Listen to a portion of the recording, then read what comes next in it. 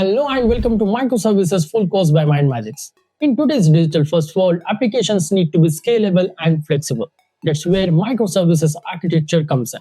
Instead of building one large monolithic application, microservices break it down into small, independent services that can be developed, deployed, and scaled separately. This approach is used by some of the biggest companies in the world like Netflix, Amazon, Flipkart, and more to handle millions of users and deliver seamless digital experiences. In this full course, we'll start from the basics of microservices and move towards advanced concepts. You will learn monolithic versus microservices architecture, Spring Boot fundamentals, service discovery, API gateways, security, deployment using Docker, and more. The demand for professional skill in microservices is growing rapidly. In India, job roles like microservices developer, backend engineer, DevOps engineer, and cloud engineer offer salaries ranging between 8 to 20 lakh rupees per annum depending on experience. And if you want to learn paid microservices course with certification, then check out our course where we will cover latest industry curriculum, hands-on projects, labs, mock interviews, and more. Before moving ahead, I want you guys to like, share, and subscribe to our channel so you never miss any tutorials and courses from us. Now let's get started with our microservices full course.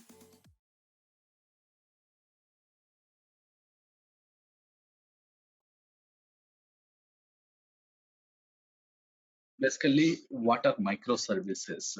When we say it is microservices, uh, we can think of microservices as an architectural style to build the system. Just like how do we have an architecture to build or to construct any construction or to do any construction or any building, we do have generally some architecture documents similar to that. To build our software systems, we do follow certain or we do use certain architectures, right? So when we are saying microservices, it is one architectural style to construct or to build our applications, business applications. That's why I'm demonstrating this architecture diagrams here to say that microservices is an architectural style. Is this architectural style a new architectural style? Basically, it is not a new architectural style. It is a old style which was existing or which was in practice, has been evolved as a new approach to develop the systems.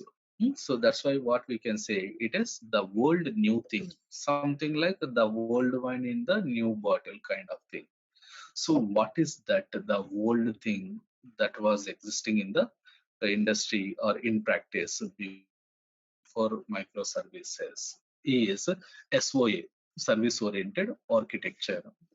So what is service oriented architecture? Which is defining about developing the web services as per our business requirements, and make our system more loosely coupled system, or independent modules can be developed in our applications, legacy applications, and make a reuse of same components in several places in our application.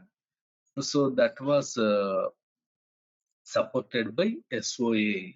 But that SOA, that scope was what corresponding to one single application. Within the single application, how to create independent loosely coupled components and how to make minimize the impact of one module changes in other modules. It was like that. But as business is growing in the current world, in the new business era, the business is growing drastically, and the requirements are also changing very rapidly. So to meet the a new era business world requirements, we need a new architectural style or a new approach to develop our applications.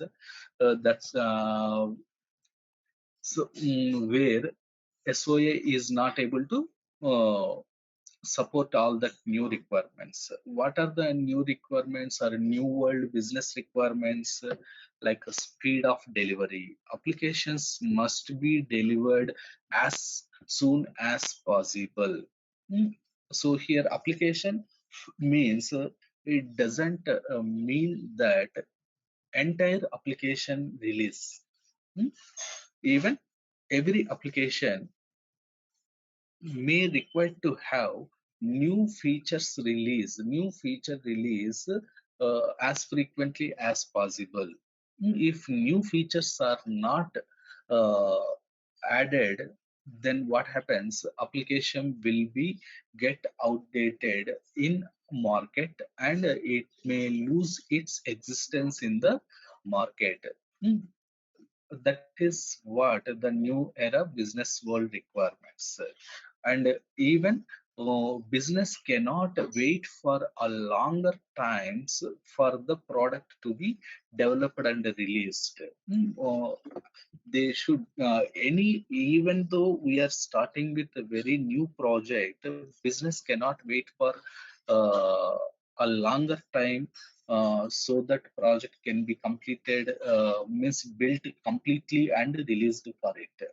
For example, assume that you might be starting developing an application today, and if you estimate that applicate to complete that entire application, it may require 1 year of time, but business cannot wait for such a longer time. Hmm. Earlier in the beginning, in even before 2000s, it might be it was the case. In 90s or 80s, it was the case. Okay, business at that time, business was not matured like today, and that was not the requirement. But from 2000s and now even after 2010, it become very rapid in the business, right? Oh, so they cannot wait for a longer time. So the speed of delivery is not there, then they will lose their business. So not only our software product, even customer business also will lose the market. So one live examples what we can see. I think you might be knowing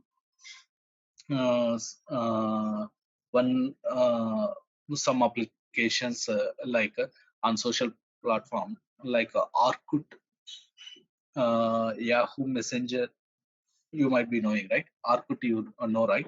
Whose product Orkut is? It's not a Go very startup product. It is Google product, right? Google product, yeah. Yeah. Yeah. Yeah.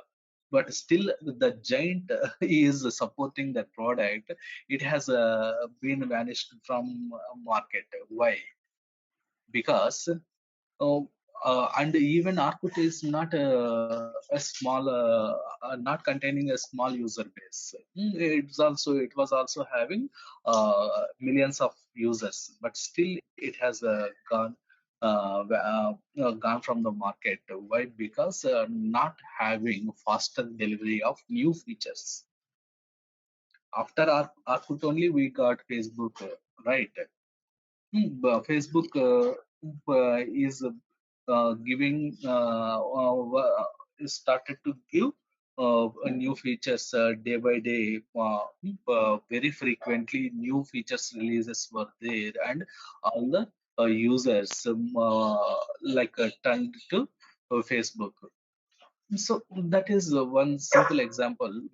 Say, if speed of delivery is not there, what happens? Even though the product is having a large user base and supported by a giant company, still it can lose its existence. Even in the similar way, Yahoo Messenger also. Hmm? Yahoo Messenger also one was the that was the only one option what we had to chat with our friends or buddies across the world. But what happened as it is not providing new features constantly, it stagnate with only the limited features. what happened? Almost it's also gone from the market. So many others have introduced different charting applications through mobiles and all, where Yahoo did not update its messenger to support mobiles and all. So it's gone. It's lost its market and lost its existence in the market, like that. So what this and if you consider the e-commerce applications Flipkart or Amazon or eBay, that would require to release a new feature every day. Every day there might be several releases of different features which are being added to their application. That's why they are trending now. Mm. So such speed of delivery is not possible with classic SOA, where we are developing entire application as a monolith application and uh, maintaining it. So that's not possible with SOA. Yeah. Next, scalability. Scalability means based on the load, application should scale to serve the whatever amount of load that comes from our users, the software means application users. Initially, application might be expected to uh, get 100K requests per day, but over that time, as product is our application is popular or business is growing, it may require to uh, process a million requests per day. Then uh, it should be open for such scalability to scale up to such extent to process or to serve 1 million requests per day for its users. So if it is monolith, SOA based monolith architectured applications, then what happens? Uh, Clients cannot offer to set up the infrastructure uh, uh, to process 1 million requests per day from the day one itself, their product launch itself. Why? Because even they are expecting 100K millions per 100K requests per day, but even first 1 month or 2 months or maybe in 1 year, they may not reach 100K requests per day. They may be serving a 10,000 or means 10K or 20K requests per day.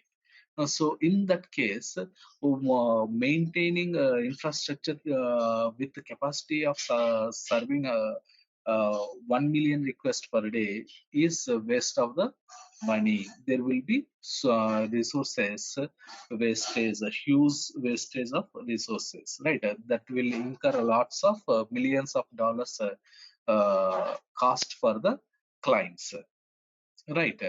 Uh, that is one major uh, drawback with legacy applications, monolith applications, which are based on in-house servers or on-premises servers.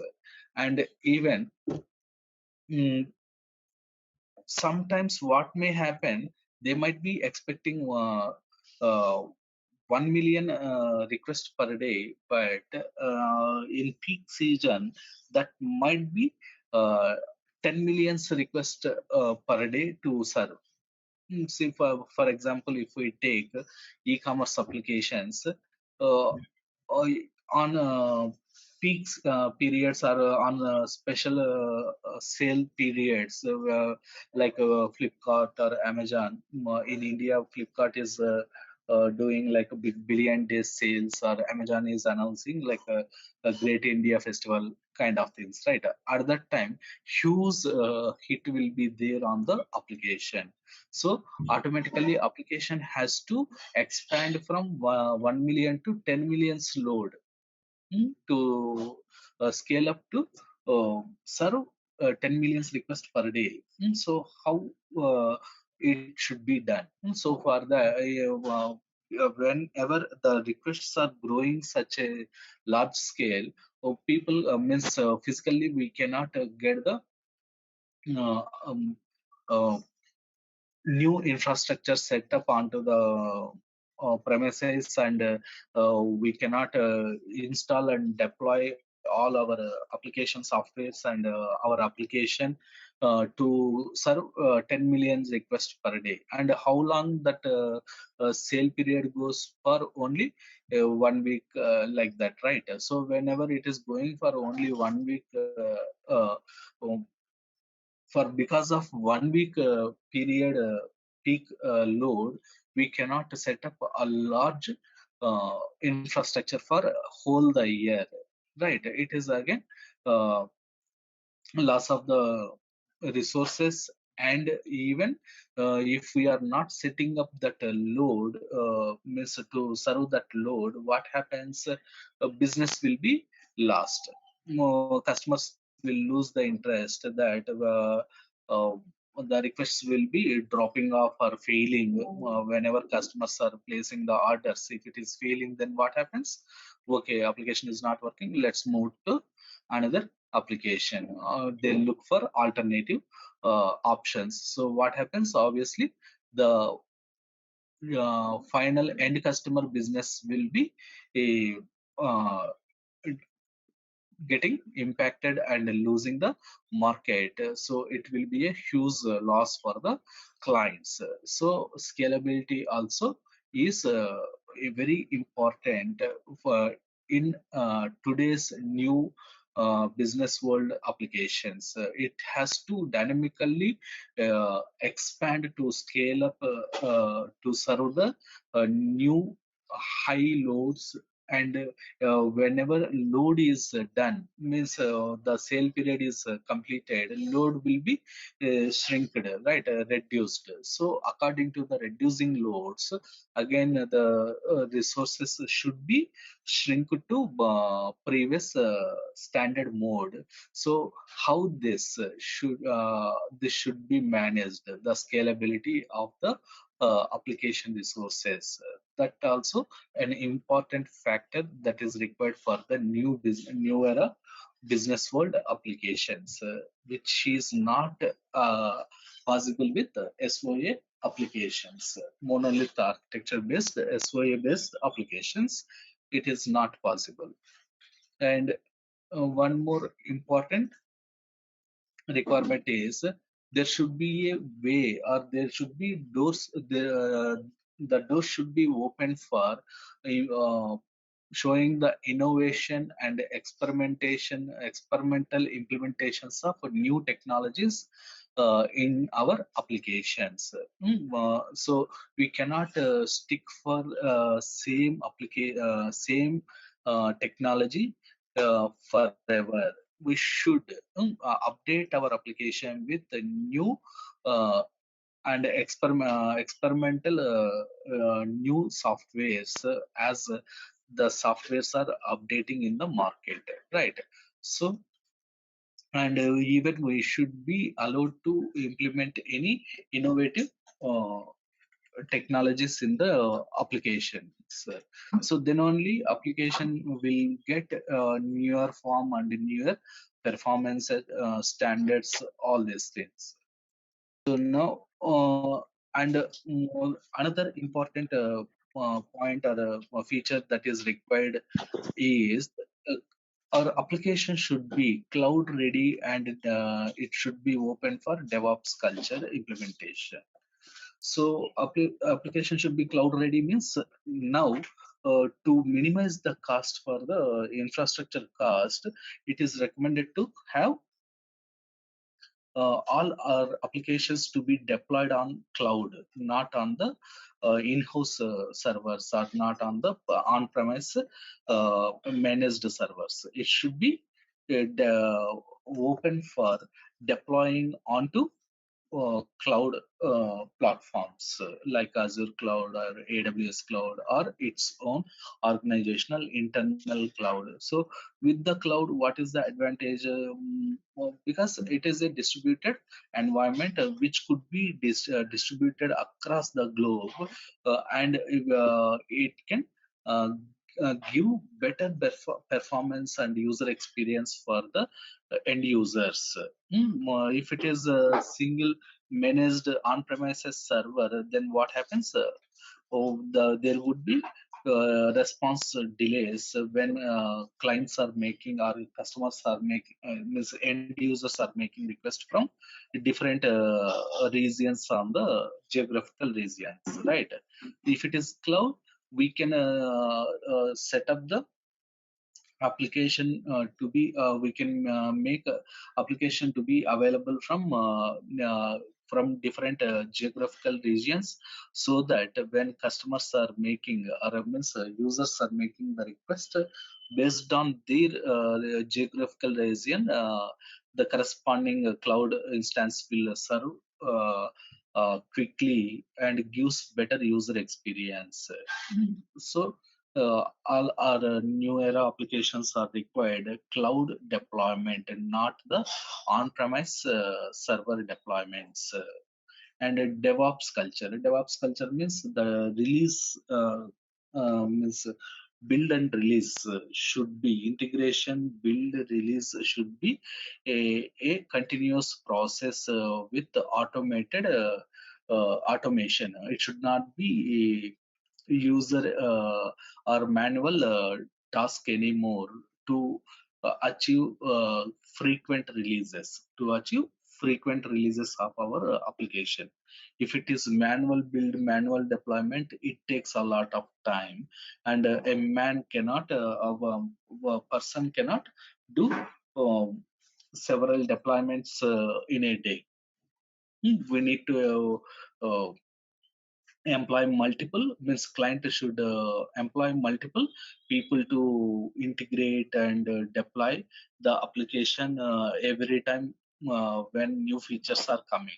So if we are integrate and incorporate the DevOps culture, then DevOps practices, then what happens? From developers, the software will be moved to operations as quickly as possible because of automation practices implemented in the system. So new applications should meet or should provide or support all these requirements in the current trends. That is why uh, we need a modernized version of SOA, which is nothing but our microservices architecture. This to cater all these requirements, we need a modernized version of SOA. The regular SOA does not work. Hmm, Yeah. Now let's compare the monolith applications and microservices applications. Here, comparison of monolith architecture and microservices architecture. So in monolith architecture, how the things are, and in microservices, how it will be uh, reformed. We see. Whenever we are developing any software in earlier with the legacy systems, nowadays we can say legacy systems, monolith applications. That means what? Only single distribution will be there corresponding to our application, which we are delivering to the customer.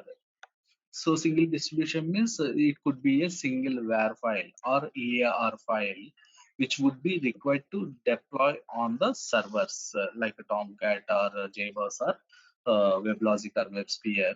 And from the server, it would be uh, used by customers, means end users. So in that single build, uh, obviously, even though it is single build, we are not writing the code, uh, entire code as a single package. We will be dividing our code into different components in different perspectives. In business perspective, we will be organize and divide our code into different modules. We can say like module A, module B, module C, module D, like this. We might be dividing our application into different modules in business perspective, and corresponding to when coming to technical perspective, we'll be organize our code into different layers like a presentation layer, business logic layer, database layer, like this. Right? You might be seeing already. You might have seen these things, right? You might be aware of this. Our project is divided into different modules. Or a project we are working on presentation layer, business logic layer, like this, right? So this is what the typically the organizing of the code in monolith. But at the end of the day, what happens? All the modules code and all the layers code would be built together into a single distribution, a fat var or large var file or EAR file, enterprise archive or a web archive or jar file. But jars will be very rare case. Most of the cases var or EAR, which would require which would be a huge file. The application would be a very big huge file, and uh, because of this single distribution build, if any changes required to be done in module A, that might have impact on all other modules. Lots, it may have lots of impact on the other modules. And if I want to do any change on database layer, that might show a lots of impact on other modules also, like presentation and business logic layers also, like this. It is so at the end of the day, what happens, system will become a tightly coupled system, which will require to uh, do so many changes for even a small requirement, and lots of regression testing would require. Right, regression testing is nothing but repetitively test the application again and again to ensure that everything is working fine. If I do a small change in module A, but it is not enough to test only the part which I have changed in module A. I have to test entire system to ensure that it is working fine. Right. Otherwise, we cannot assure that application is going to work fine. So that is the problem with monolith applications. Even though code is organized into different modules and different layers, it will be at the end of the day, it will become a tightly coupled system, which would require, which would make it is harder to incorporate newer enhancements into the applications. Now, when it comes to microservices, then what happens? Application code will be divided into a small and individual components. Here we can say, instead of modules, see, if in monolith application, you can see here, you can label these are as different modules in the same system, same build: customer module, order module, accounting module, product module. But when it comes to microservices, each feature or each module in the monolith can be made as independent product. Instead of the module, you can develop it as a product, independent product, which is independent of other products. Uh, and each will be deployed independently on the servers and will run independently. Not like all modules together will be deployed on the server and run together. It will be deployed onto the server independently as independent applications, and it will run independently. So the changes that are made to one product means in one module product will not affect other or will not have much impact on other components. So like this, we can make the newer enhancements would require to be done on smaller components rather than whole system, rather than doing on whole systems. This flexibility we get with microservices architecture if we try to design and develop our application with the microservices architecture. Application code has been organized into different independent smaller microservices, but at the end of the day, all these microservices should work together, right? They should cohesively provide a whole functionality for the end user. It cannot say that it is customer microservice I can provide, uh, means we are providing only customer related operations like registration of customer or login of customer only. At the end of the day, the entire system holds as a single whole system, cohesive system, it should provide all the functionalities to the end user.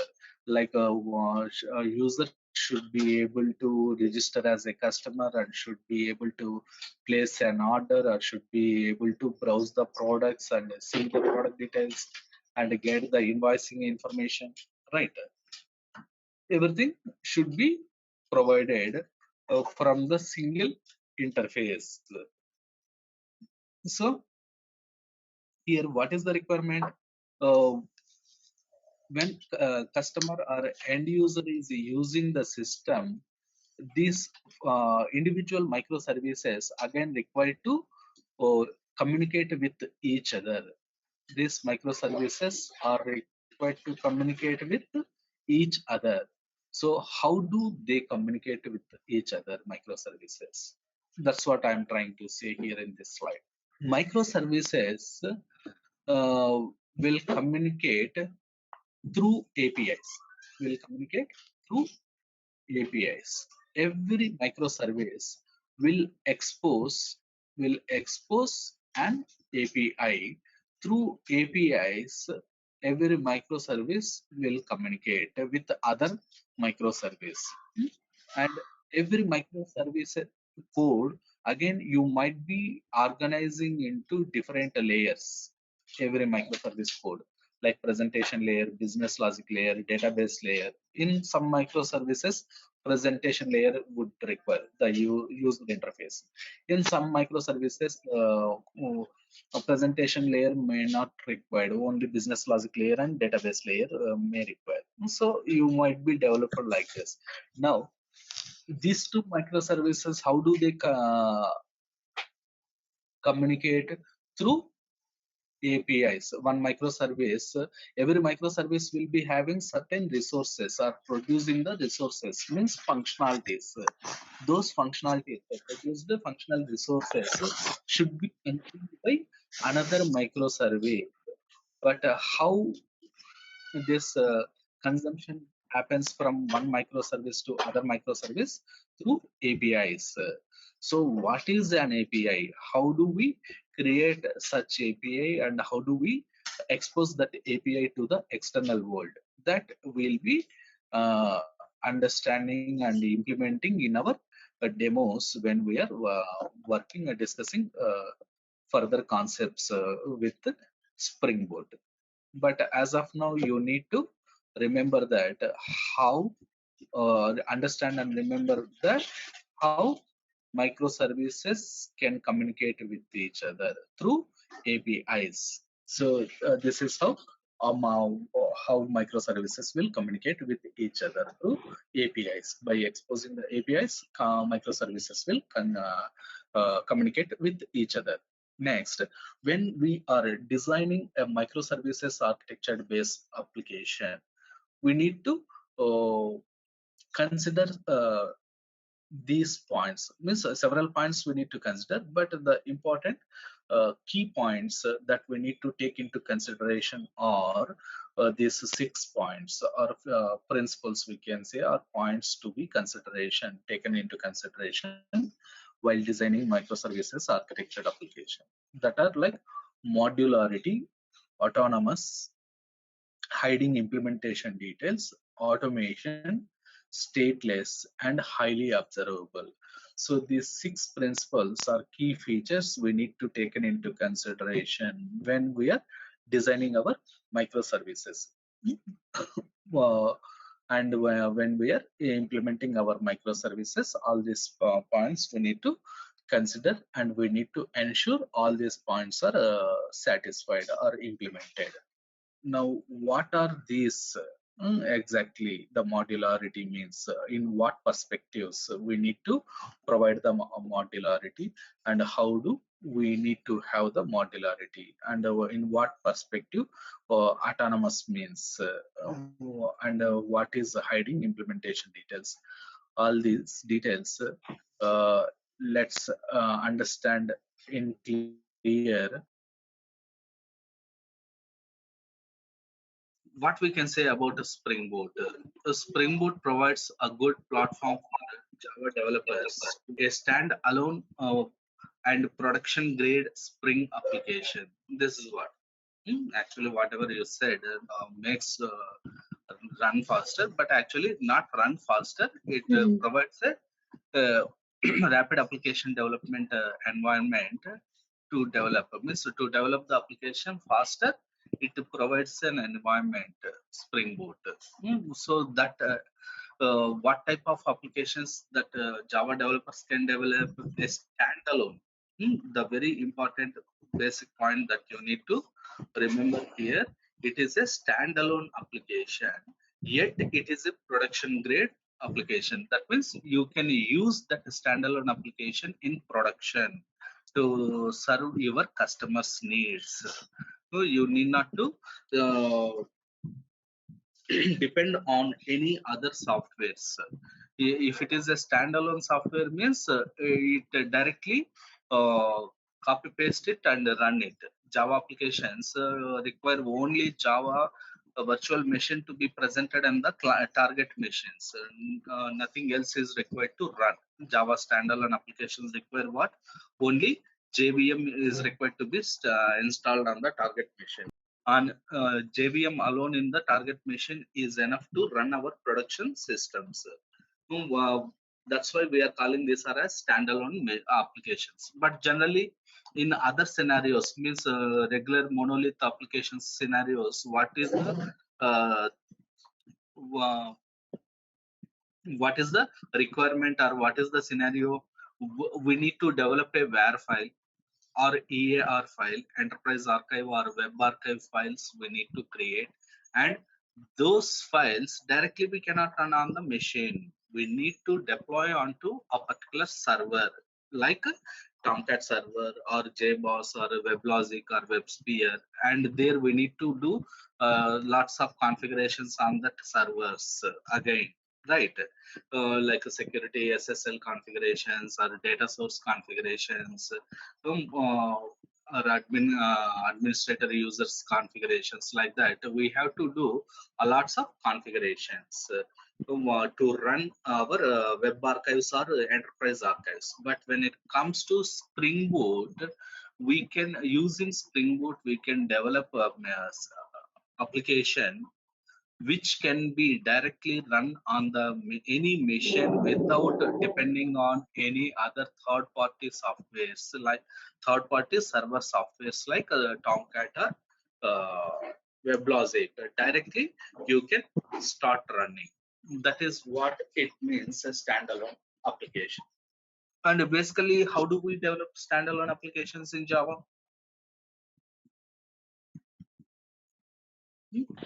It's nothing but simple an application with the main program, main class, a class which is having the main method.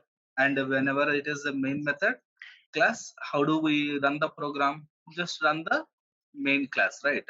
Like a Java and main program name. That's it. That will run. So the same thing only here also we do to run our Spring Boot applications. We require to run Java application, and from where the Java applications execution starts, from the main only, right? That main only here also we do make use of to run our application. So very basic application. Hmm.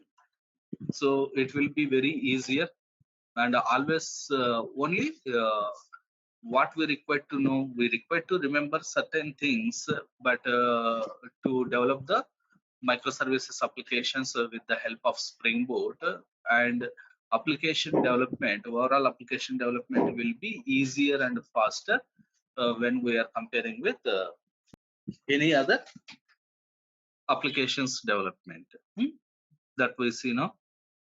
Next, what else we can say? We can get started with the minimum configuration without the need for an entire Spring configuration setup. And even uh, to develop any enterprise level applications, now what we are using, we are making use of a Spring framework.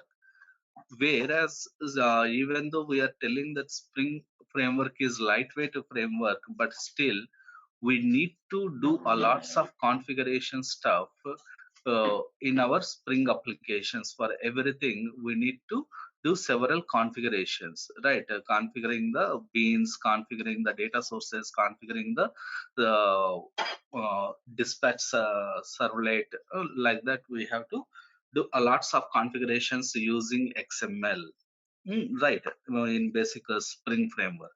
Later, Spring has provided annotation support, but still some XML configurations are required to configure view resolvers kind of things and all.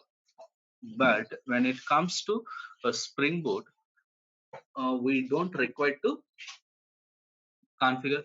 What is we don't require to configure anything. Directly we just need to write the application code that will work. Okay, that is the advantage with our Spring Boot. So if you have already worked with the Spring, that difference you can experience here, how your things have been made easier and simpler with the Spring Boot, that you can understand very clearly. But of course, even though you are not aware of Spring, it's okay, not a problem. Directly we'll be learning the Spring Boot and we'll be working with the Spring Boot. But the only thing is you cannot see the difference. But anyhow, when we are saying like backend microservices developer, we never require to work with Spring. No need to worry about Spring now. But now the so why we are saying Spring Boot is making our things easier? Like Spring Boot is basically an extension of Spring framework. Basically, Spring Boot is not completely a new framework. It is an extension of Spring framework, or it is a framework which has been developed on top of the Spring framework itself. Basis on Spring framework, Spring Boot also has been developed to make the things easier, which we can do with the Spring framework. That is the purpose of the Spring framework to Spring Boot framework. Why they have created. Of course, without a Spring Boot, using Spring also, we can create microservices. But why still the Spring Boot has been given? Because it is eliminating the lots of boilerplate configuration stuff required in Spring application can be eliminated or avoided with the help of a Spring Boot framework.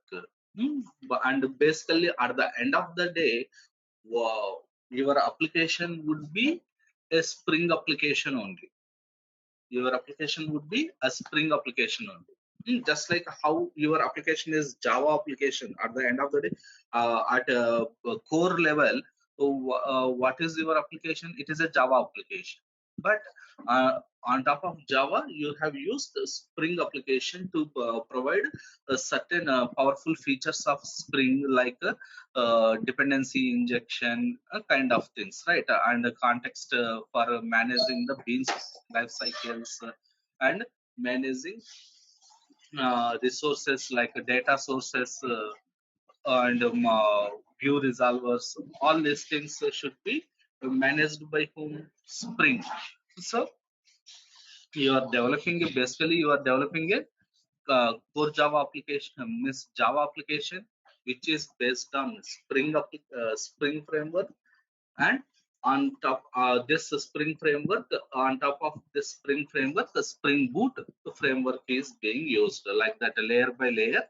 If we go, we can say our application is a Spring Boot application, but internally it is based on the framework Spring, but internally it is based on the language Java. Is it clear, guys, what exactly you are going to do with the Spring Boot?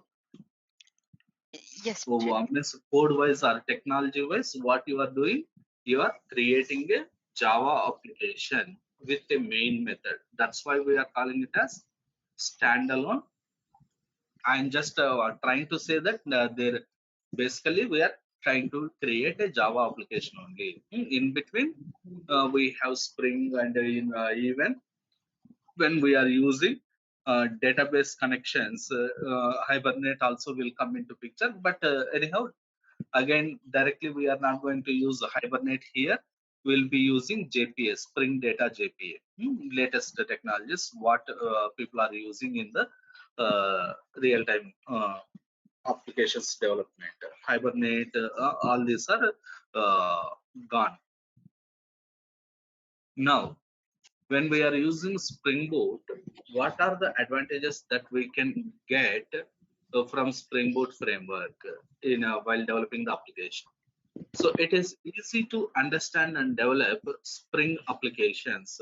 Using Spring Boot makes our job, or makes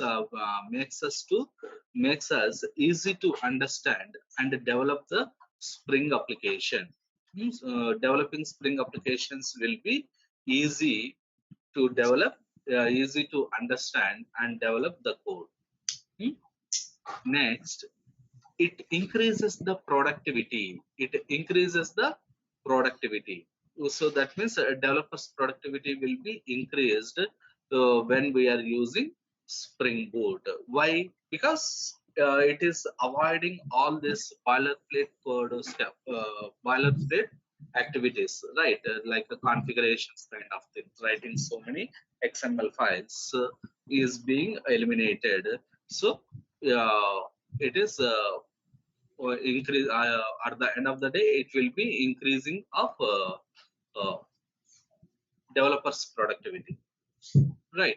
And even Spring Boot takes care of your dependency management also. Your dependency management also, you need not to manage the dependencies version management. You need not to take care. The Spring Boot framework will take care a lots of dependencies uh, version management. Why?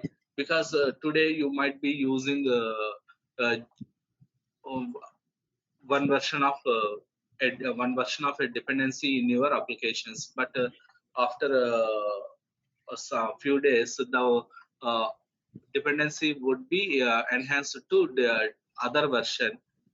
So how to uh, configure that new versions? You don't require to uh, bother about that dependency management and all. That will be taken care by your Spring Boot itself, Spring Boot framework itself. How it will be, that and all will be understanding when we are writing the code. There we are making use of starter projects. So, whenever we are making use of starter projects, we don't require to deal with the version changes of that particular dependencies.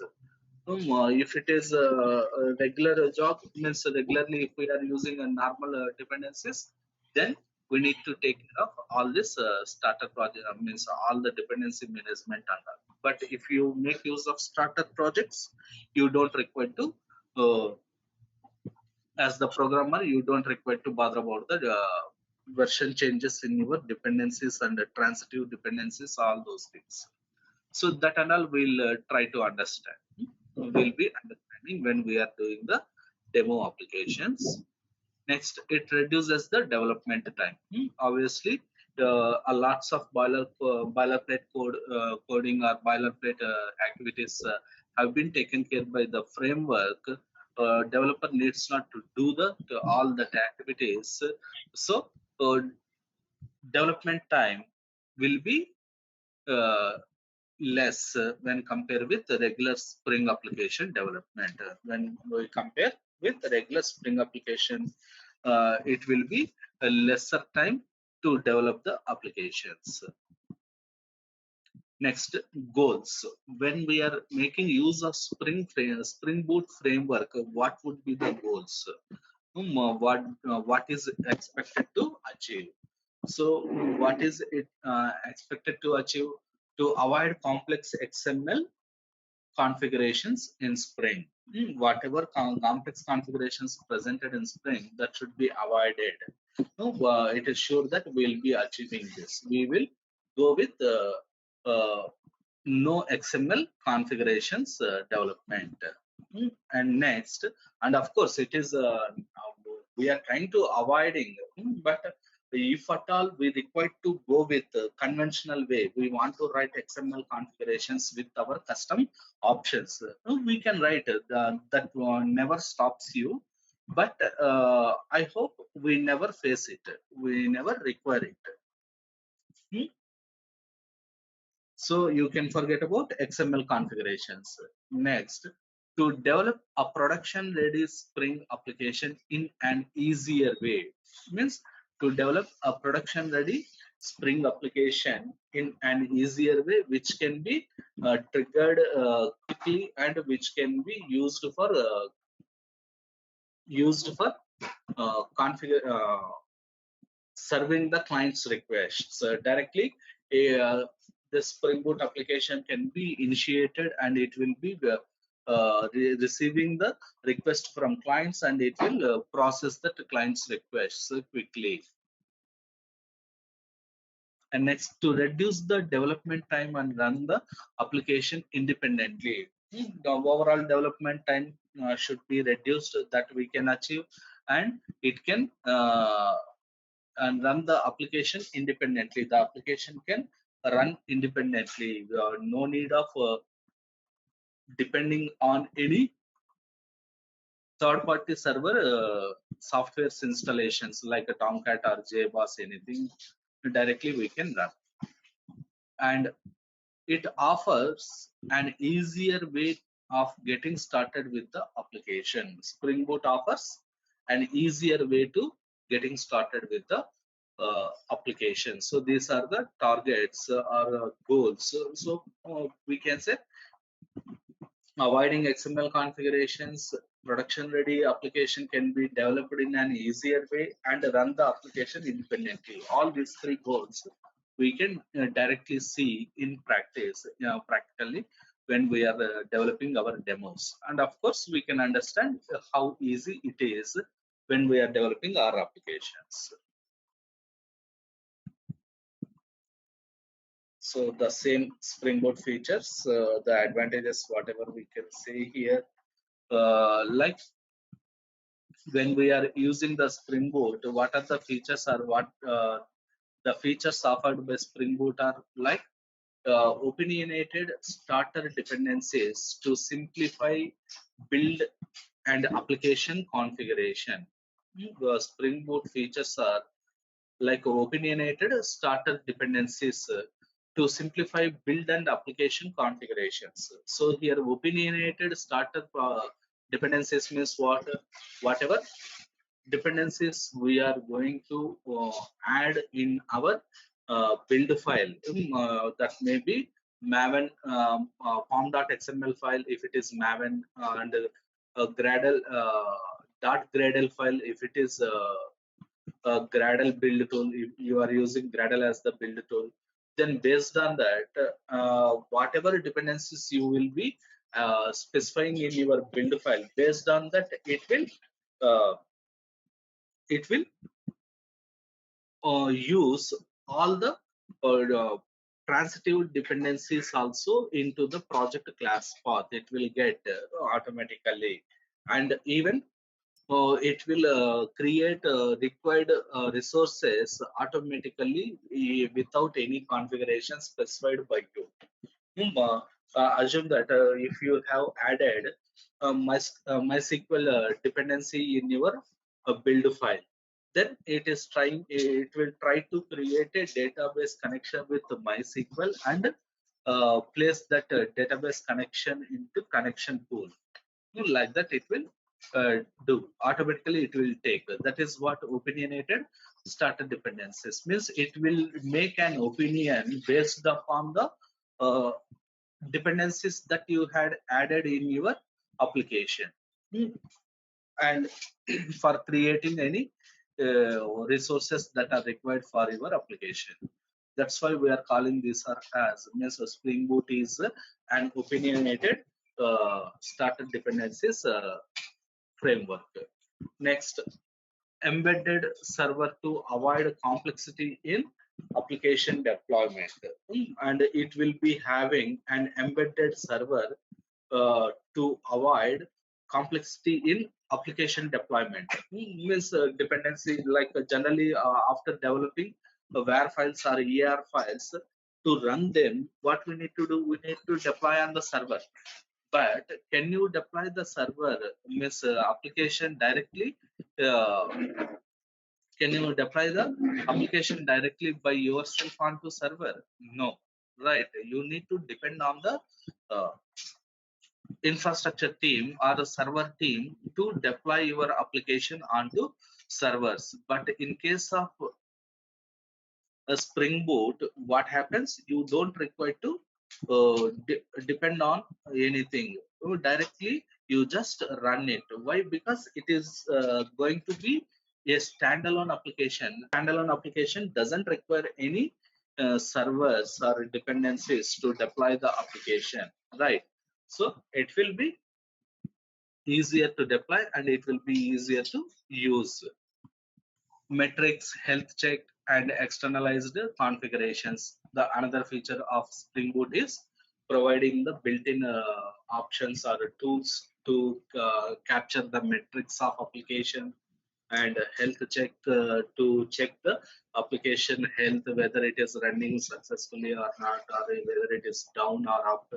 We can check and externalize configurations. Configurations also we can externalize uh, in the Spring Boot. The configurations, whatever configurations. Here configurations means not XML configurations, like some other simple configurations, properties based configurations, that also we can externalize from our application. We do not need to make them as part of our application. So directly we can run this do the configurations and we can execute these configurations. And next, automatic config for Spring functionality whenever it is needed. Automatic configuration will happen for the Spring features or Spring functionalities. Means what Spring dependency injections or Spring MVC dispatcher servlet configurations, view resolvers configurations, like this. Basically, Spring Boot application is nothing but a Spring application only, right? So when we are developing Spring application, obviously it is needed to do several configurations, but all that configurations will happen automatically. Hmm? So whenever it is possible and wherever it is required and whenever it is possible, automatically it will happen. Almost all the configurations happens automatically. In very few specific cases, we may require to do explicitly. The so, but almost all automatic configurations will do our job. And great support for web development. it will provide support for web development. Here, web development is nothing but, of course, you can develop backend APIs, API development. You can do plain API development, or even you, if you want to include the front end components JSF applications, means JSF components or Angular components, JSPs or Timeleaf, anything you can include in your Spring Boot application. Either way, you can. Next, great simplified creation of Spring application. And as we know, we are repeating several times, it makes all the Spring configurations are easier. So we are, at the end of the day, whatever application we are creating as Spring Boot, we can say it is a Spring application, and a Spring application, whichever that has been created, is a simplified one. Next, application events and listeners. Even we can deal with the application events and listeners just like in any other Spring Web applications. Context level listeners or session level listeners we can create, and we can deal with all this application events and listeners. And admin features make managing the application simpler. Like admin features means, like as an admin, what do we need? We need to continuously keep track of, monitor the application, whether the application is running properly or not, or if it is facing any issue in processing the request or not. All this can be, means all these are available by adding certain starter dependencies. We can get all these features in our Spring Boot application, which will be very helpful for the admin users of applications. And externalized configuration. So configuration we can externalize, and it supports the configurations through properties files. Properties files means what? We know that simply name value combinations will be there, name value pairs will be there in the properties file. Name represents the property name, value represents the what is the actual value that has to be used or taken into consideration in your application. And alternative to properties file, we have a new format of properties, that is YAML files. YAML files you can create as a YAML extension or .yml extension. Either one you can create, and this also, the purpose of YAML file is also same to provide the required properties for your application. Next, type safe configuration. Type safe configuration means generally whatever we write in the properties configuration properties in the properties file or a YML file, that will be YAML file, that will be simply name value pairs, means that are nothing but strings only. But still, you might be required to have the values with the specific data types, like numeric values, float values, or double values. Then you can get that type safety in case the user is accidentally given some different data types than expected data type for the values in for any property. It will stop the application startup itself, and it ensures that user to write appropriate values in the properties. So that's what type safety. In your application code, you are expecting uh, numeric value, but user has given some character value, string value. Then during the startup itself, it will check, and if it is not compatible with the data type or numeric type, it will stop the application startup and gives you error that this so and so property is not matching with the expected data type. So please change the property value before starting the application. It is not like that after starting when end user is using the application, throwing an exception. It is not like that. It will be stopping the application startup itself so that it makes your application more safetier.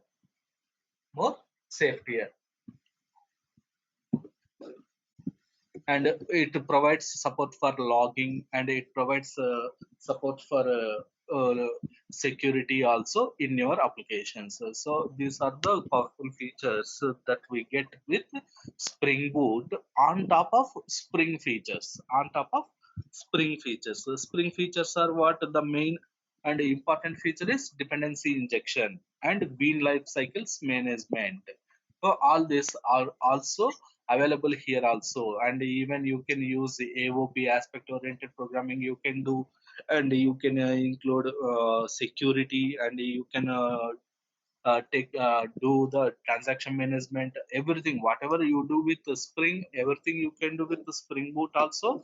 And on top of that, all these extra features that we have, so which will be more useful when we are working on the real time microservices development. So why we need Spring Boot? The same, because of all that features what we have uh, discussed in the previous slide. How does Spring Boot works? Spring Boot works like Spring Boot automatically configures your application based on the dependencies you have added to the project by using @enable auto configuration annotation. Hmm? Spring Boot automatically configures your application based on dependencies that you have added uh, to the project. Means that we are adding in the POM file, Maven POM file, or Gradle file. So whatever dependencies we have added, based on that, it will configure, um, and the annotation that we need to use or the annotation that comes into picture to enable this automatic configurations is @enable auto configuration annotation. @enable auto configuration annotation. So for example, if MySQL database is on our class path, means we have added MySQL database dependency JDBC driver as the dependency in our POM file, then we have not configured any database connection by ourselves. Then what it will do? The Spring Boot tries to auto configure an in-memory database. Then Spring Boot tries to configure auto configure an in-memory database for yourself. If when we are not doing any database connection configurations, it will take care. It will do automatically. So that's what auto configuration capability or feature of Spring Boot framework. And the entry point of Spring Boot application. So it is clear, right, guys? Means what we are trying to say here, it will do automatically required configurations based on the dependencies that we are adding to our project POM file. Okay. Now the second point here, what else we are trying to say? The entry point of the Spring Boot application is the class contains @Spring Boot application. Means entry point of our Spring Boot application is what? It is the class which is annotated with @Spring Boot application, and that class should have main method defined in it. Main method defined in it inside that. So whatever class we are writing with the main method, that should be annotated as a Spring Boot application, Spring Boot application, Spring Boot application we have to annotate. Why we should annotate like this? Because even though we are saying it as a standalone application, uh, and we are running it from the main method, but it should get the Spring Boot capabilities, right? A Spring Boot features it should get. So how does it get? We need to notify the runtime that it should be run as a Spring Boot application. So to inform that, we need to write this annotation at the rate Spring Boot application. So basically, it is a standalone application. Because of that, we need to write the public static void main method in the class. And because we want to run this standalone application with the Spring Boot features, capabilities, so we need to annotate that method with means that class with at the rate Spring Boot application, at the rate Spring Boot application. Handling dependency management is a difficult task for big projects. Spring Boot resolves this problem by providing a set of dependencies for developers' convenience. Generally, in the big projects, handling the dependencies management is very difficult and tedious task, right? So, because of dependencies versions updates, if we change in one place, the transitive dependencies also should be changed to compatible versions. All right. But in Spring Boot, with the help of starter projects, we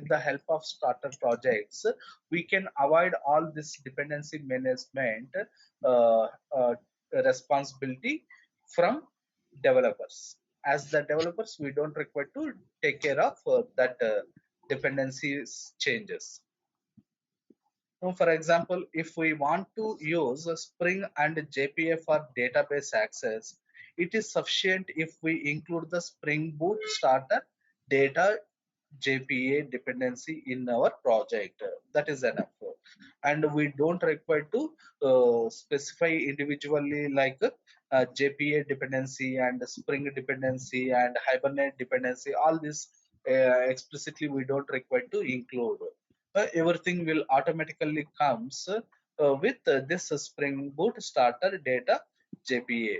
And if we observe here the name Spring-Boot-Starter, this part will be consistent among all the starter projects provided by Spring Boot, and only this final name of the actual library would be changing. So the standard pattern for Spring Boot starter projects we can give like this: Spring hyphen boot hyphen starter hyphen star. In place of star, asterisk can be replaced with corresponding dependencies. For example, if we see here dependencies, how do we add? Like for web dependencies to develop the APIs, like a REST API. If we want to develop a REST API, then the dependency how we should write in the POM file dependency group ID r dot spring framework dot boot. This is the standard group ID for all starter projects, and artifact ID is spring hyphen boot hyphen starter hyphen web. In the similar way, if we want to include security dependency in our application, then how do we write? r.spring-framework.boot is the group ID. Artifact ID is spring hyphen boot hyphen starter hyphen security. For JPA, so we will be using like this. Group ID is r.spring-framework.boot, and group ID, artifact ID is spring hyphen boot hyphen starter hyphen data hyphen JPA. Like this we write. So this is the standard format of starter projects. And what are the starter projects? Starter projects are provided by Spring Boot to eliminate the dependency management of application dependencies from the developer. To eliminate the dependency management from developer, starter projects have been provided by Spring Boot framework. So basically, how we can write a simple Spring Boot application like a main class, a class with the main method. Why? Because it is a standalone application, right? Whenever we are saying a standalone application, what should be there? Inside a class, main method should be there, public static void main. And this standalone application should be run as a Spring Boot application, right? So we need to annotate this class as Spring Boot @Spring Boot application annotation we need to add.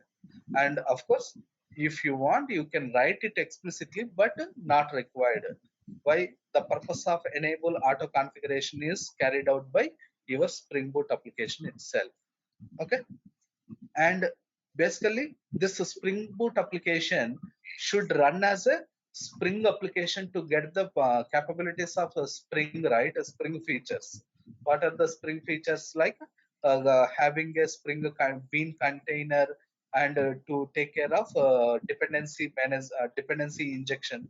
IOC container we need to have to take care of dependency injection in our Spring application. Means a bean life cycle management should be taken care by Spring container. That's why we'll be writing only one line of code inside this main method always. That would be Spring application dot run. Means here run is a static method presented in the Spring application. Run is a static method presented in the Spring application, and it Spring application is a predefined class, and in this class static method run, and this run method takes two parameters. So first parameter is of type class representing the same main class which we want to run as the Spring Boot application. So demo application dot class comma, second argument is of type string array which we are taking receiving in the main. The same args we need to pass here. So almost all in all the Spring Boot applications, this similar code will be there. A main class, a class with main method, and that class is annotated with @Spring Boot application, and within the main method single line code Spring application dot run takes two parameters. First parameter is of type same class, and second parameter is args, which is taken from main method. Like this we can write. And Spring Boot application, so Spring Boot application annotation is equivalent to @enable auto configuration, @component scan, and Spring Boot configuration.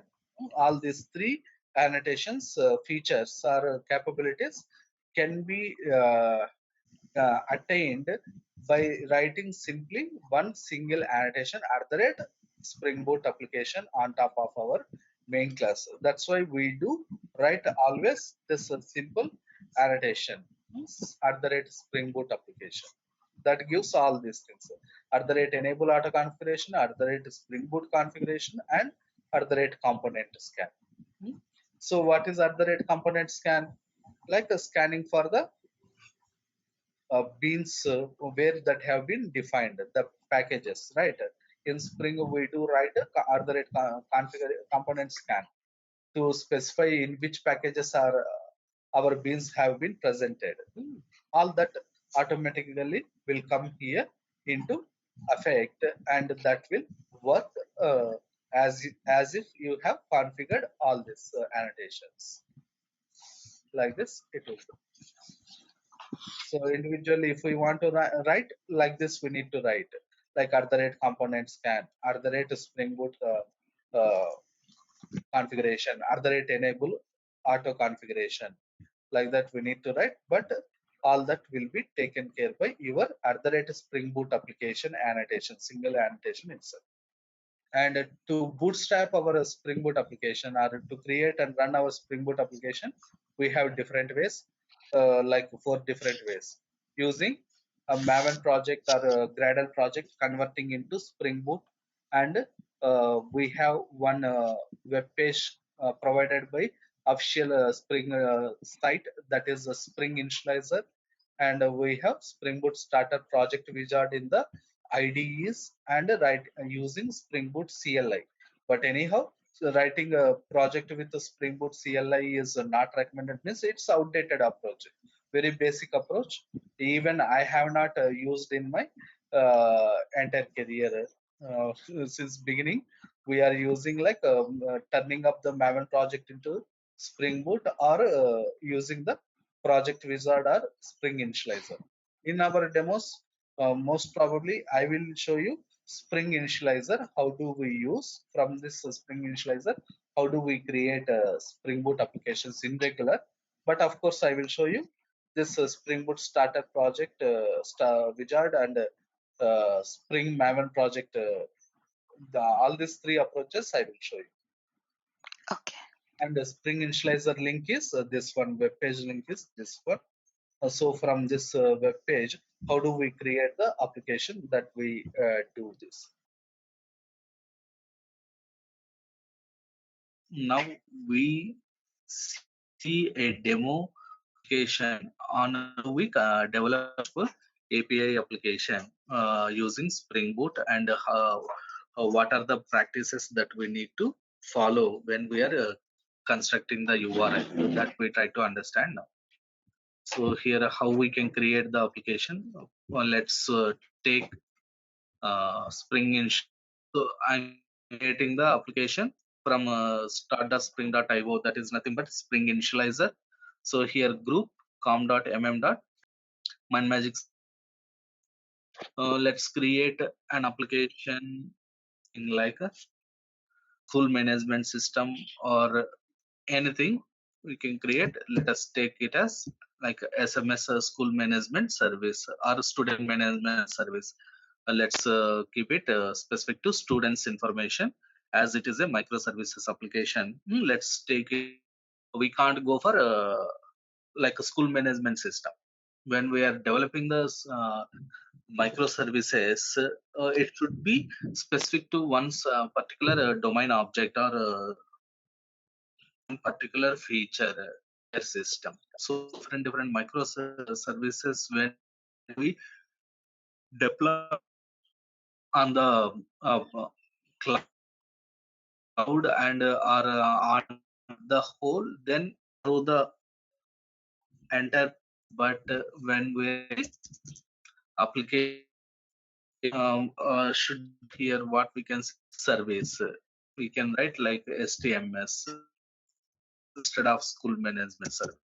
What are the principles that we need to consider when we are developing any and developing microservices? It should not be the project. It should be small products based visual domain entities, visual features. So here I want to deal with one single domain entity students. So I want to create a student management service or student service. We can say student service. We can say like a school management system. Under that system we can say student service. So here also you can say Mindmajix school management system student service, student service, like this you can give the name. Now here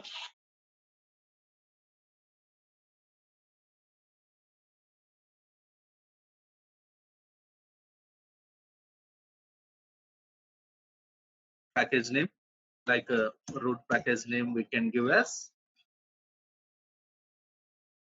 com.ms, and here uh, so we can give like now here as it is student service, you can say ss, and the packaging should be jar, and the version should be 8. And now the dependencies what to add here, we need to add as of now I want to develop RESTful web services. So dependencies starter web, that is. So when I say generate, it is, so once it is downloaded the zip file of my workspace folder, and so online training Mindmajix October student management service, extract it. So we have extracted the application, right? Now what I would like to do is this, I want to get my Eclipse work. So import existing Maven project So get them from this one.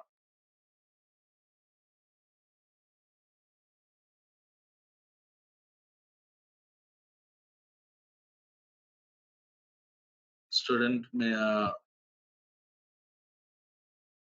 MMS, and it is having it is nothing but a main class, and the main class having what main class will be annotated at a Spring Boot application, and it will be having main method with generally single line of code. What is that? Spring application dot run, static method call of run, run method from Spring application, and this run method takes two parameters.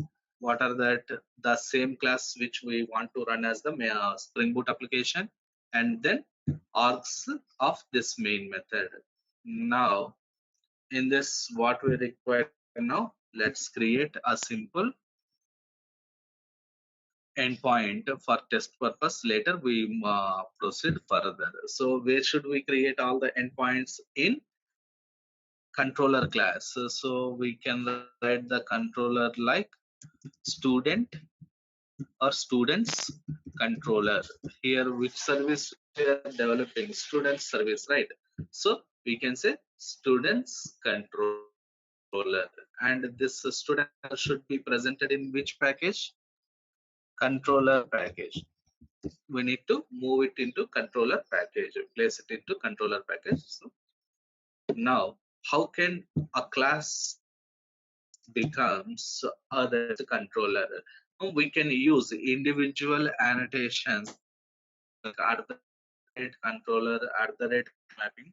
So instead of using two annotations like at the rate controller, at the rate response body, both together we have with controller. From Spring 1.4 onwards, we got this at the rate REST controller. So the same thing we can use with the Spring Boot also.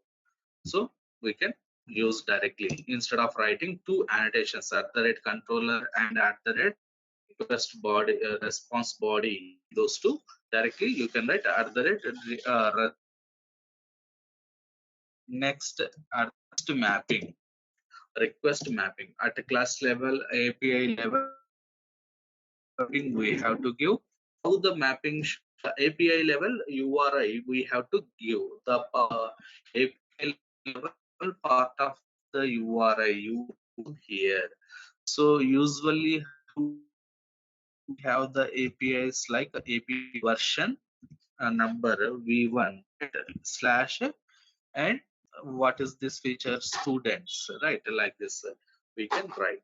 So are you getting the point, guys? URI at a class level, this depends based on your convention in your organized architect is suggesting to write the URS based on that we will be giving this part, but this students we can write based on the creating we give the name based on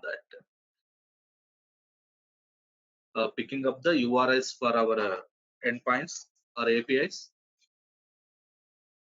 Now here we are writing students API. Within this, we need to have one SAM API. Let us say public list of students I want to display. So students means what I can say. Student names I want to display. So list of string I can take and then get all students list. Basically I want to return all the student names, all student names. What I need to return? Students list. I can return. So here the list I need to import from java.util, and student I need to create it in the like this private list student list. So simply okay, we'll see what it will return and later we'll proceed further. But if I write like this, plain Java method, it would as a REST endpoint. So to enable it to be serving as a REST endpoint, we need to write a mapping here at method level also, and here we need to specify the path. What is the path we need to specify? Like list. Specify the method. What is the supported? It is right. Whenever it is, give it as get request, specify the request method as get method. Okay, let us run this and observe how does it work. And here, how here observe these 2 points you need to observe. How we are constructing the URI at the API level, means at the class level, a controller class level, and how we are constructing the URI at the method level, means endpoint level. How we are constructing the path. So that we need to see here. Now, let us make a sample run of this application and we check. And what else we can write here in the properties file? We can make the customization of port number. How to customize the port number? Server dot port to 80 and next server dot servlet context hyphen path equals to, we can say, context path student service or student management service, STMS. So student management service. We can give this customization for port number and context path. We can give like this. Now let us start the application, run the main class.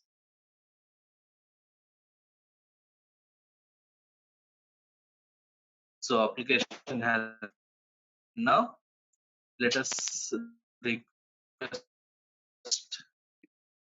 this application. Localhost HMS is the context for API level. URI is API slash, means a student slash, that is API level we have given, means a class level, controller class level, API with students, and then what we have given, list. So this URI we need to give, and making a request from browser, then by default the request method is get method. So what is the method here? We are specifying method as get method. So this method, this Java method is able to get method request and process. So when we are submitting this request from browser, it will be get method, and that can be received by our Java method and process it. So saying why it is saying of not found students API v1 students, right? We have and request mapping slash list only we have given. Okay, HTMS. What is context path?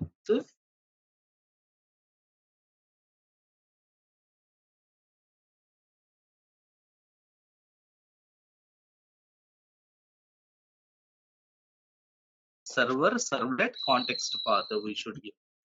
So I have server.servlet.context hyphen path. Now if I run the application, student service application as Java application, if we observe, it has been started on localhost is context path STMS.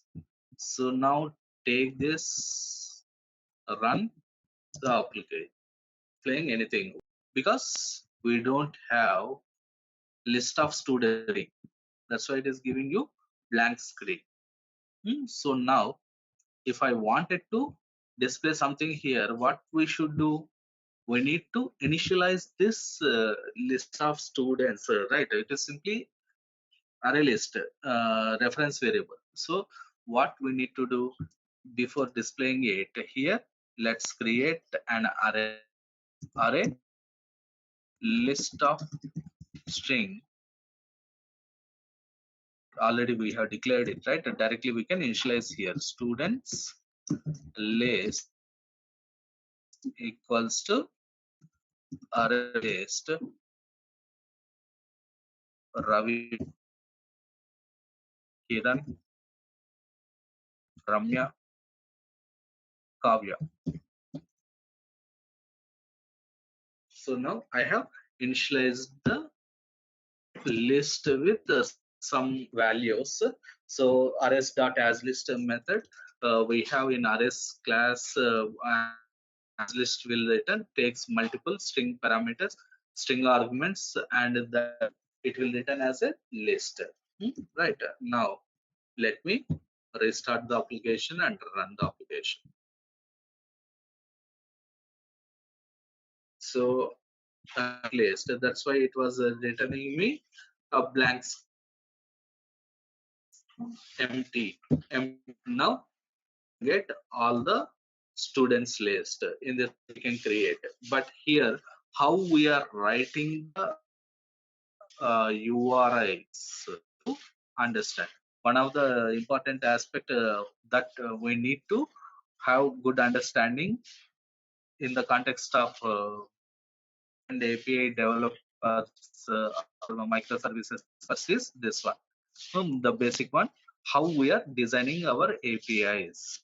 So this API and V1 that depends on the organization, but even in interviews you can mention like this API and this is the version and this is the controller means domain entity at class level, and at method level you can specify the nouns like this.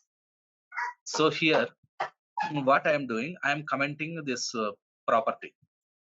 So I have just port number, but not in this text path. Server dot in this case happens. Application start on localhost port number 80. If I the context path, it is empty. Whenever it is empty, the context path, then how I should request? I cannot write STMS student management service like I can directly write like V1 students a list. If I say enter, okay, it will come. It works fine.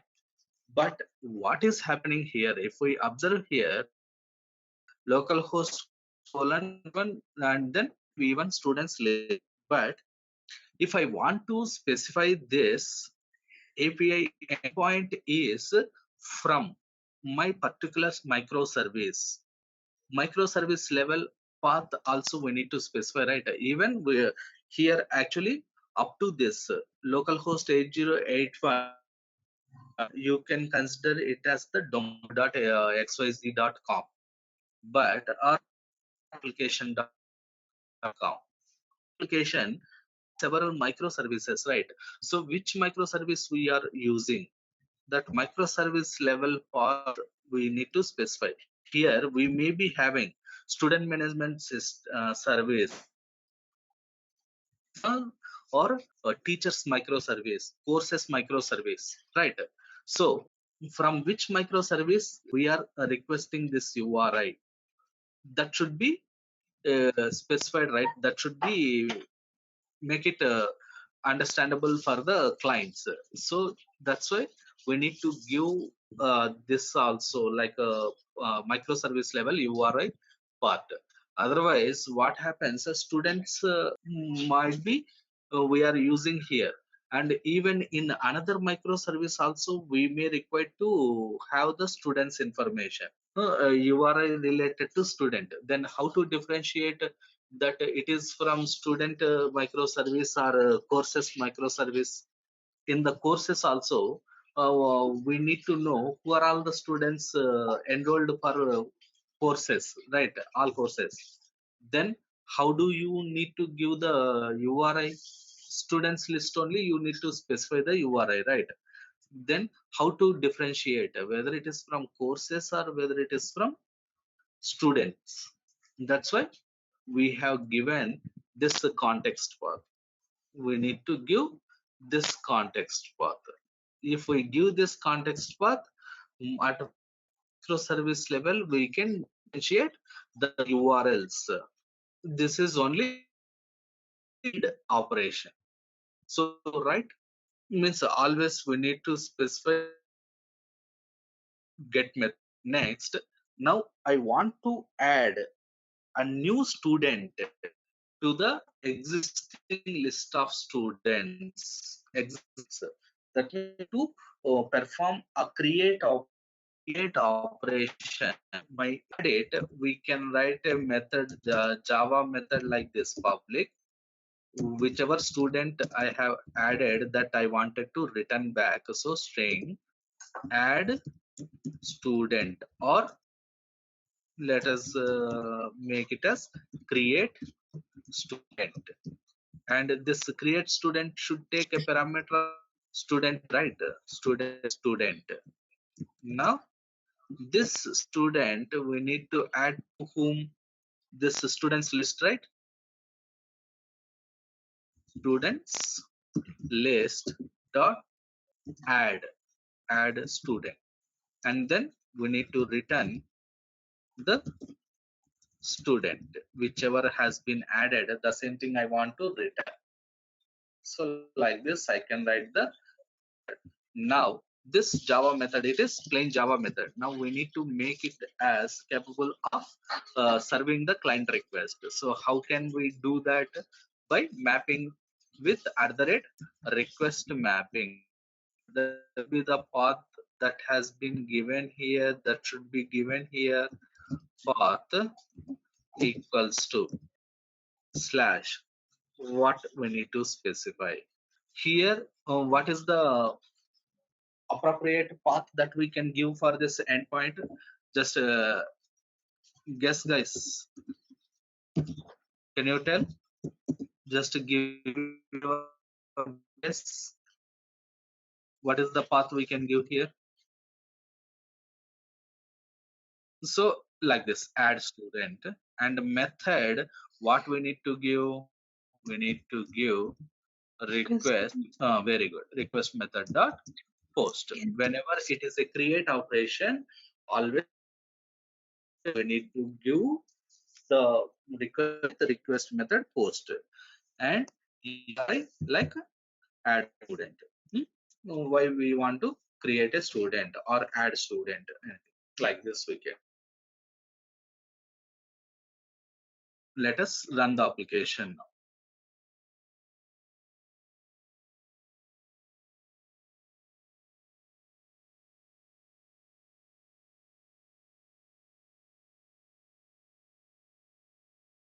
Just but add students, if I give like this, add student. Now what happens? It is giving 05. Why? Unexpected. The type is method not allowed. So whenever we are doing a request, from the URL, get method request only, but it cannot be a post method request. So if you want, then means other than get request, if you submit any other, you should go for API testing tools like an or SOAP UI kind, Postman or SOAP UI. You need to choose.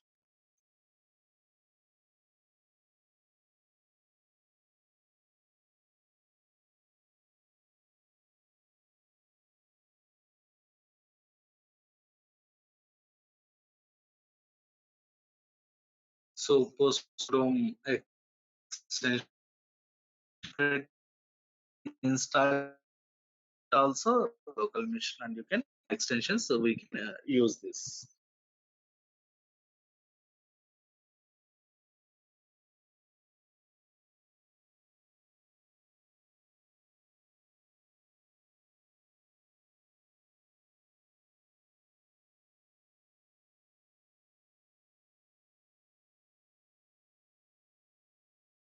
Download version or else run it. I can request HTTP colon just address bar host colon 8081 means let us copy paste that URL instead of typing ms/API v1 students list.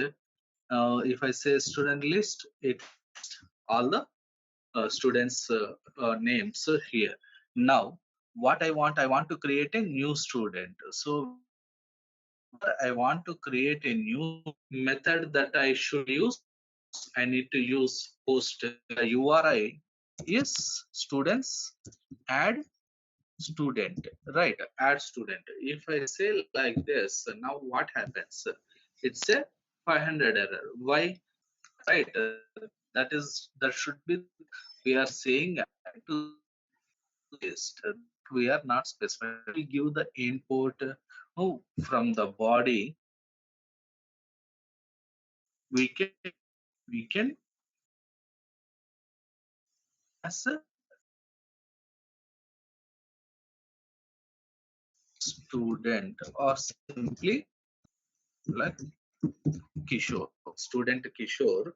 This student, so whatever input we are giving here, this should be read into our code, right? So how to get this into our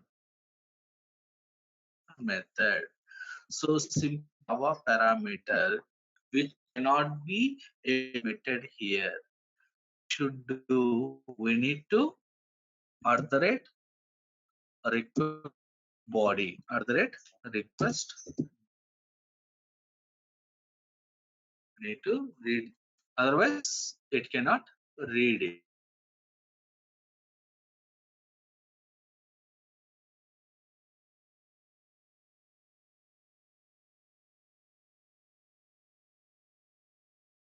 Submit it.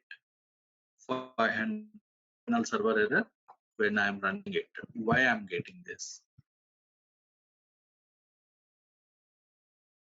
So null point student and exception. Why? So what is the problem?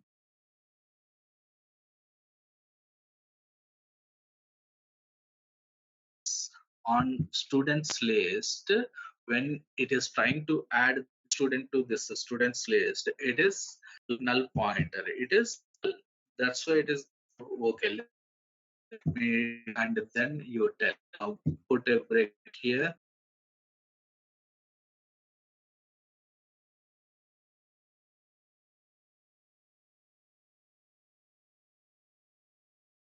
It has been started. Now let me so come here, right?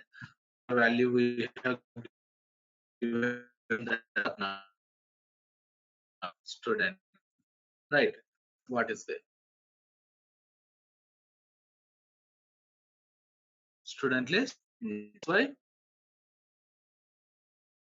it is giving you code change that we need to do. We need to be initialized. Can we ensure that it here what we are doing when we are reading? That's why we are getting an without initializing it when we are is a blank screen, right? Hmm? So the same problem here also. So here what we need to do, we need to initialize it like this, and then we need, if I do like this every time initialize, is it a correct way? Is every time, right? A proper way to initialize the array list. No, we need to have some constructor public student controller. I can write students list equals to new array list. Like this, I need to initialize. Then whenever I am returning, now what happens? Whatever input I will give from the request, that will come and that will be added. And whatever I am adding from the create endpoint, add student endpoint, that returned as the list. So save application. How we need to initially, if I take students list, right, list, the request method of that students list should be what, get. So if I say get, what do I get? Empty. Why? Because as of now no student has been added. Now if I go for post and this add student, and in the body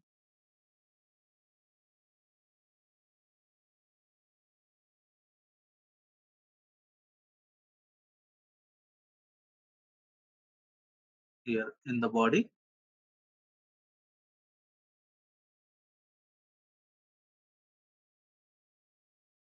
be sure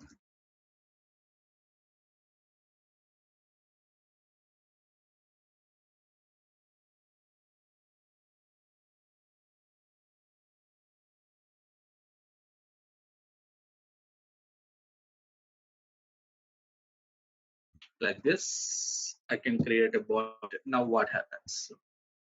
If you see, created student has been returned.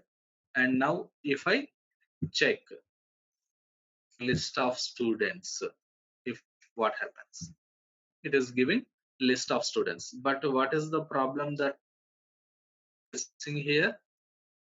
The problem that we are facing here. So one more student, let me add other student and tell me, add student,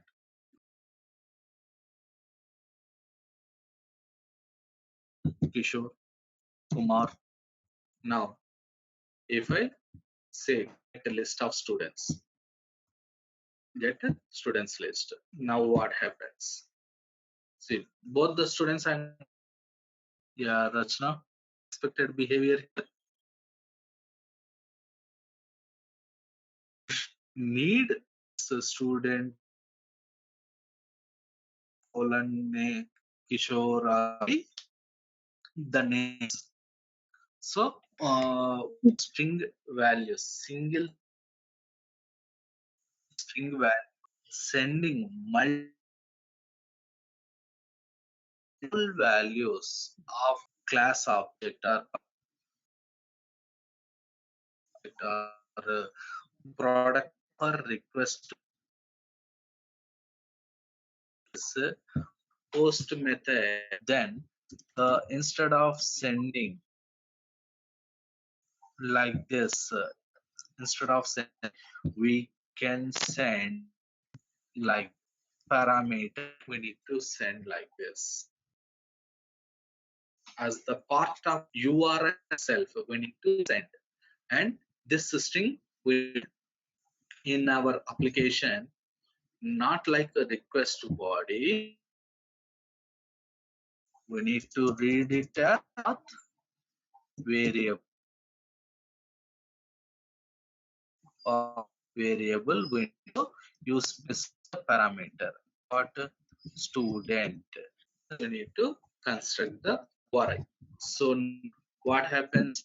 Value we are the path as will be replaced by custom client, and we need to mention within this curly whatever name you are giving, then that a single string value will to this where the rate pathway.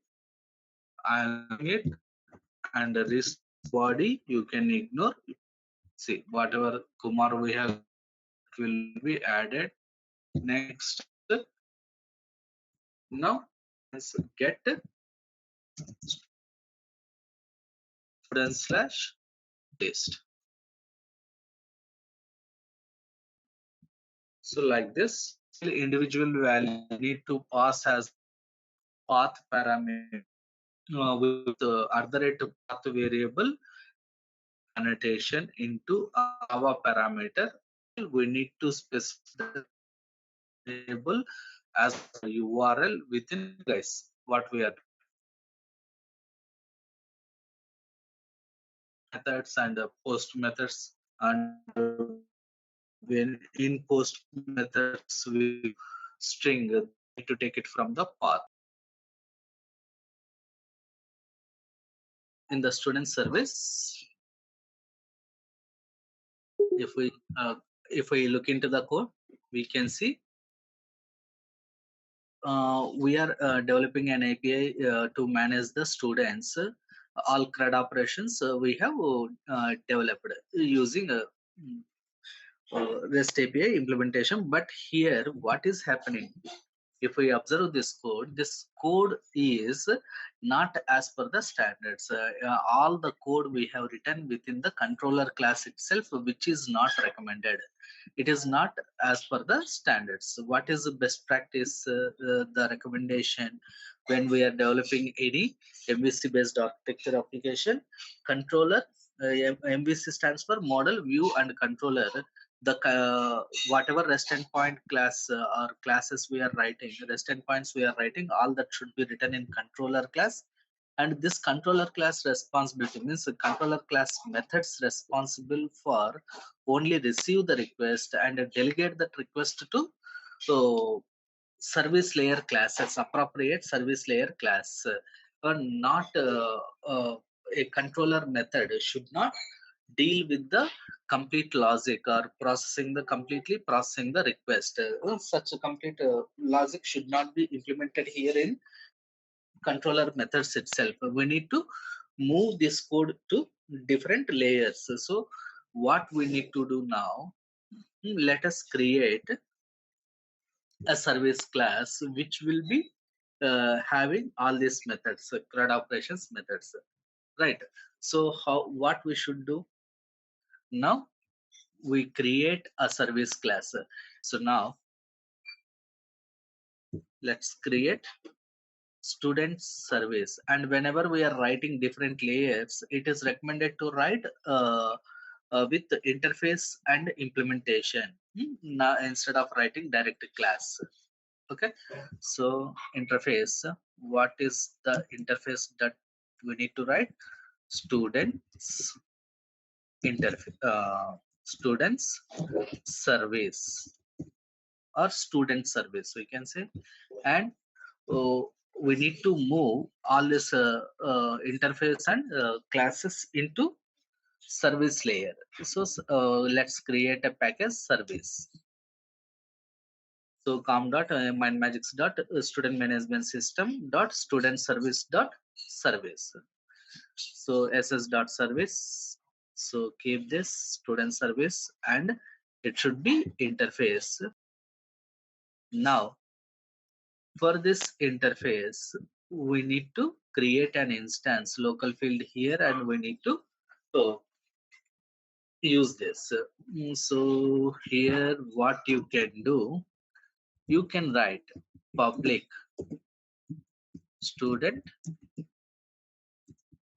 service, students service, students service, and this instance should be made as auto void using auto void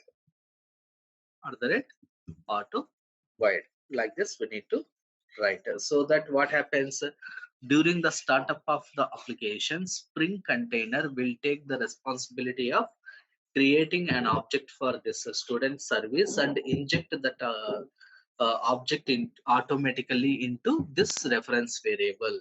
Here we are just creating a reference variable. We are not creating an object, but who is gonna create that object? Spring container. During the application startup, it will do, and it will inject it. So here what we can say, this student service is a dependency for this student controller, and that dependency object is being injected by Spring container. So what we can say, Spring is doing dependency injection here. So, so we are not doing explicitly that dependency injection. Now in the list, what we can do here now, instead of returning students list directly, we write student service dot get all students list, this method. So actually, what do we have in student service interface? As of now, nothing we have, no method we have declared. But still what we are doing, we are trying to call this. So that's why it is giving you error. So now what we need to do, we need to create this method in type student service. Type here, type is student service is nothing but our interface which we have created. Hmm? So like this we can, or else we have to create this method first in interface, student service interface, then we need to use that in our controller like this. We need to auto-wire our service interface, and we're using that dependency object, we need to call the methods. So what we did, we are moving the logic from our controller class to our controller layer to service layer. And now the point is, if we have only interface, then how do we get the behavior for this method? It is not possible, right? Until unless it is simply abstract method, until unless this method is implemented, we won't get any behavior for this method. So where should we give the implementation for this method? So for this, we need to create a subclass or implementation class for this service interface. So how should we create? Under the service layer itself we need to create, and while creating that class, it is your choice, either within the same package or else you can create a separate package like IMPL package. Hmm? And specify the class name, specify the class name student service IMPL. The standard format of the class names would be what? IMPL classes. Whatever so interface name is there, interface, and then IMPL. For interfaces, whenever you are writing implementation classes, the standard naming convention for interface implementation classes is interface name IMPL followed by IMPL. Like this we need to write. Next, generate the comments and finish. And of course, we need to add the implements what students surveys. Like this we need to write. So it is giving you error. Why? Because whenever it is saying implements interface, the class must implement all the methods presented in student service or not interface. So that's why it is giving you error. So add unimplemented method. So you just place the cursor on this, it will automatically give you that option. Now it has come. Method with some skeleton, it has come. But here the point that we need to remember is, when we are writing the class, see here, when we are writing the class, we have to annotate this class corresponding to the layer. So this class, in which layer we are writing? In service layer, right? So Spring has provided one annotation called @service to mention this particular class is a component of type service component. Actually, whatever we have written here, annotations here, like controller or @controller we are writing, right? @controller or @rest controller, the service, all these are uh, type of component annotations only. Means we can say these are inherited or subtypes of component. Earlier in the basic versions we were writing like component. Now we are writing more specifically to the particular layer where we are creating this particular objects, controller objects and service objects. So mark these with @service, controller or rest controller. So all these are subtypes of component. All these are subtypes of component. Everything will be treated as a Spring component only, which is eligible for managing the life cycle of these corresponding class beans or objects by Spring container. That's why we need to write appropriate annotation at the rate component, or generic in generic we can say at the rate component, but you can write like at the rate controller or at the rate rest controller in controller package, and at the rate service in service package. And when we are writing DAO layer, there we will be writing at the rate repository, we will be writing at the rate repository. Okay, why we are writing these particular annotations here? To make these classes are eligible for Spring context management or a Spring container management. A Spring container will take the responsibility of creating objects for this classes during the startup and inject these objects into this auto void places. Wherever you have written auto void for that particular classes references, there it will be injecting. Here actually, here what we have taken, parent class reference we have taken, means student services parent, right? Super parent interface. In parent reference, Spring container will inject this object. Now in the get all students, what we need to do, we need to return the logic, right? Actually this logic we need to write what we were doing, returning the student list, right? Returning the student list. But anyhow, this student list is nothing but our dummy database or mock database. That database, anyhow, again directly from service you cannot return database. In the service, what do? We perform some business logic execution or validations execution. Validation execution, again, that's based on the architecture of the project, either performing the validations in controller class and then hit the service, or else in the service class performing the validation. But we'll consider like validations also we are performing on service class only. But as of now, to read all the data from database table or from database, we don't require any validations. So directly we can say return student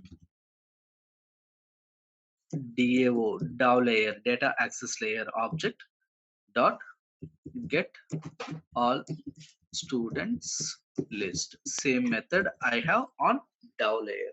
So what is this students DAO? We need to create a field in the same class, and here also what we should do, we need to do auto wiring at the rate auto wire.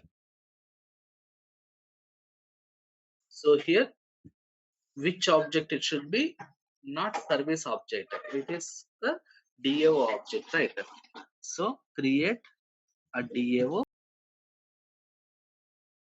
interface you create. Now this interface is not there, that's why it is giving you error. So create that interface. So this interface is DAO layer 1. So create the package DAO, and in DAO layer create this object, right? Now again come to service IMPL class, still it is giving you error, right? Why? Get all student is not there. So create a method in DAO, get all students list in DAO, like this. Now if you save it, the errors will go here. We are just organizing the code into different layers. Service layer we have seen, now DAO layer we are seeing, right? So whenever we have written a DAO layer interface, for every interface there should be implementation class. Without implementation class it is pointless, right? So create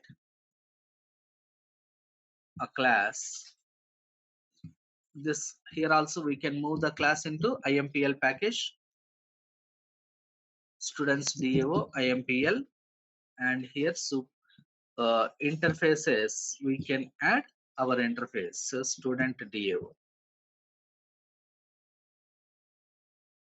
So automatically it will be created, this class will be created with default implementation. Now when we are creating DAO layer component class, we need to mark this class as @component. @component. For DAOs, we don't have any specific annotation. Directly you can make it as a generic representation as a DAO component, @component. Now again when we are coming to here, here also again we are saying get all students list.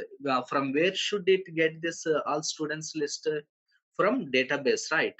So let us create one mock database object class in our application, and we read the data from that mock objects.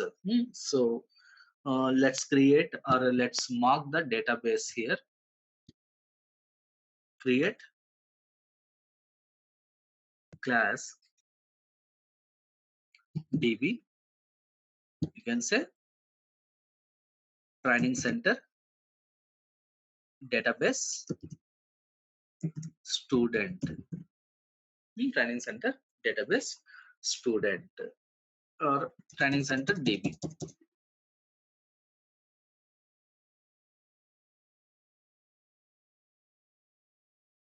In the training center db class, what we require to have, I need to have a list of students. So how can we represent that list of students? It is list of strings, right?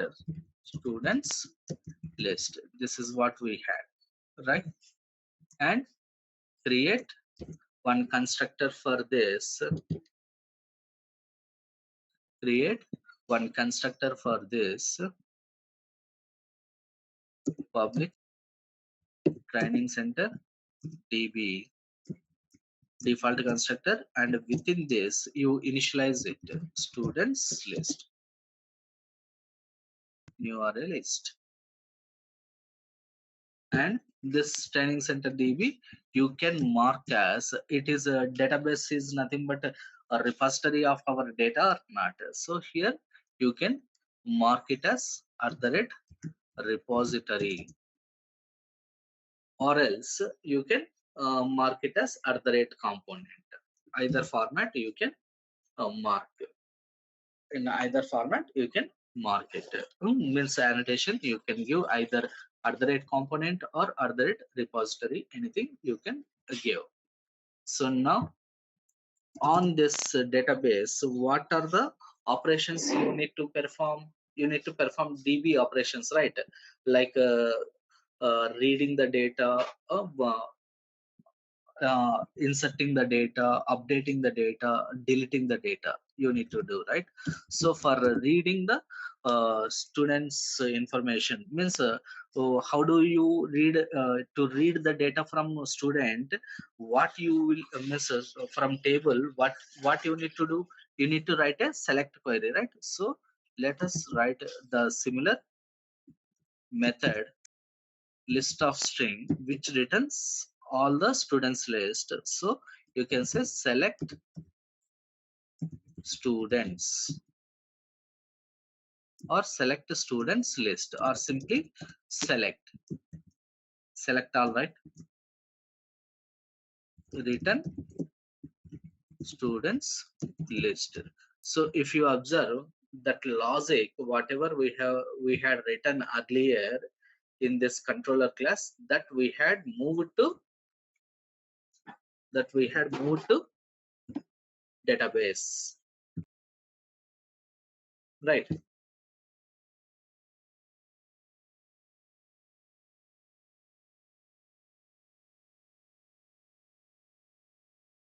And give one this one return.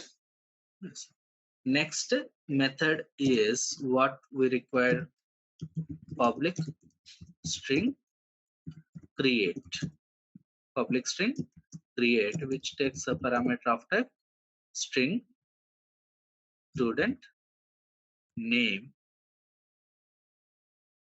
And here what is the logic we need to write for creating? What is the logic we have written?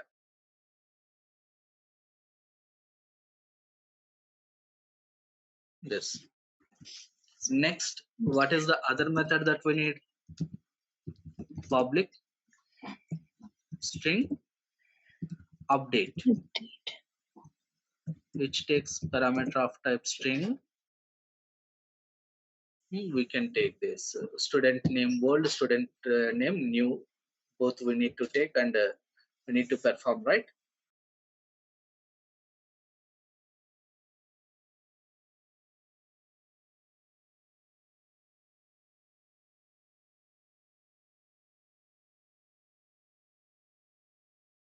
Next,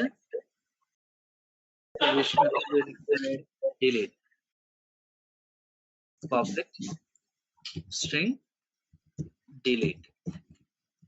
The command that we use to remove a record from database table is what? Delete only, right?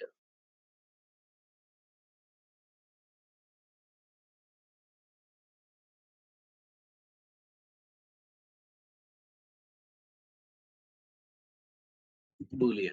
Return type should be Boolean. When it is deleting, we want to return as true or false. Right? Like this, we perform. And when we have moved, so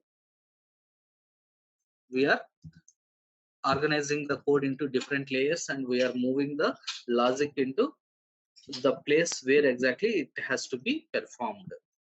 Right? Now, our controller, what happens, how our controller will change? It will not be like constructor is not required on controller, right? Because that initialization part has been taken into our database side. So selecting all students is done. Okay. In DAO, again, we have not implemented, right? So in DAO, what we should do? We can come from either way. In DAO, return. Here also, we need to auto-wire this repository object, right?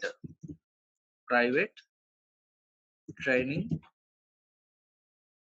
center, DB. Let us say DB, and make it as auto void. So now what we can do? DB dot select. DB dot select. Select command we are executing here.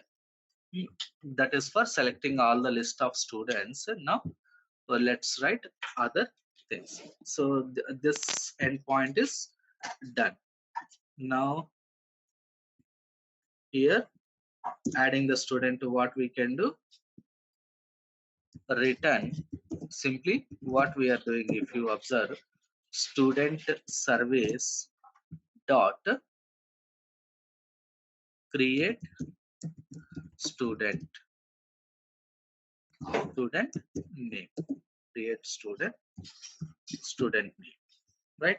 This method is not there, so create the method in service. When we are creating the method in service, automatically it will ask for student IMPL implementation. Also add an implemented method here. Again, now what we need to do?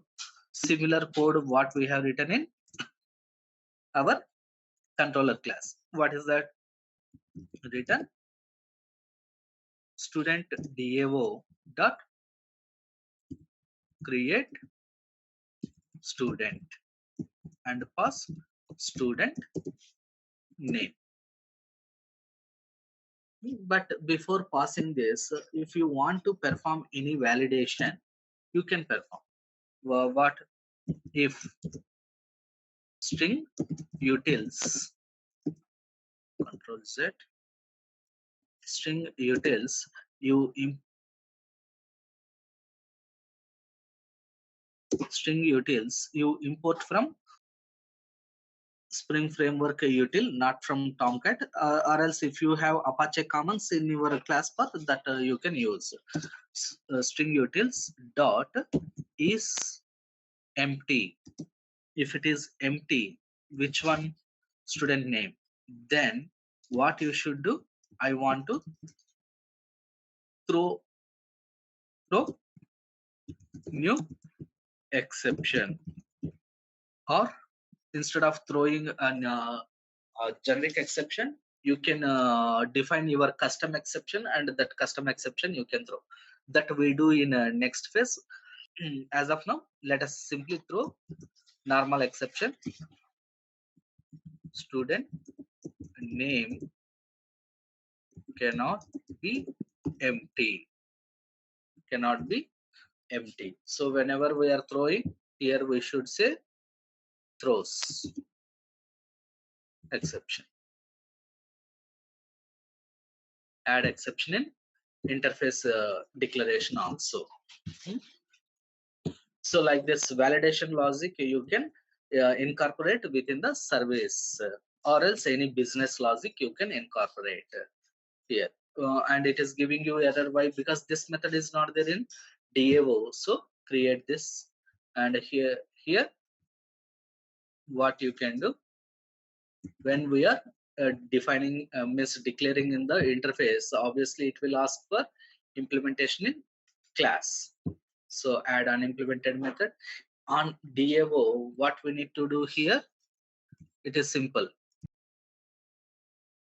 Return db dot create. That's it. Like just like writing our insert query. Create or insert. If you want to change the name to similar to database operation, okay, you can say insert. So now come to db. Here insert command only we need to run, right? So in the similar way, now why it is giving you error? Because exception add throws declaration. There we have added a exception, right? A throws exception, that it was giving error. So I have added it. So right now let's get idea on how we are required to organizing the code. Now this code also not required here. Why? Already we have moved this code to db, right? Yes. So here simply what we need to do, return student student service dot very good. Update. Why? That method is not there. We are going to create it. Modify student from service we are calling, and this method should take what? Student name old and student name new, right? So when we are writing this, it gives us error. In the similar way we do for this also. Both we do. Here for delete method, what we need to do, students service dot delete student name. Now modify student is not there, so create a method in the service. In modify student also, if you want to include any validations, you can say like a throws exception you can do, but as of now I don't want to go for such level. Why? Because right now I assume that valid data only will come. Only happy path I am considering, so I'm not doing any exception handling. Okay, first we'll write this and we'll try to understand this, then we do that. Now both methods we had declared in surveys, so these two methods should be implemented by this IMPL class of that particular service interface. So write this. Now similar to that, here also what we need to do now, what's the code we need to write here now? Students DAO dot modify student name world comma student name. So in the similar way, for deleting also, what we can write, return students DAO dot delete student name. Right now, same activity we need to do. Create a method in DAO interface and create method for delete student in DAO interface. So when we are creating the methods in student DAO, means declaring, obviously it gives you error for adding unimplemented methods implementation in IMPL class. Now in this IMPL class, what should we do? This modify student. Here what we need to do?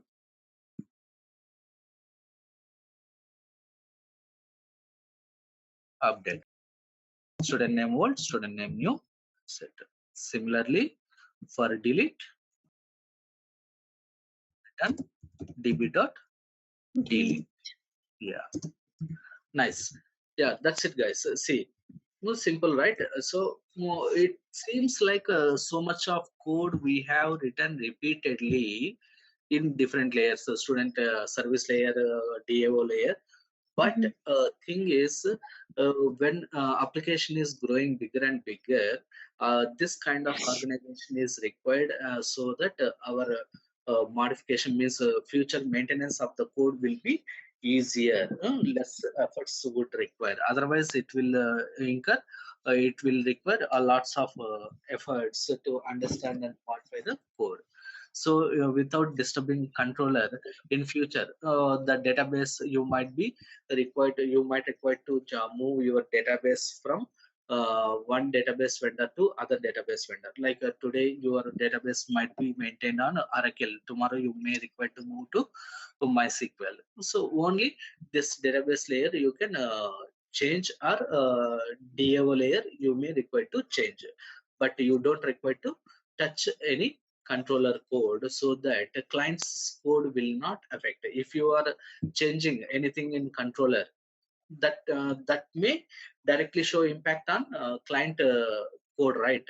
Because if you do any changes here, if this controller URLs are changing, directly that will show impact on client's applications, so which is very difficult to manage, doing any changes and all. If it is organized into different layers, it will be secure to do any changes in future. So now let us start and run the application and observe how it is going. So this part is clear, right guys? How we are constructing the URIs and how we are organizing the code into different layers and why we should do. And when we are organizing the code into different layers, what are the new annotations that we need to use on top of each layer class. On service it is DAO, sorry, @service. On DAO it is @component. And on database you can see @repository. And another new annotation that we come across is what introduced @autovide. @autovide is the annotation where we are informing the Spring container to do dependency injection into this particular reference variable of type which object of type this training center DB here. Here students DAO, here service. Now let's run the application and we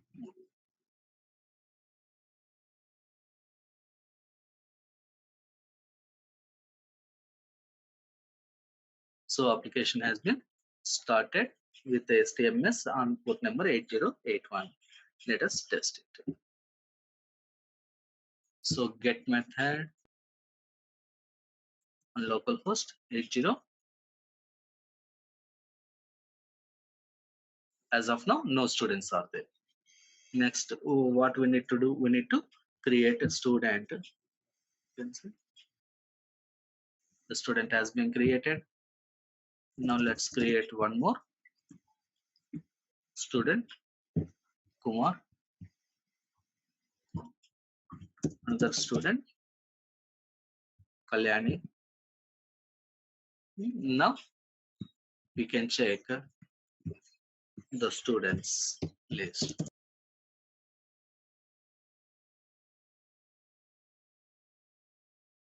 Students, all the students we got, right? Now, if we want to modify the student, then put Kumar with Prakash.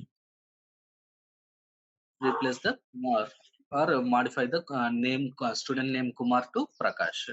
Now check all the students list.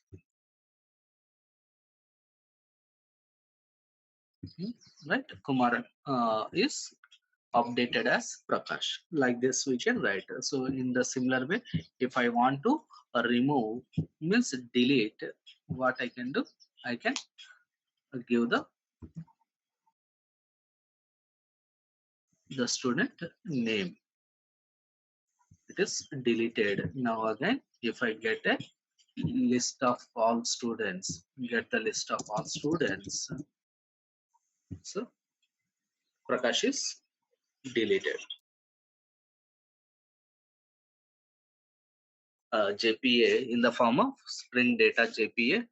So what is Spring Data JPA and how it differs from Hibernate, and what are the key annotations that we have, and what are repositories here, those things we try to understand today theoretically. Now, what is Spring Data JPA? Spring Data is a high-level Spring Source project. Its purpose is to unify and easy access to the different kinds of persistent stores, both relational databases and NoSQL databases or NoSQL data stores. So with both of the databases, any kind of databases, we can communicate with the help of this Spring Data library or Spring Data JPA, what we can say here. And when we implement a new application, we should focus on the business logic instead of technical complexity and boilerplate code related to any configurations kind of things. So that is why the Java Persistent API specification and Spring Data JPA are extremely popular or extremely helpful for the users or developers. Spring Data JPA adds a layer on top of JPA. It means Spring Data JPA uses all features defined by JPA specification, especially the entity association mapping and JPS query capabilities. So these are like a Spring Data JPA adds a layer on top of the JPA, means the whatever actual JPA has been given or specified by Java EE, has been developed or has been enhanced with the Spring Data JPA by adding some extra features like entities, associations, mappings, and JPA query capabilities. All these, which are more flexible and easier when compared with the regular other JPA implementations. That's why Spring Data JPA is more popular now, which is surpassing the Hibernate also. Of course, this Spring Data JPA is also implemented based, means it is a something like a wrapper on Hibernate.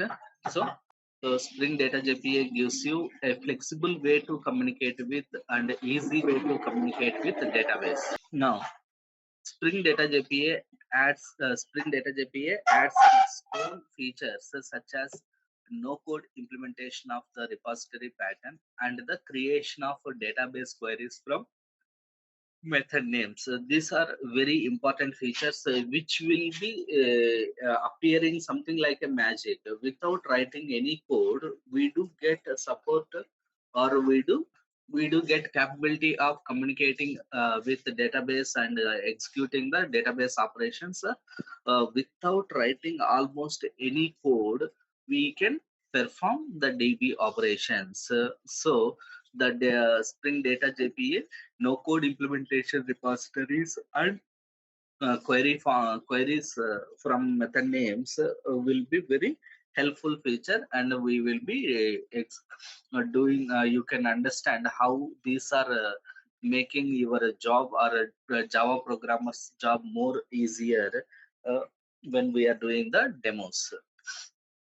Now, Spring Data JPA handles most of the complexity of JDBC based database access and ORM.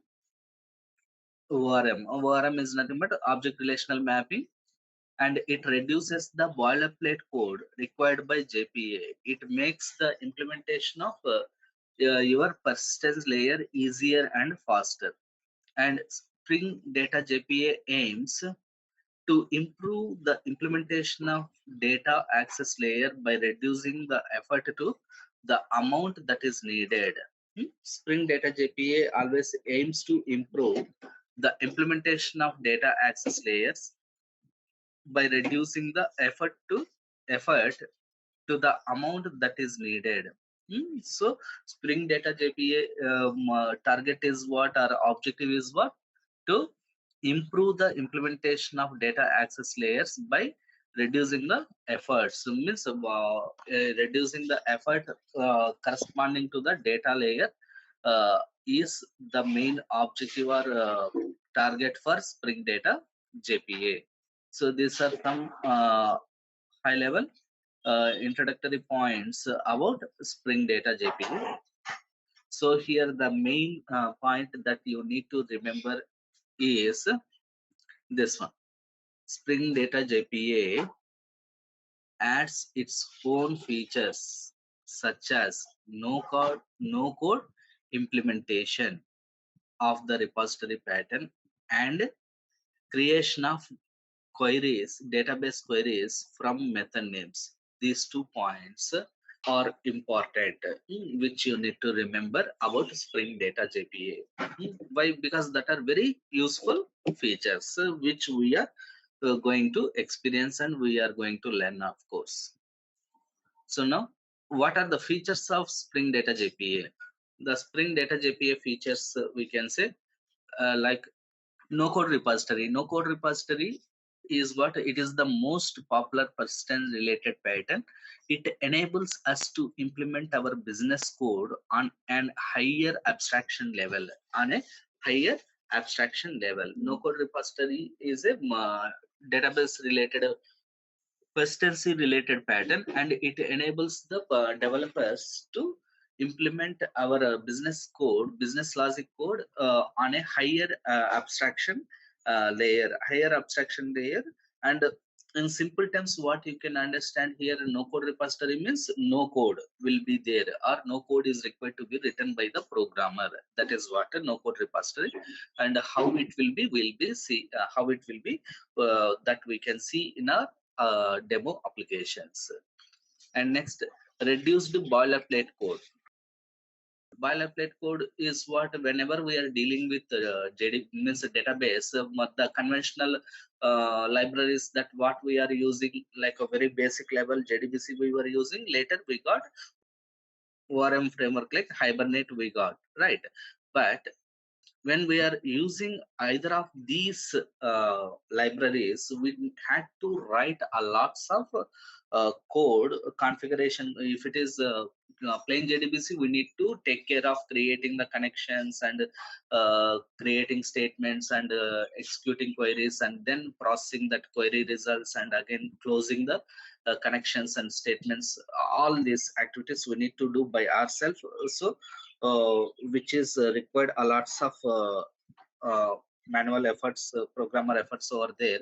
But later, Hibernate has come into existence, and which is providing support for releasing the programmers from all these kind of things, like creating statements and creating connections, these and all. But again, that connection for all these things, so in Hibernate session factories we need to create, and uh, sessions we need to create, and of course we need to write several mapping configuration files, mapping files, several XML files we need to write.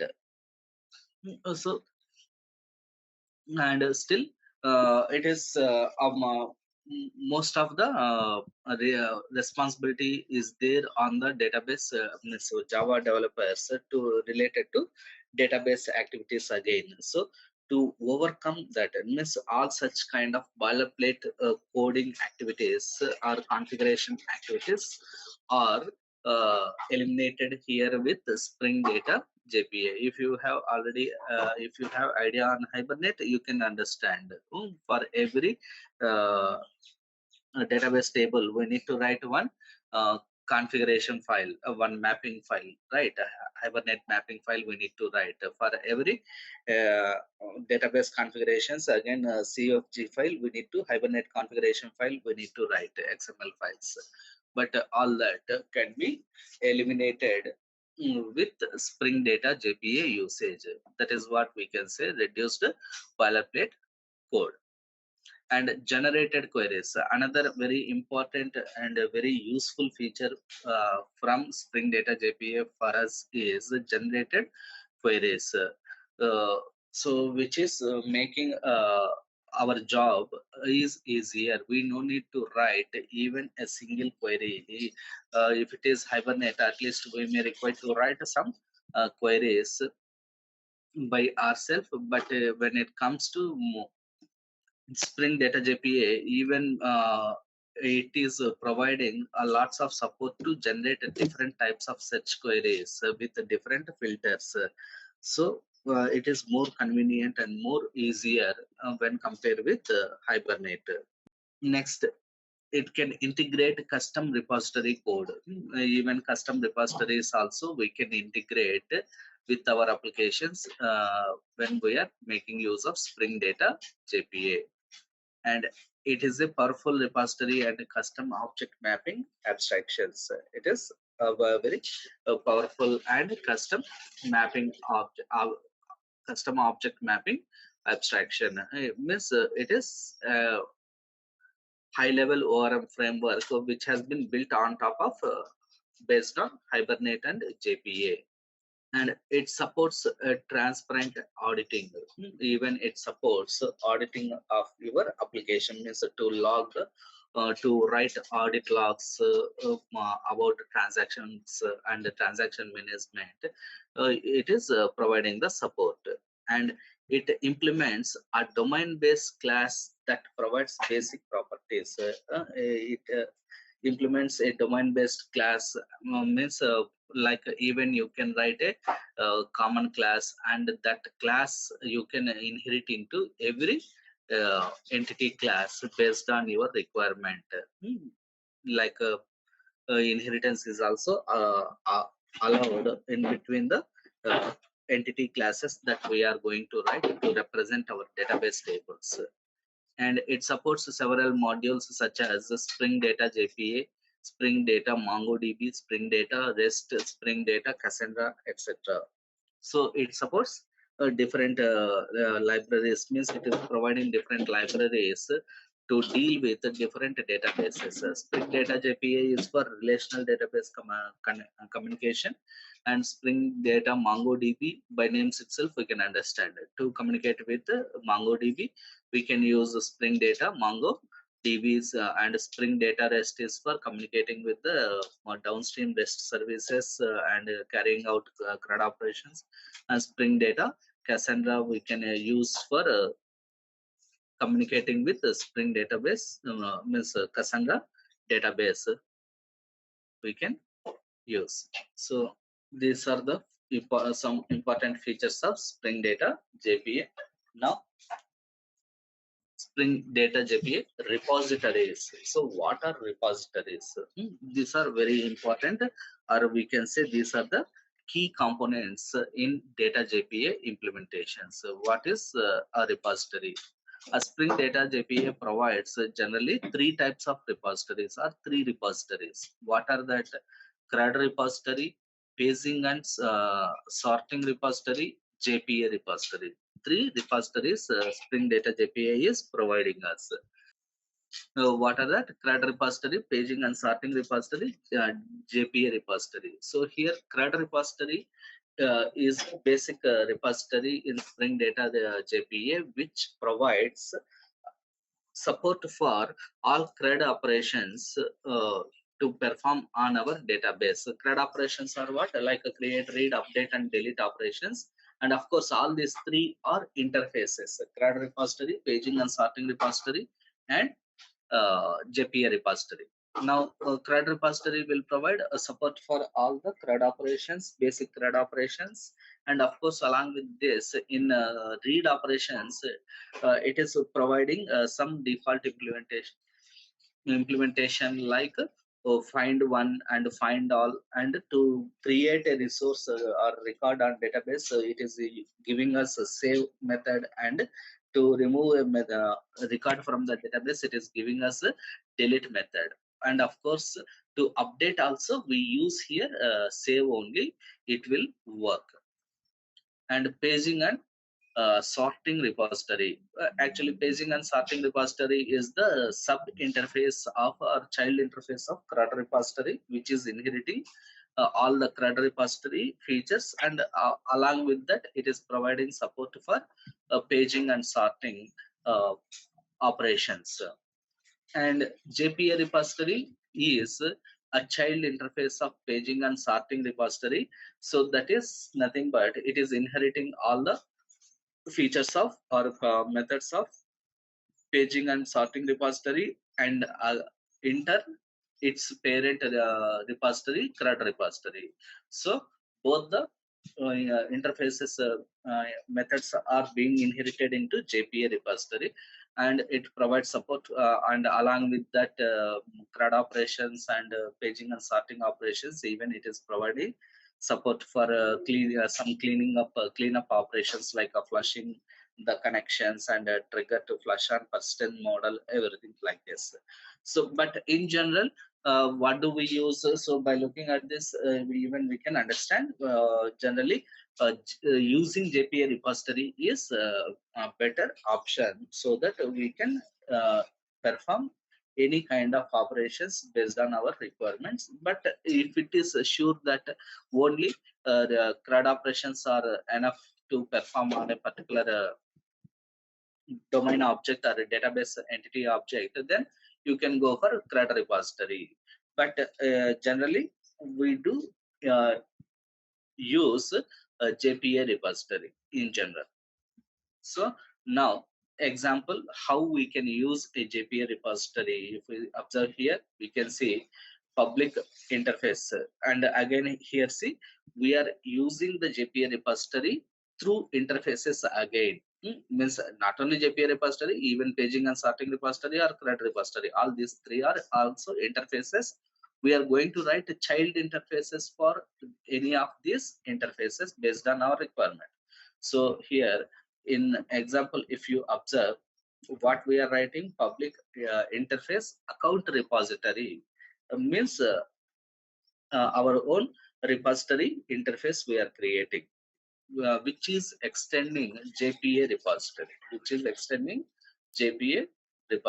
And if you observe here, this JPA repository is taking two generics. It is taking within the Angular brackets. So one is account and another one is long. So what is this account? This account is nothing but the entity class which is connected to the database table, accounts table. We can think of that, and we can understand that this account is a class name which is connected to the database table.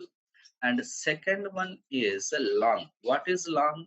Long means second generic type argument. What we are going to pass here is the primary key column field data type in this account entity class. In the account entity class, as we are saying, a class is connected to the database table. What is the basic requirement on database table? Having a primary key column, right? So the member field from this account class mapped to that primary key column on the database table is having which data type. That data type we need to supply as a second argument in the generics JPA repository generics. And of course this syntax is common in any repository implementation. Either that may be CRUD repository or paging and sorting repository or JPA repository. In all the three cases, we need to give these two as the generic type arguments when we are creating our uh, repository interfaces. And here we have declared some method like a find by name, passing an argument parameter string name. So in the interface, what do we have? We have only methods declarations, and we will not have any implementation of the methods. We will not have any implementation of the methods. What are the types of repositories and how we are creating the repository? These points you try to remember. The three types of repositories means the names of these three repositories and how we are using, how we should use. Next, dependency. How to get the Spring Data JPA into our application, Spring Boot application. To get Spring Data JPA into our Spring Boot application, we need to use the dependency like starter dependency we can use. What is that?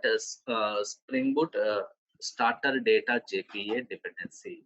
Here if we say dependency group ID is arc.spring framework dot boot, that is standard group ID. Artifact ID is our dependency project name. What is that? Spring hyphen boot hyphen starter hyphen data hyphen JPA. So far, what is the starter project that we are using? Spring hyphen boot hyphen starter hyphen web to develop the REST APIs. Now, along with that Spring Boot starter web, now we need to make use of Spring Boot starter data JPA also. And of course, here about this version, you can forget. Why? Because the version you need not to write in Spring Boot applications when you are making use of starter projects. If it is a non-starter project, means a regular Maven dependency, then we may require to create any, means we need to specify the version. But now it is not required to use. You can ignore it. 2.2.2 release or anything would be. But as of the date which is the latest one, that will be automatically imported into your application based on the parent version you are mentioning in the Spring Boot application creation. So you need not to worry about this Spring Data JPA version. You can ignore it. And the databases are designed with the tables or relations, we can say. And earlier approaches are what basic conventional approach creating means making use of JDBC, involved in writing a lots of SQL queries and connection creation activities and closing of connections, all these things. But in the JPA, we will store the data from objects into the table and vice versa, means reading the data from the table to objects. And however, JPA evolved as a result of a different thought process. And before JPA, ORM was the term more commonly used to refer to these frameworks. And it is the reason Hibernate is called ORM framework. So before JPA, what was there? Hibernate was there. On top of the Hibernate, now JPA is evolving and it is making the things more easier and efficient when compared with other mechanisms to communicate with the database from our Java applications. And JPA allows us to map application classes to table in the database. So JPA is allowing us to map the application classes to the tables in the database. And key elements in the Spring Data JPA. So what are the important elements in Spring Data JPA when we are using it? Like entity manager, which is helpful in managing the connections, lifetimes, and in all interactions with the database. It is an important component. And of course, entity manager, with entity manager also we need not to deal with explicitly. Internally it will be handled and taken care all these activities, database interaction activities.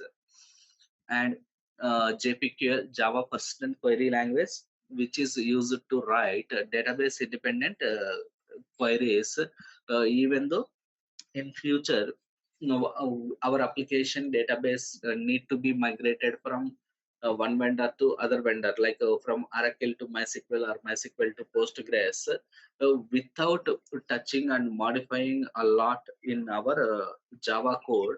We can migrate from application to application, means database vendor applications. And criteria API, to define different search criteria as a criteria API we can use. These are the key elements. And comparing with the Hibernate, what we can say, Hibernate is the implementation of JPA. It is the most popular ORM framework, while JPA is an API that defines the specification. Hibernate understands the mapping that we need, we add between objects and tables. It ensures that data is retrieved or stored from the database based on the mappings, and it also provides additional features on top of the JPA. But our Spring Data JPA is implementation on top of Hibernate, so it gives you better features than Hibernate. That's the reason why we are using Spring Data JPA all the times.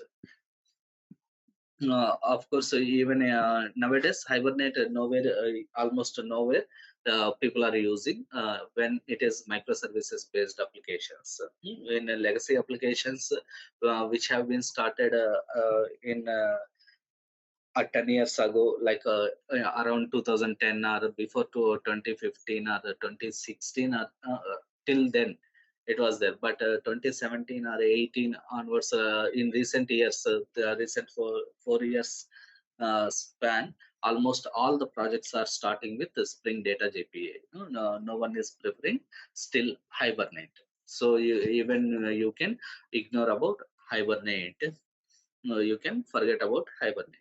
And next, when we are making use of Spring Data JPA, what is the configurations that we need to do? We need to specify the connection URL and the database driver dependency we need to add into our application. So when we are adding that Spring starter, means Spring Boot starter data JPA dependency, automatically Spring Boot application, Spring Boot framework understands that create it has to create a database connection, and it has to maintain the database connection objects. So it tries to create, but when it is trying to create a database connection pool, it should know with which database it has to connect.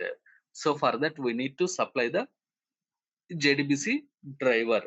Basically, at the end of the day, and on the bottom of the implementations, JDBC is will be there, but we are not directly dealing with the JDBC. So JPA framework will take care of implementing all that JDBC activities for you. So it tries to create or establish connections and maintain all that connections in the connection pool. But to create a connection, what is required to be provided? We need to provide a JDBC driver dependency. This JDBC driver dependency we have to give explicitly.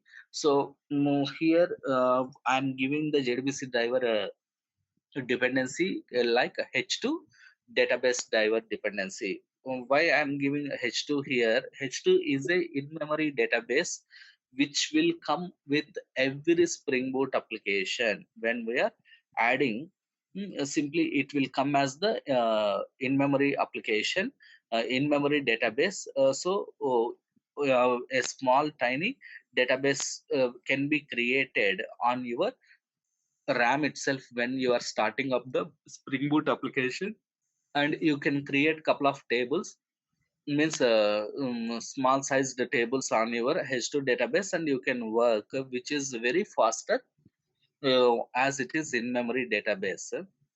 So this is about database, and like initializing H2 database, writing one simple file like a SQL file we can create, and in the SQL file like a data.sql, anything we can create there, we can write the insert commands. And of course about this slide and this slide you can uh, understand clearly when we are doing our programs.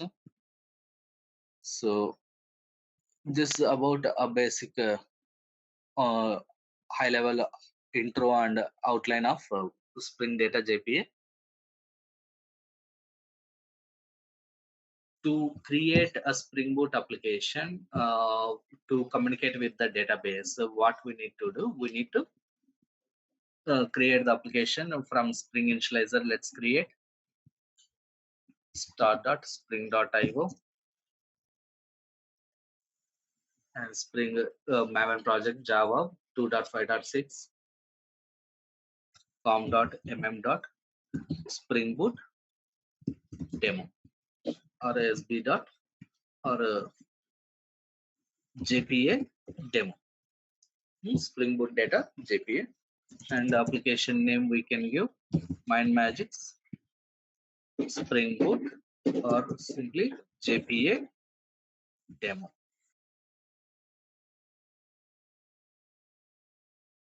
The package name we can give like this, and Java version is 8. Now coming to dependencies, important part. So basically what we need is Spring Web we need. So simply take a Spring Web, a Spring Boot starter, a web we need to develop the REST endpoints. And next what we need? We need JPA. Simply type JPA.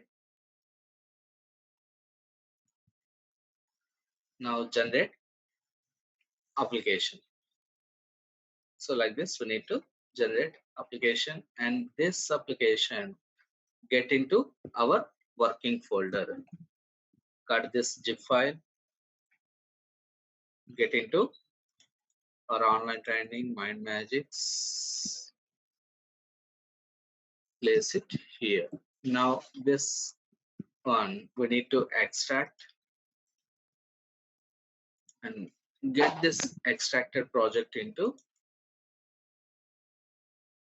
Now import the project, existing Maven project,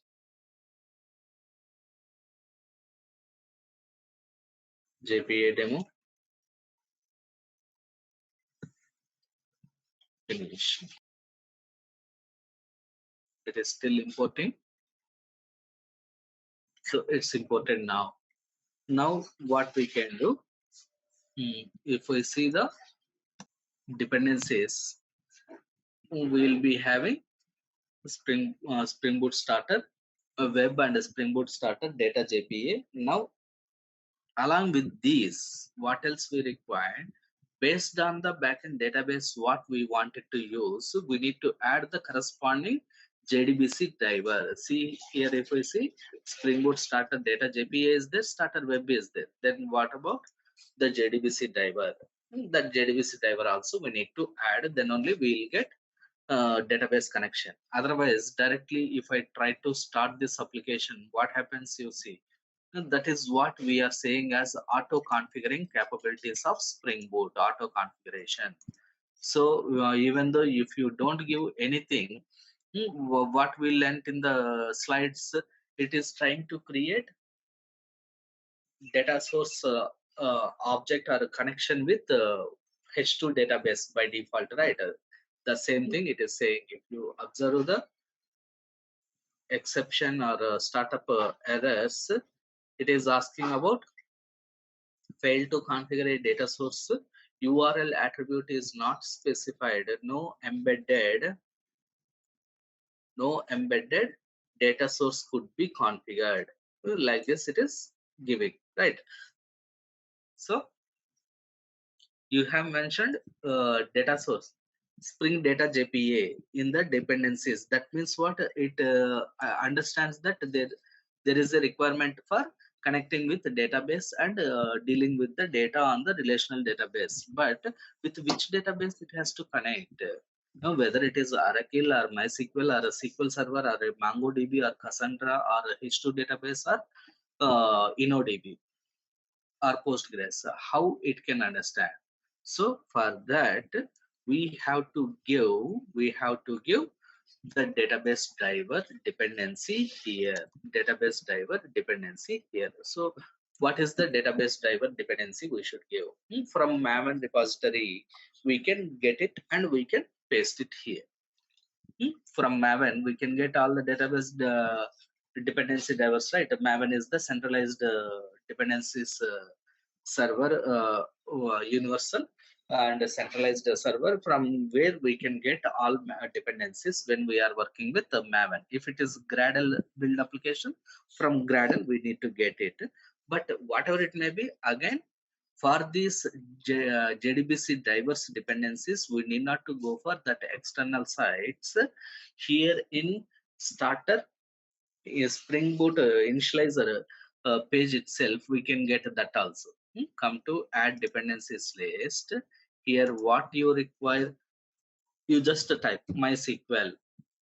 You can see MySQL driver. If you want to use Oracle, just type, or you can see Oracle driver. But as this basic application, I want to use H2 database, an embedded database.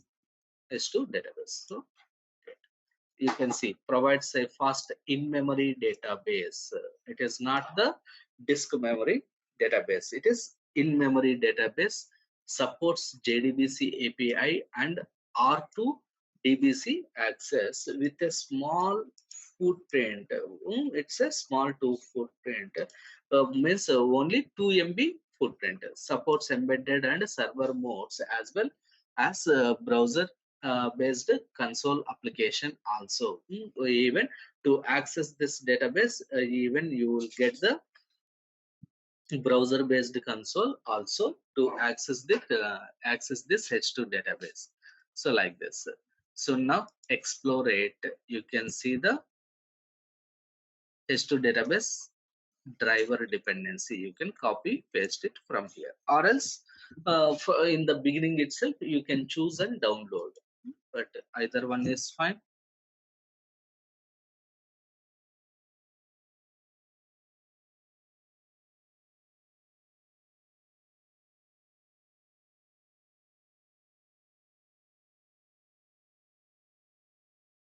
And now if I try to start, now what it will tell?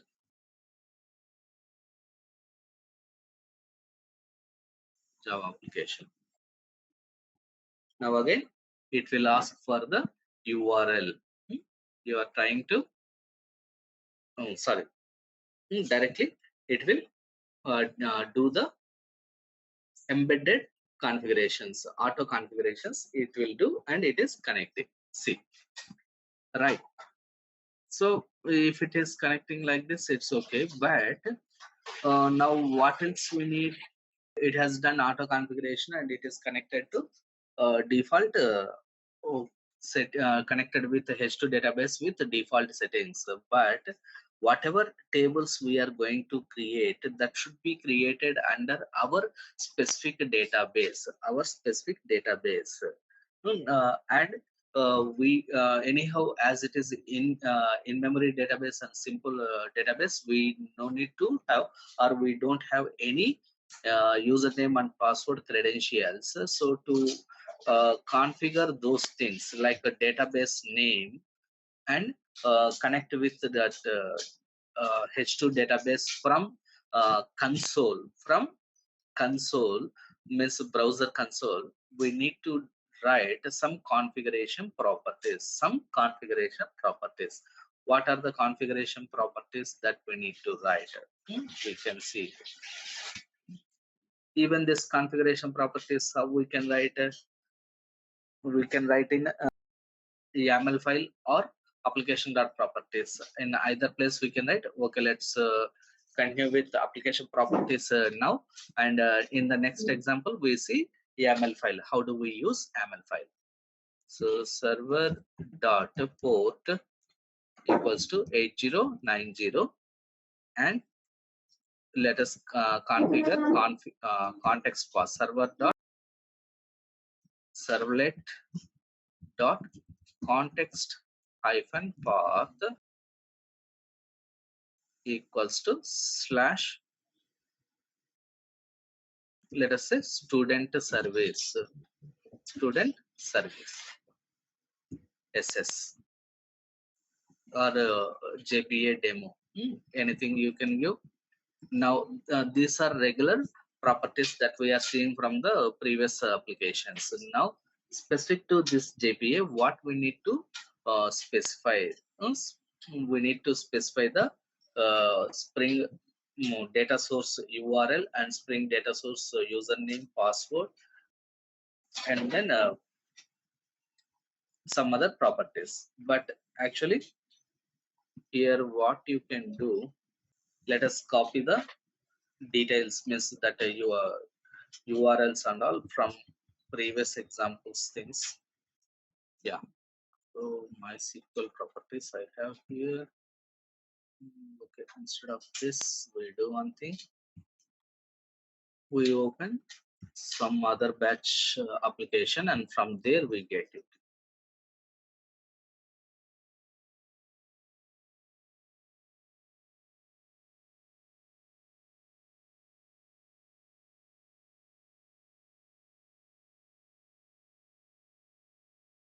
These two properties are needed for this basic H2 database. Let's write these two. Spring data source URL, Spring h2.console. Spring.h2.console.enabled. So from Spring data source URL, what is the H2 URL that we need to give is JDBC colon H2 colon mem colon the database name.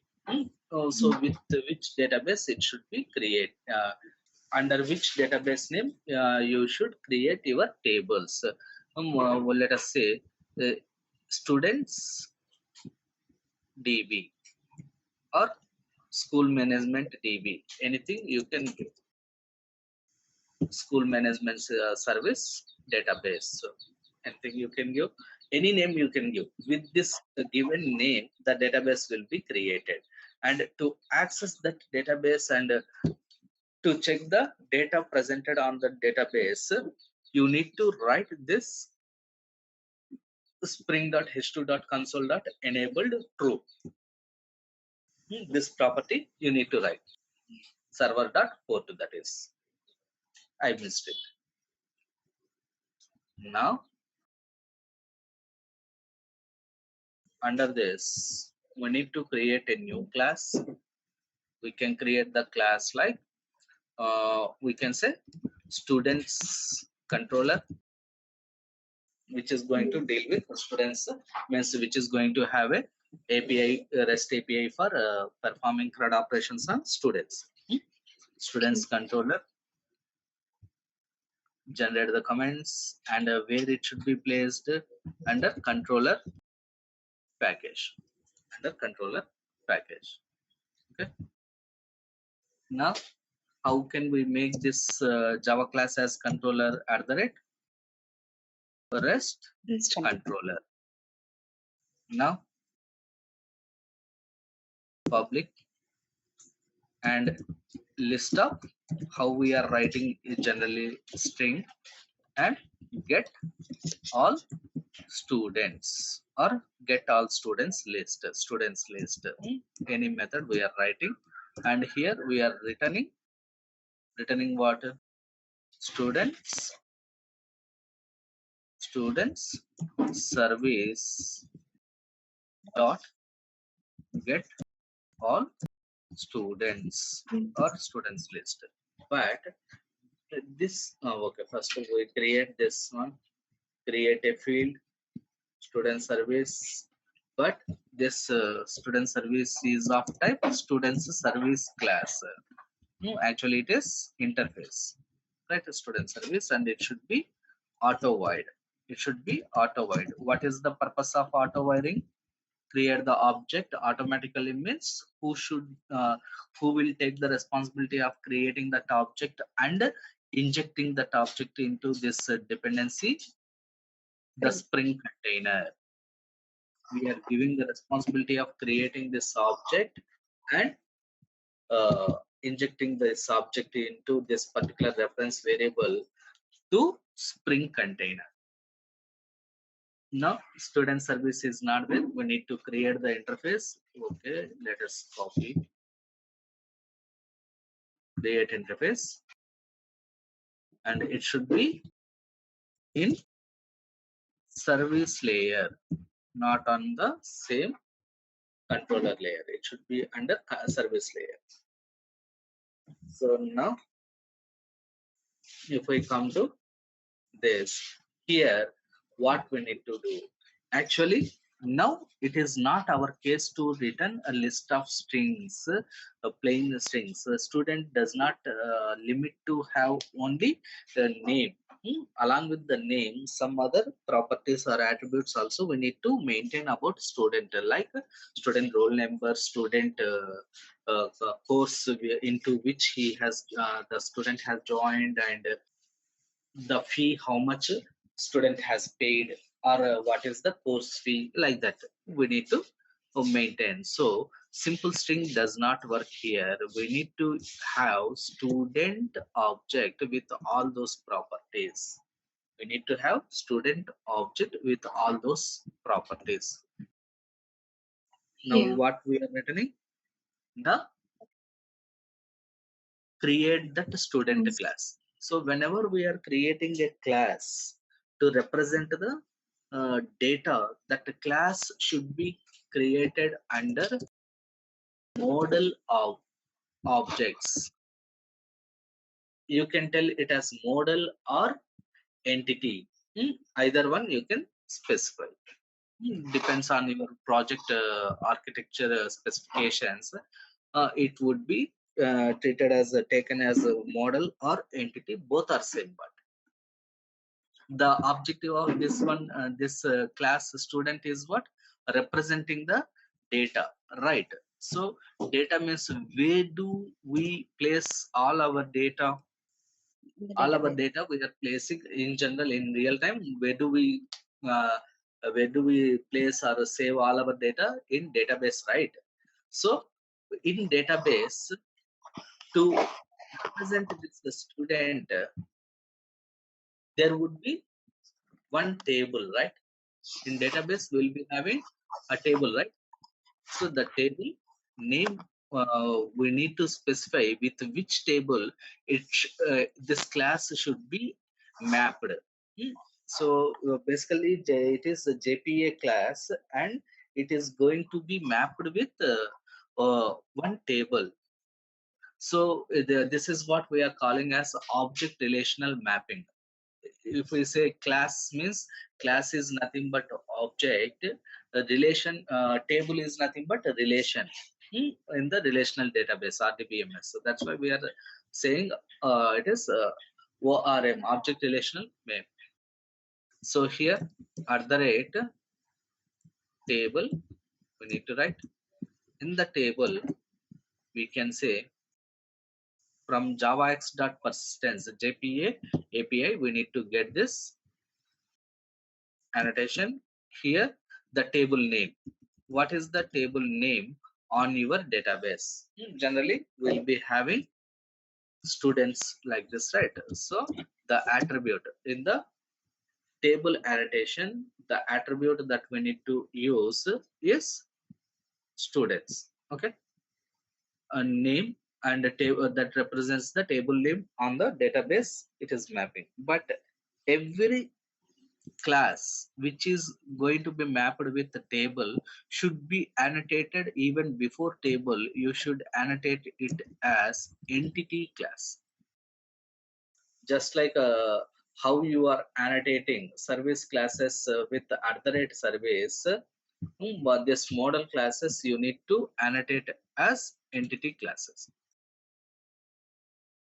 @entity should be there, and this @table name is students. Now within the student class we can have private long roll number, private string name, private string course, private double or float fee. Right, now for all these data members we need to have setters and getters. Just right click anywhere in the program and source, from source generate getters and setters. Select everything, for everything we need, and place always as last members auto generated code. Generate the comments, so we need not to write all the code by ourselves. And one more thing, what we need whenever we are writing a primary key column, whenever we are writing any table, in every table we will be having a some primary key column, right?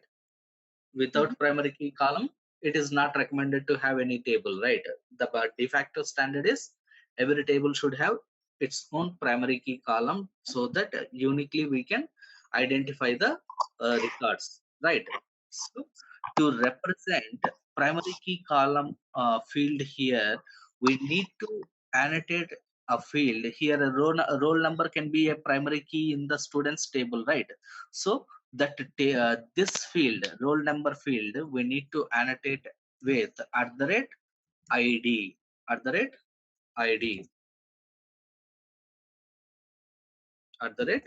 @id. Now that's it. Entity class in this way we are creating, and it works like this. Now what we require in the students controller, now student has been downloaded. Now service get all students service method is not there in the service class, so means service interface. So create that method, save it. Whenever we created one interface, obviously there should be some implementation class for this interface. Take this, create service impl class. Same process what we have done, the same thing only, but it should be presented in impl package. Give the name also, student service impl, interface name followed by impl. Generate the comments, specify the interface, add interface. Which interface we need to add? Student service. Automatically it will generate the skeleton for the methods all presented in student service interface. Now here what we need to do, simply return students dao dot get all students, if you observe, we are not writing any new code. The same code what already we know, that only we are repeating, right? So it is simple pattern.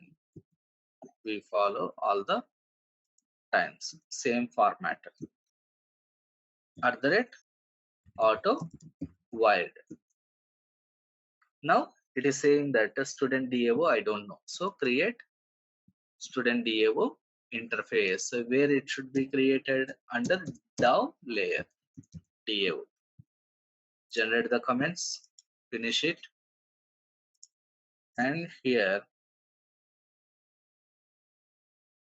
coming to service IMPL class. Now this method is not there in DAO layer, means interface. That's why it is giving you error. So create that method. So automatically it will be generated here. Now come to IMPL class. On top of IMPL class, what we need to write? It is corresponding to service layer component, right? This component is corresponding to service layer. So we need to annotate this as @service. @service. @service. Now service layer is done. Come to DAO. Now this DAO does not have implementation. So what we need to do, we need to create an implementation class in DAO, right? DAO IMPL, DAO.IMPL. Generate comments and the parent is student DAO interface. Okay, finish. Now you can write simply return what we need to write here, what we had written earlier. From DAO, where we are going? Repository, right? Data repository, where our repository is presented. So next, what we require? Students repository dot. Here, instead of saying get all students, what we were doing, like a database method we are calling, right? Like a save or a select we are calling. So here what I will do, find all I will tell. So what is this student repository? We need to create a local field.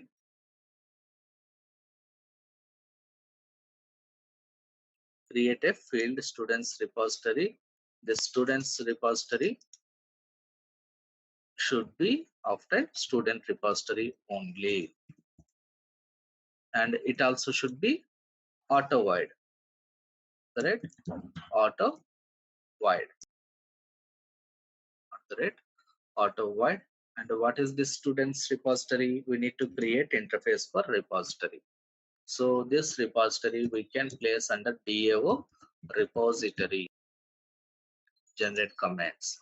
And this repository, when we are creating repositories, so we should create the repositories as a sub interface, child interface of any of three predefined repositories that we have in Spring Data JPA. Yeah, so here the repositories are CRUD repository. Simple. CRUD repository. What do we perform on database? Basic operations, CRUD operations, CRUD repository. And along with the CRUD, what else we may require to perform on database? Sorting and paging, right? Paging and sorting. Pagination and sorting. So paging and sorting repository. And third one is JPA repository, our JPA one, which is also CRUD repository is parent, paging and sorting repository is the child of CRUD repository, and JPA repository is child of paging and sorting repository. So if you use JPA repository, it will give you support of or features of all these three repositories. Okay. So we do almost all the times we do implement JPA repository only. Okay.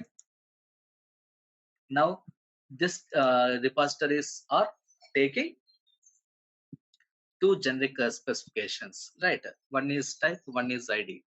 T means the type. Entity class type. What is the entity class type that we need to use here? Student. What is the ID column or primary key column field data type we have mentioned in our student class? Based on that, we need to write that second generic type. What we have given here, long, right? So long. Import to student class. That's it. And this is more than enough. Nothing else is required to write here in your repository. So this is what we are referring as no code repositories.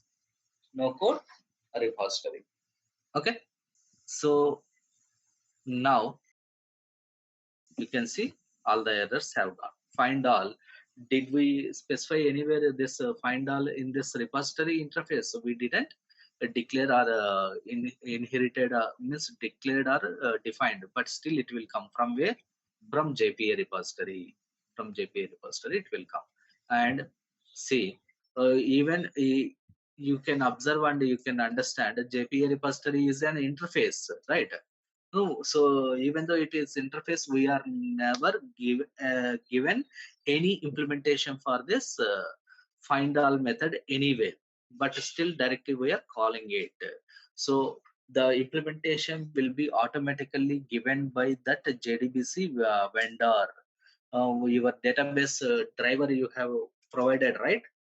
So that drivers, from that drivers, so JPA will be giving the implementation for this find all methods, and it will let you to get all that. So here this controller method, just annotate at the rate get mapping, right?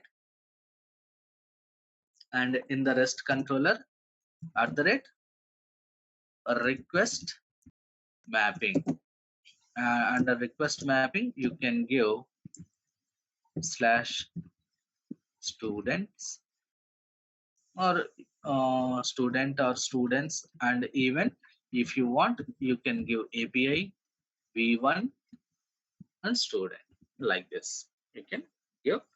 Now let us start the application and run the application. So already we have JPA demo. This JPA application is there, run as Java application. Now you can see the magic. Without writing even a single line of code, we can get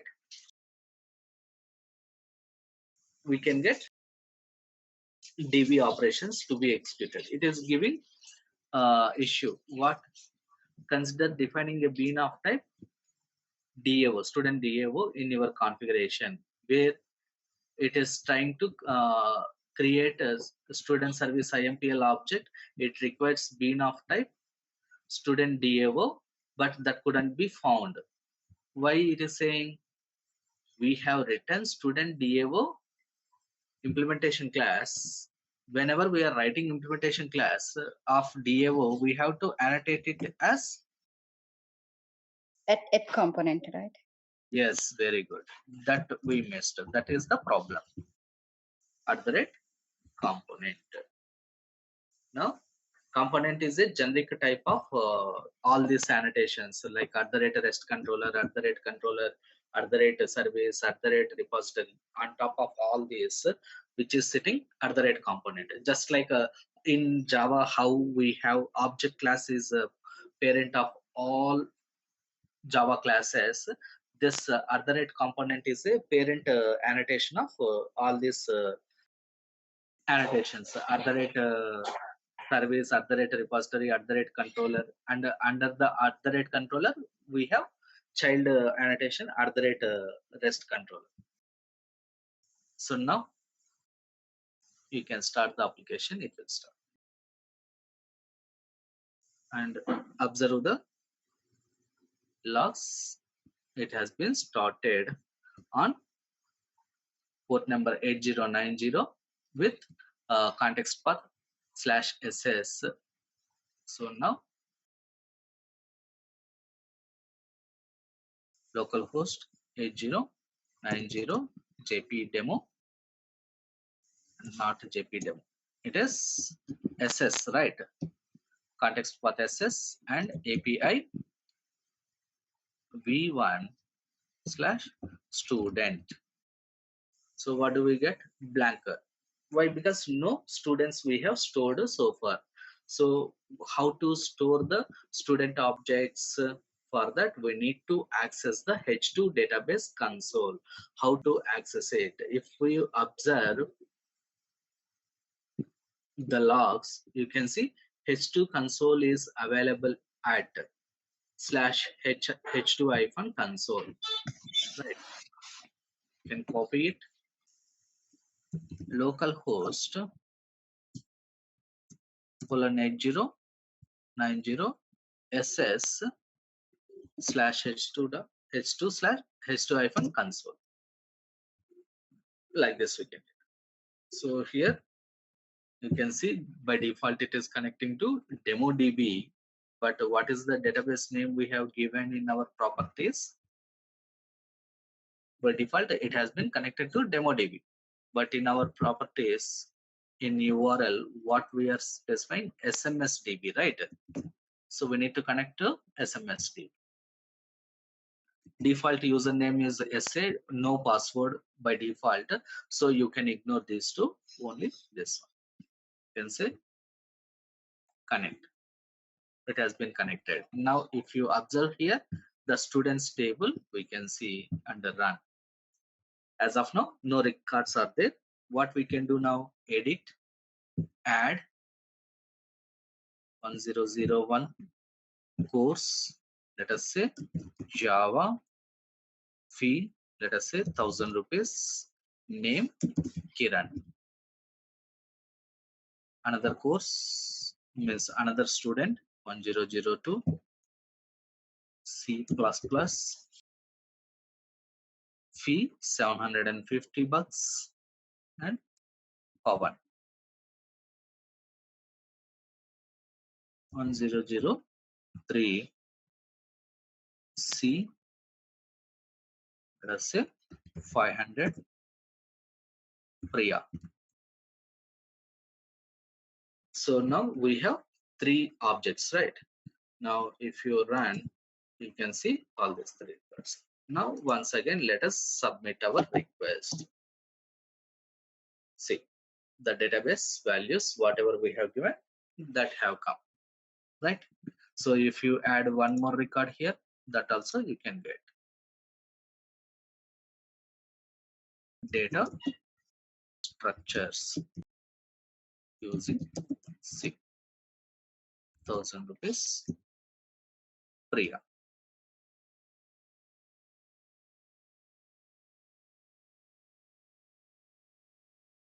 Now submit the same request, right? So like this we can get. So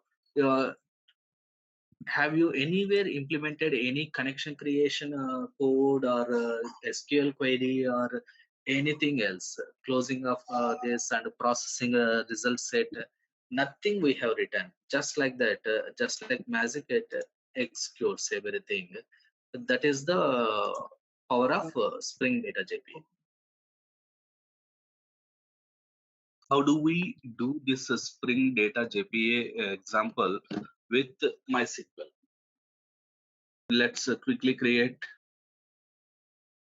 We need a start.spring.io and then Java project com.mindmajix.spring boot MySQL demo, or we can say Spring Boot student management system or school management system.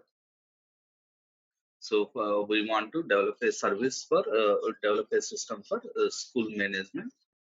Within this, let us write Mindmajix school management system student service. or course service, we can write anything. Demo project for Spring Boot, or we can say Mindmajix. Name anything can be there. Mindmajix student service.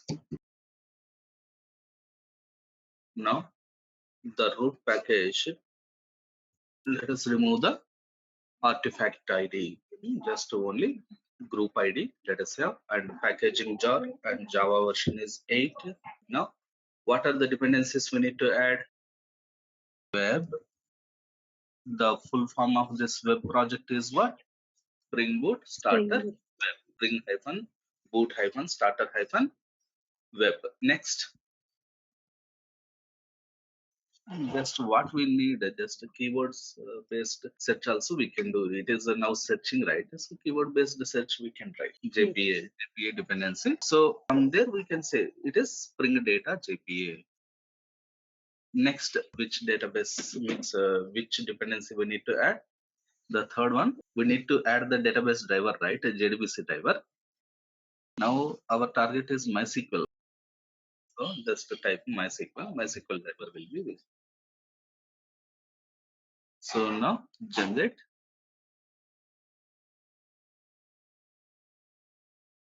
get the project,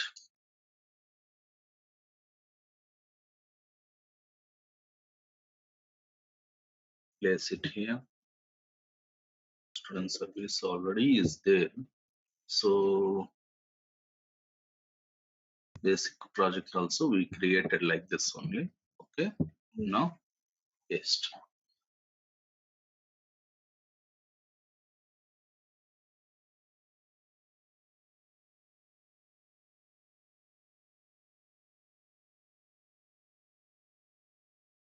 Now anyhow, even if we extract there, we'll get a conflict again in our project. So let us STU service, generate,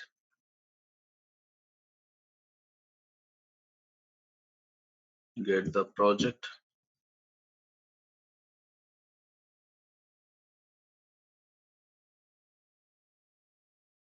this one we need to move to our GitHub repository, local repository. So now this is our workspace. So from GitHub repository, now we need to get into our Eclipse workspace. So open the Eclipse, import existing Maven project,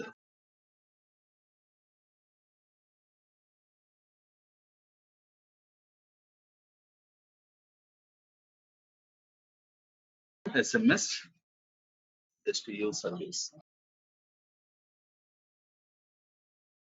Under that group, we'll be having sub projects, right? So each project will be having its own artifact ID. Here a group ID, we can have the same to represent it as like parent project, like under which group this project is coming, under which group. To say that we can write like a Mindmajix SMS, so student management system. I should have changed it. Next, name is okay, group okay, oh, fine. And again, this package name we need to change that. I should have updated. So right click on that, refactor, rename.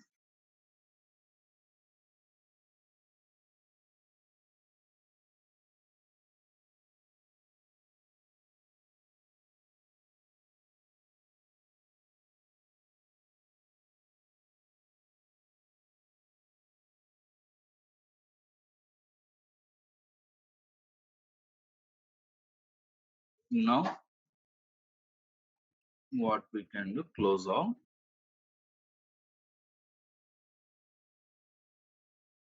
Now immediately what we need to do, the first step, we need to add the configuration properties. Otherwise, it will not start. It will look for MySQL dependency we have given, right? So MySQL database URL, it searches for MySQL database URL. If it is not available, it will give you error. So startup error. So we need to give that configuration information. Need not to do the complete configuration. Just we require to say what are the values that should be used for configurations while creating the database connection and connecting to the database. So what are that required? So first, the basic properties that we need to specify here are the regular one or server dot port 8090. Anything we can use server. Next one is server dot servlet dot context hyphen path, context hyphen path slash SMS student school management system in this student service. You can give anything, but that should be relevant to your project. Now, these are regular properties. Now, specific to Spring Data JPA, what are the properties that we need to write? Spring dot data source dot URL. Spring data source URL we need to write. Then Spring data source username. Then Spring data source password. So now here also you can remember. See, if you observe the properties to remember this Spring. Now we need to connect with the database, right? A database we can refer as data source. So Spring data source URL, Spring data source username, Spring data source password. Like this, we need to remember. Now, Spring data source URL is what always it starts with the JDBC. Why here we are required to connect with database using JDBC drivers only. So JDBC, and which database now we are using yesterday? We have written dot like a JDBC colon h2 colon mem colon demo db or school management db, right? Like this we have written. That is h2 database URL. Now, but generally other database URLs, how do we have? But anything is in the same format only. So JDBC, next H2 we have written, right? To connect with H2. Now here what we can write, MySQL. We need to connect with MySQL, right? So JDBC colon MySQL colon. Next, for MySQL, we need to specify this database is not in-memory database. In case of H2, we are writing means memory in-memory database. Memory.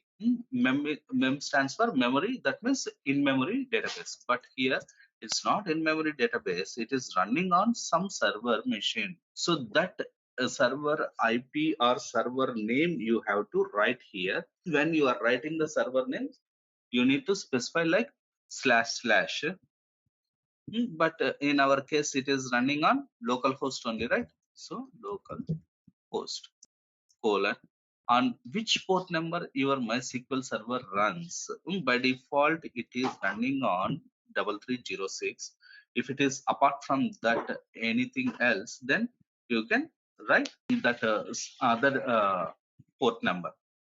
But again, anyhow, all this URL they will be giving, means your project architect or your DBA, they will provide this information. We can ask what is the data source URL we need to use, or else we can get the URLs from Google also, and only we need to change this part, localhost colon 3306 slash this database name, with which database we want to connect, DemoDB or student school management system DB. Any name you can give, SMS DB. Okay. So whenever you are mentioning this database name, you should ensure that the database is presented on your database server. Next, username. When you are practicing in your local machines, don't give your own usernames and passwords. Just go with default standard usernames and passwords so that you need not to remember that. But anyhow, in the organization, all this will be managed by your database administrators. They will provide that information. Instead of a root and a default username password for MySQL is root and root, but they will give you different credentials that you need to use in place of this root and root. Now, what else we need to specify? Some optional parameters, Hibernate related parameters, whether to display the queries on a console or not. These things we can write. So, what are the properties that are Hibernate DDL auto? We need to specify as the update and show SQL and format SQL. Three properties we need to write. Let's take from here.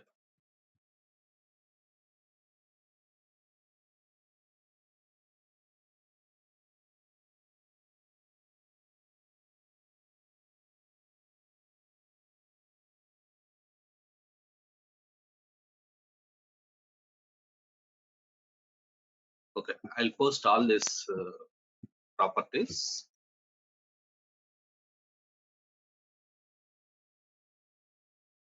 If it is on SQL Server, how you should write.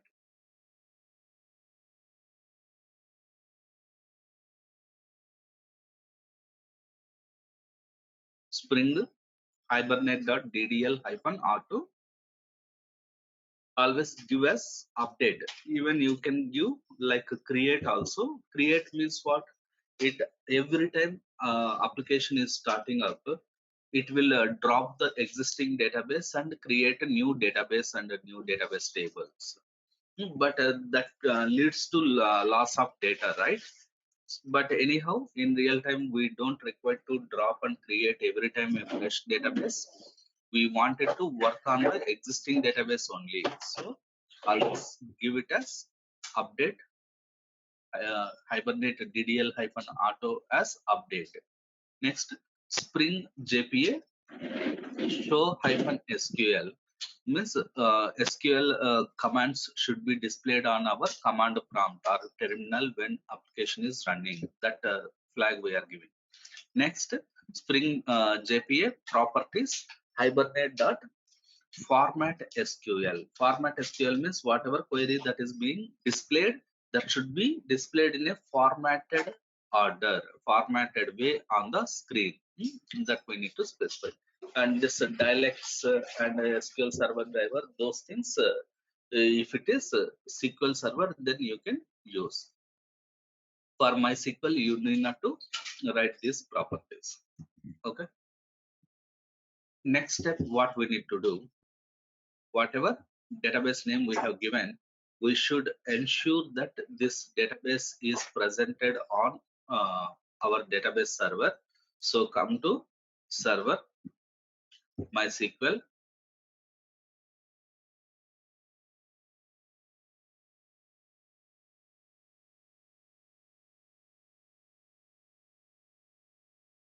demo DB I have. Now I want to create another database. So let's create other database. Create schema, nothing but database, school management system, DB.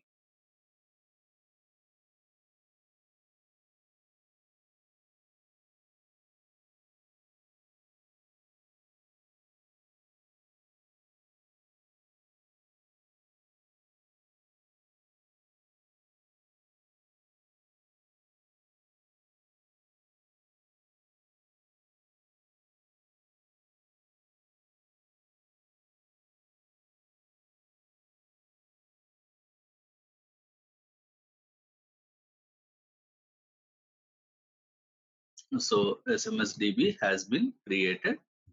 So in this, either you can create table before, or you can create table from our JPA entities. So from JPA entities also table can be created, right? But anyhow, that will not be the regular use case. Generally, we do have the schema defined before starting Java code. So let's create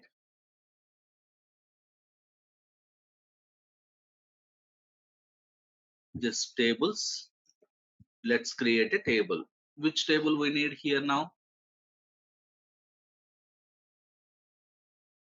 Student table, right? Student or students. So generally on database side, we do give plural form for the table names. Column name is generally unique identification for a student is what?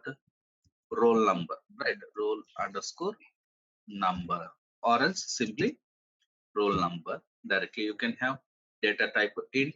It should be primary key. It should be primary key, not null, unique. Everything will come. Auto increment also, if you want, you can give. Next, name. Name should be varchar 45 or 40, depends on your choice. It should be not null. Next, student course.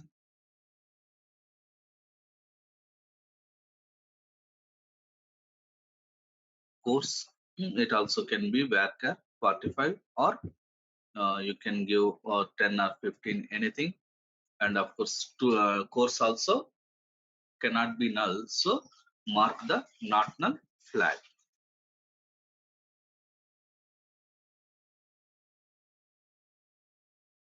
Student fee, how much the student paid the fee or has to pay. So now it is related to money, right? So it can be decimal, or even here you have float. Anything you can use, decimal, double, float, anything you can use. And it can be null. Why? Initially the student might not have paid any fee. Later he may be paying the fee. Next, marks. And marks, again, numeric value. So what is the data type that we can give for marks? Int. And the marks also can be null, so you can just give the data type for marks int. That's it.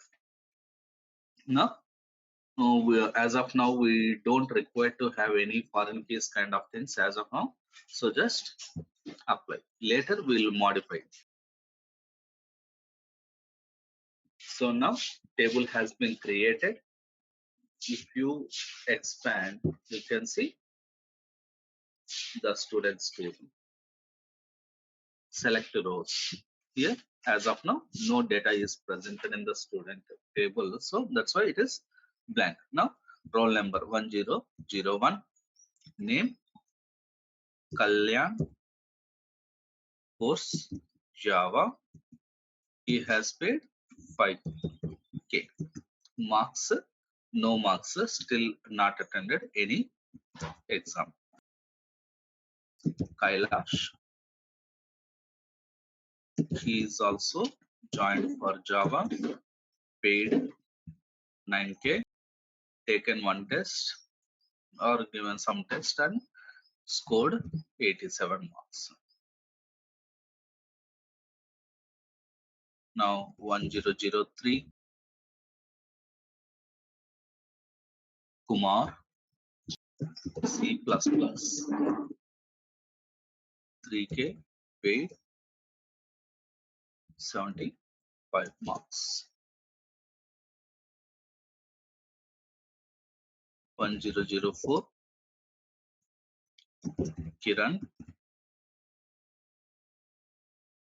C 1500 69 1005 Kavya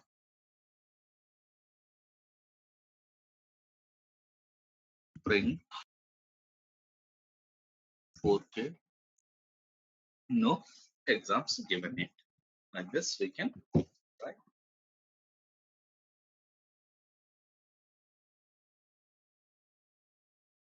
Now if I run this query, I can get the all details. Now database is ready now for us. Now first what we need to do, we need to create a controller, but before creating controller, let us make sure that database layer developed first. So database layer means what are required. First we need to create the entity class, and then we need to create repository. Later we can create the other layers, controller, service, and DAO layer components. Okay, so create the entity. So first creating entity and repository will give you uh, better understanding what exactly you need to write in your other layers. But in our examples, we are not having complex objects or big objects, and not having any validations. That's why there in either order we can write. From controller also we can keep on writing and we can do. But in real time when we are doing, first we need to focus on entities, then repository, then come to controller. From controller you can reach to repository. Okay, so class, where we need to create this class in our entity package or model package, entity or model. So which model we need to create? Student. So when we are writing Java classes, it should be singular noun. The Java class name should be singular noun, student only, not students. We know that the class which is going to be mapped with database table should be marked with what? At the rate entity. This one you need to remember. Why?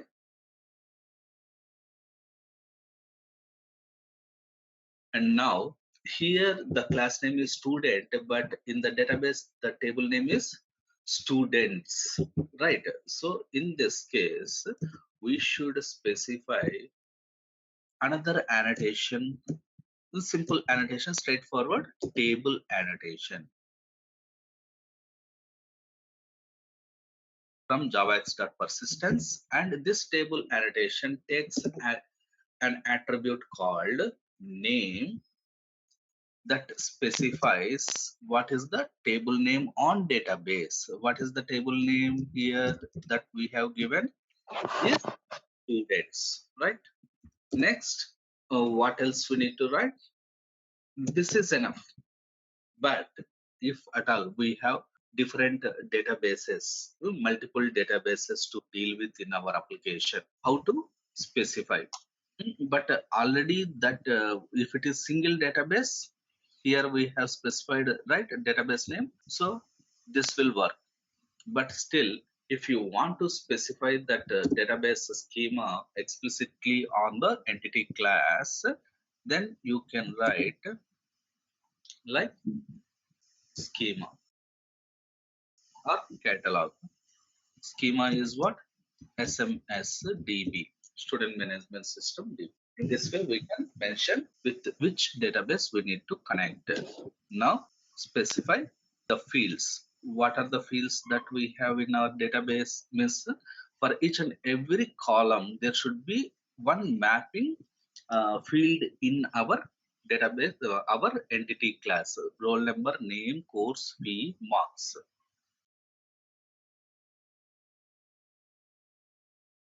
Copy all field names. Now here roll number. What is the roll number? private in Java, how we can define private, long or int, you can give roll number. Private,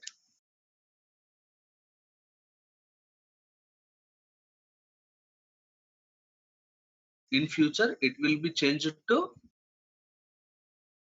long course also. But as of now, let's keep it as string. Okay, private. Fee is floating point value, right?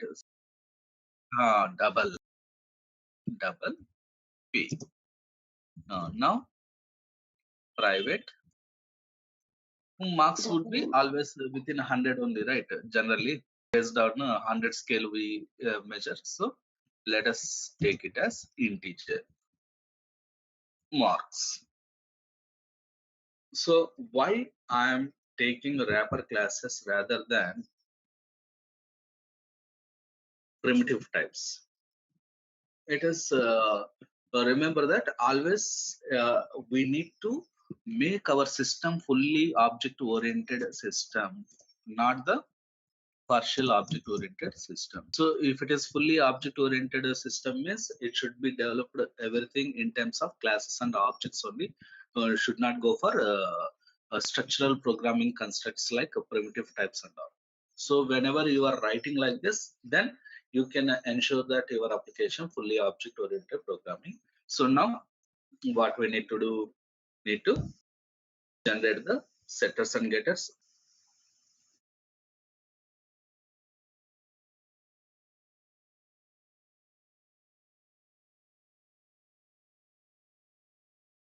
So now next what we need to do, our entity class is created. Now let us entity class is there. Now we need to create a repository, sms dot repository. We can say student repository and generate the comments. I don't want this one. And interface, what is the interface that we required? JPA repository as the basis I want for my repository interface, and of course it should be interface, right? I'm creating as a class. Okay, later I will change. It should be interface,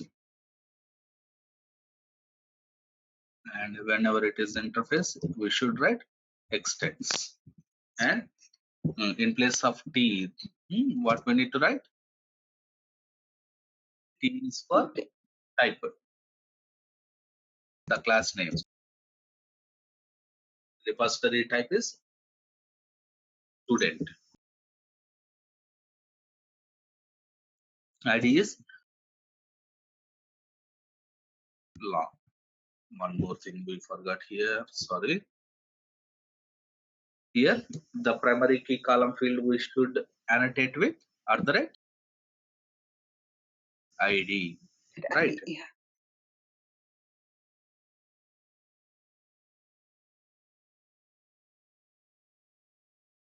Our database layer is almost done. Our repository is ready. Now we can create either way. With DAO we can create, then this service we can create, then we can create controller. Either way, we understood the flow, right? Either way we can create it. Now let us create from DAO. So SMS DAO package, and now here interface, which interface? Student DAO. So I want, so student DAO, what I want, one method like list of student objects get all or get students list or all students list, anything you can say. So input java.util.list and import student from entity. So whenever we have created an interface, there should be IMPL class, right? Implementation class. So under DAO only create the subpackage dao.impl and write the class dao.impl. Now we should extend it, right? That one I forgot. Implements student DAO.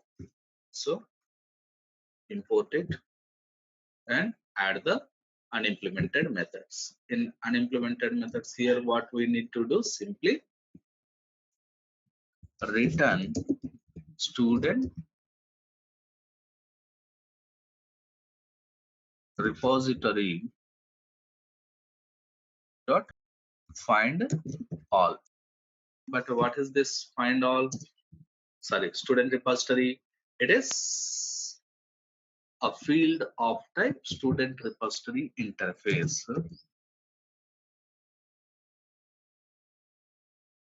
Import student repository, and of course we need to make it as auto void field.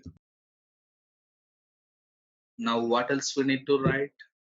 We need to make this student DAO IMPL as component which is eligible for lifecycle management by Spring container. So we should be taken care by Spring container, creating object for this and injecting that whenever it is required. In the similar way, the student repository also, what we need to do, we need to mark this repository with @repository annotation. So DAO IMPL is done. So now DAO layer is ready. Now we can go ahead to create service layer. In the service layer also, what we can write, simply the same methods. First, interface, service, student, service. In this, what we require, list of student objects, specify the method get students list. This is the method that we have, right? So import java.util.list and now write IMPL class for this service under subpackage IMPL package service.impl service IMPL generate comments and interfaces, add student service interface,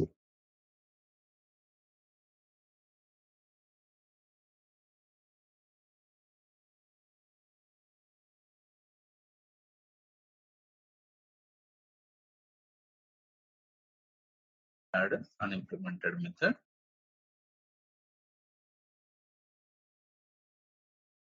return student DAO dot get students list.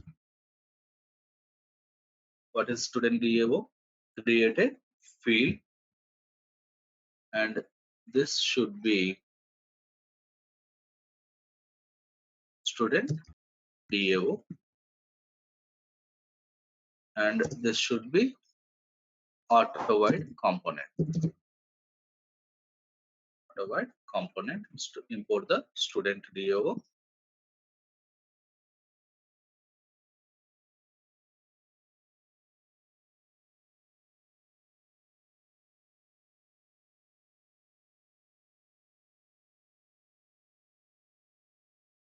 we have used in service also, right?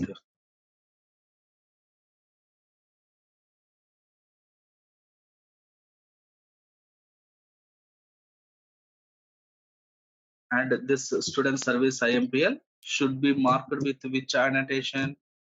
Service service. Now service layer is also ready for you.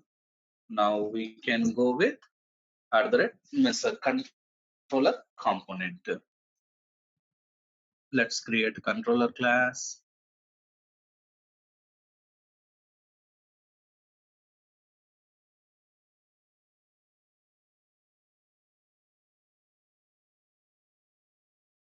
Generate the comments. So whenever we are writing controller classes, how should we need to write? Rest controller, and then request mapping. You can say students, right? Or student. Students or student, anything we can give. Here also again /API and a version also, if you want to specify, you can specify. Now write the method what type of method we need to write to I want to read all the list of get mapping, and then public list of student objects get students list. Same we can write. Now return,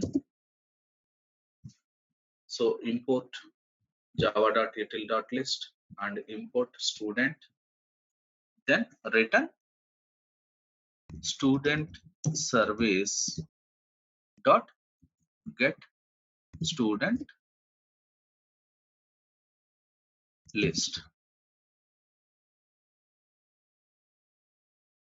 Now what is this student service? We need to create a field and it should be student service. So if you observe, always we are creating the reference variables for parents, means interfaces that are nothing but parents, right? Not the actual classes. This is why we can say it is loosely coupled project. Auto while. So we have created the API like a student and getting the list of all the students. So it works now. It should work. Now let us start our application.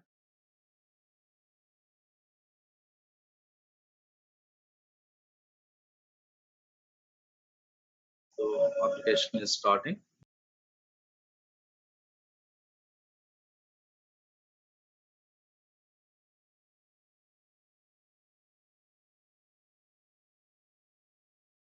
So application has been started with updates for the SMS STS.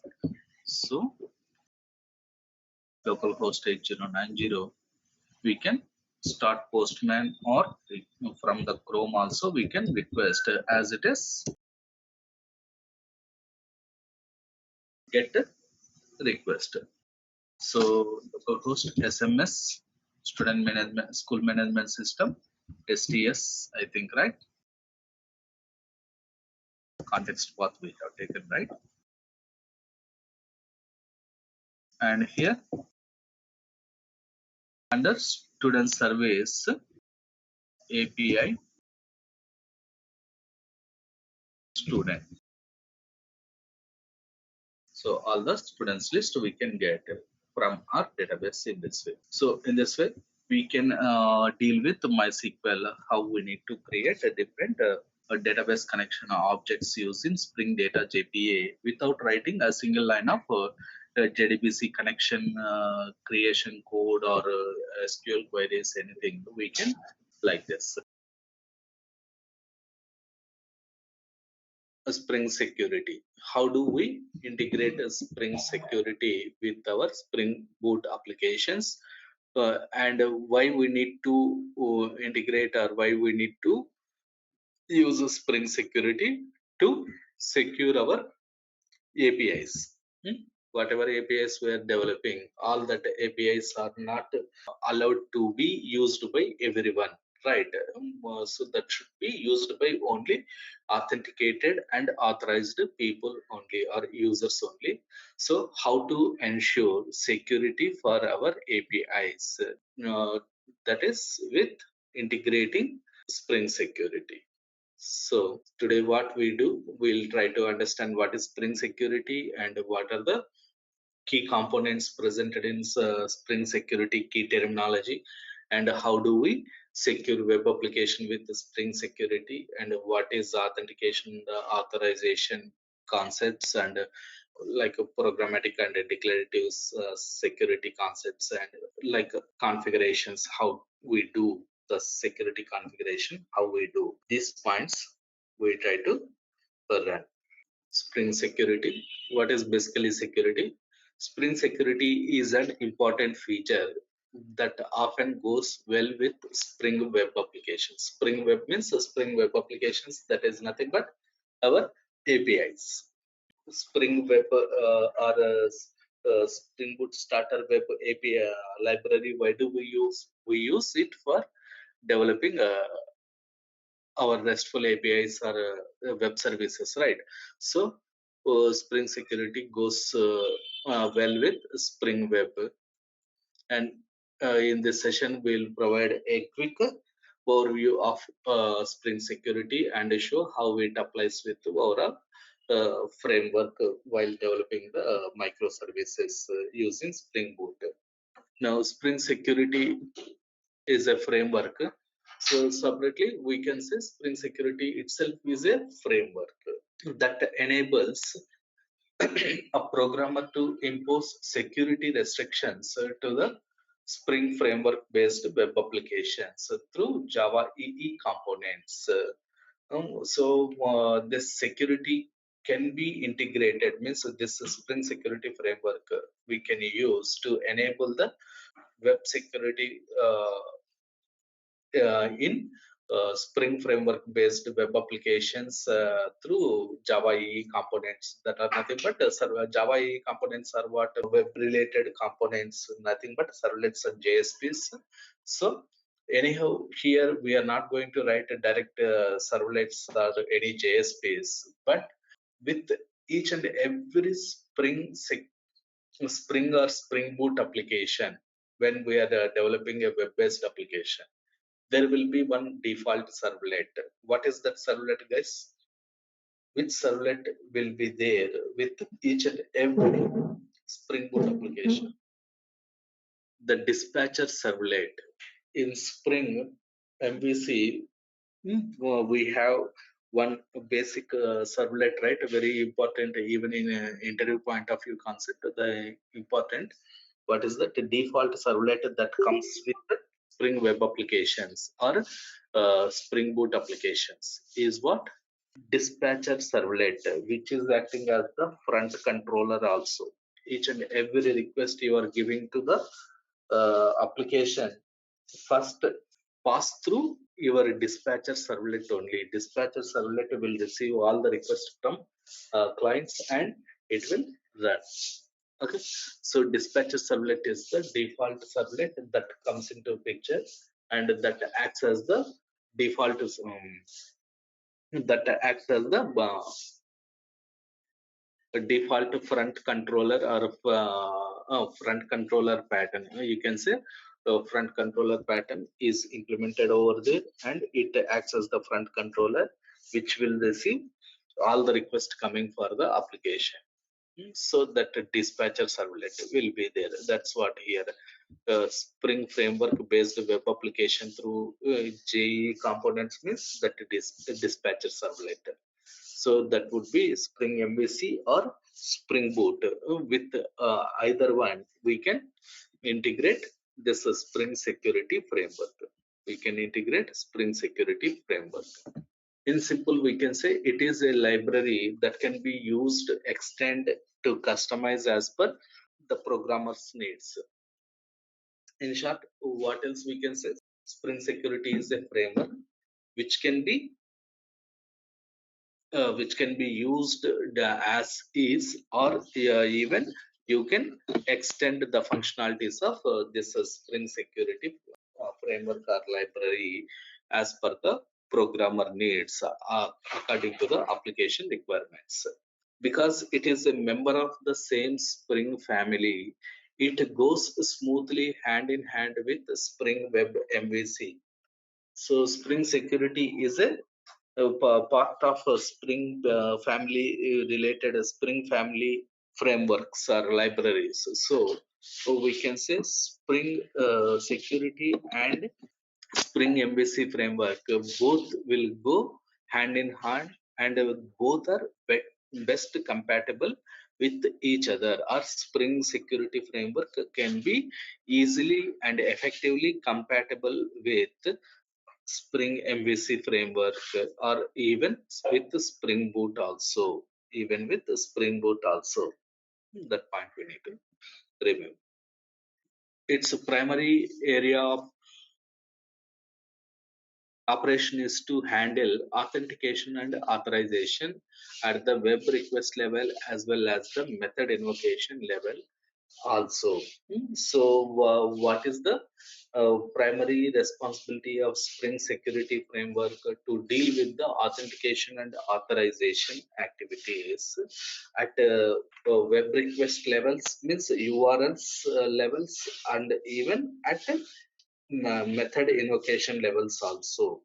So, using Spring Security, you can provide the security filters for authentication and authorization activities for each and every URI, all your URIs. Web requests means nothing but that URIs, whichever URIs we are building as our APIs, right? We are writing like our URIs, right? Like API slash v1 slash students or products, like that we are writing, right? So all that URIs can be secured with this Spring Security integration. So if what we can say for how do we secure our APIs, or how do we secure our web services or REST endpoints, whatever it may be. To secure our web services or REST endpoints, or to our APIs, what we need to do? We need to integrate Spring Security Framework in our application. And after integrating, we can make use of other advanced techniques, means the part of on top of Spring Security Framework, we have got other techniques like auth 2 and JWT, the popular security approaches, auth 2 and JWT. And of course, even we have other approaches like SAML also we have. But SAML and LDAP, these are all outdated techniques. Now we are not using the other techniques. What we have, like we can provide the security with SAML, and we can provide the security with LDAP also, but that are outdated. Now everything is going with auth 2 and JWT. So these two we will be seeing in our demos. We will not touch SAML and LDAP, as that are outdated and not in use much. So we'll in our we'll try in our Spring Security, we'll be seeing what is basic library usage, how do we use Spring Security for securing our APIs, the basic thing. And then on top of security framework, what are the other approaches or libraries that we have? Like four techniques we have, like SAML, LDAP, auth 2 based, and JWT based. We'll be seeing auth 2 and JWT security approaches, securing our APIs using auth 2 and JWT. How to implement that we'll be seeing. So the greatest advantage of this framework is that it is powerful yet highly customizable in its implementation. So the advantage with the Spring Security Framework is what it is more powerful, is more robust, but still it is very easy to customize according to our requirements. So we are using Spring Security most widely to provide the security concerns in our applications. So although it follows a Spring convention over configuration, programmers can choose between default provisions or customizing it to according to their requirements. Even we can proceed with the default configurations that comes with the framework, or we can enhance it by customizing this configurations according to our application requirement. That means it is very easy to integrate with our application. This Spring Security Framework, uh, co- we can easily integrate with our application. That's what we mean here. Spring Security is a framework. Coming to its history, what we can say, Spring Security is a framework that provides several security features. For example, authentication and authorization for creating secure Java enterprise applications. And this was a sub project which was started in 2003 by Ben Alex, and later in 2004 it was released as a Spring Security 2.0 under the Apache license. Apache license means it's an open source and free software, free framework. It tries to overcome the problems that come from creating security applications with non-Spring background and managing the new server environment also.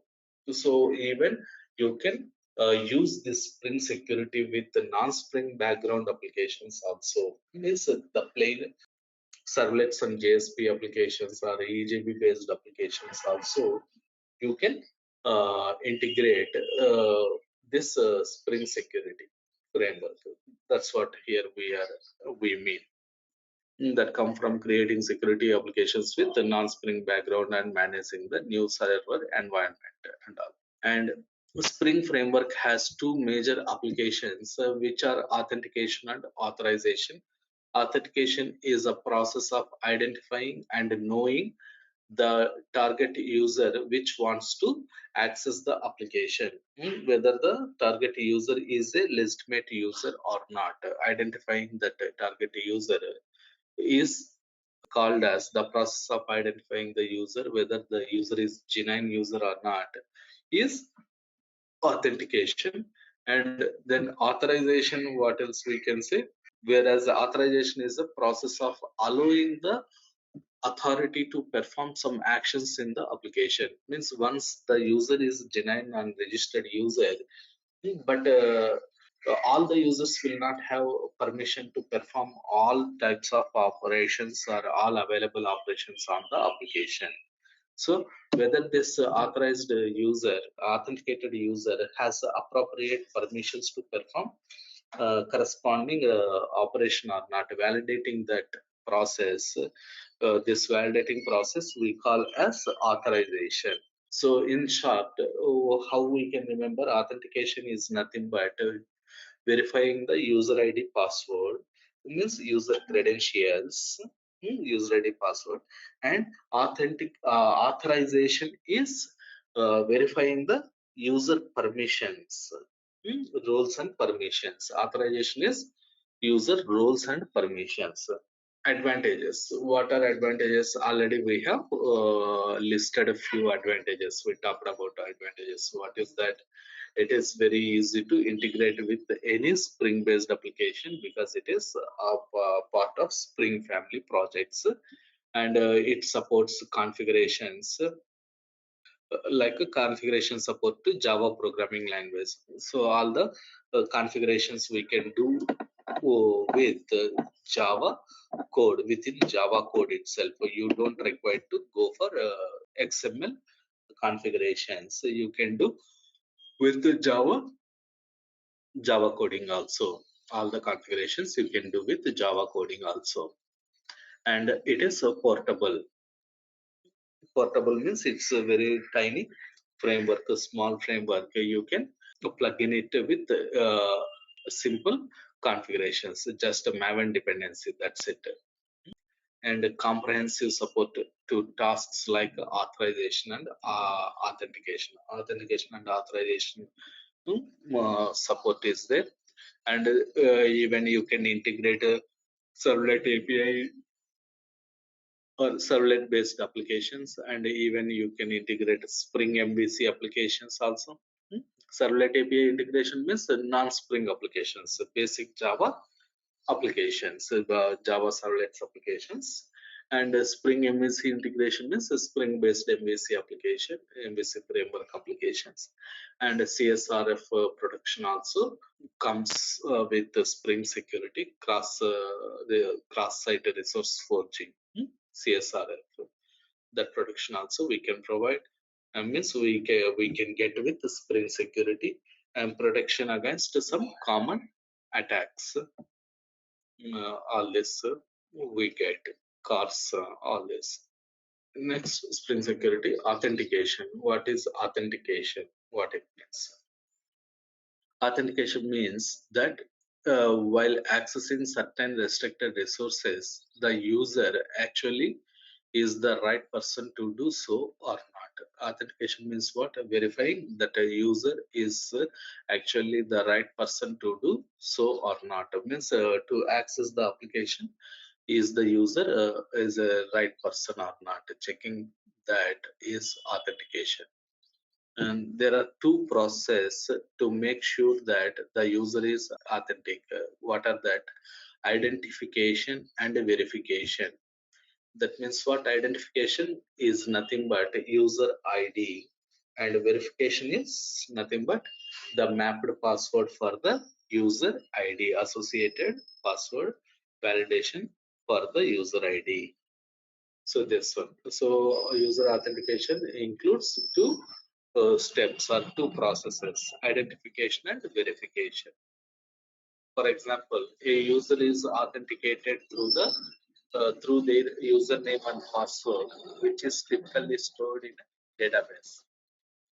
User is authenticated through the username and password. That your user ID and password are stored where? In database. And of course, not only in database, even the user ID and passwords can be accessed from LDAP also, within the organization. LDAP also, LDAP directory also we may be having. From there also we can validate username and password.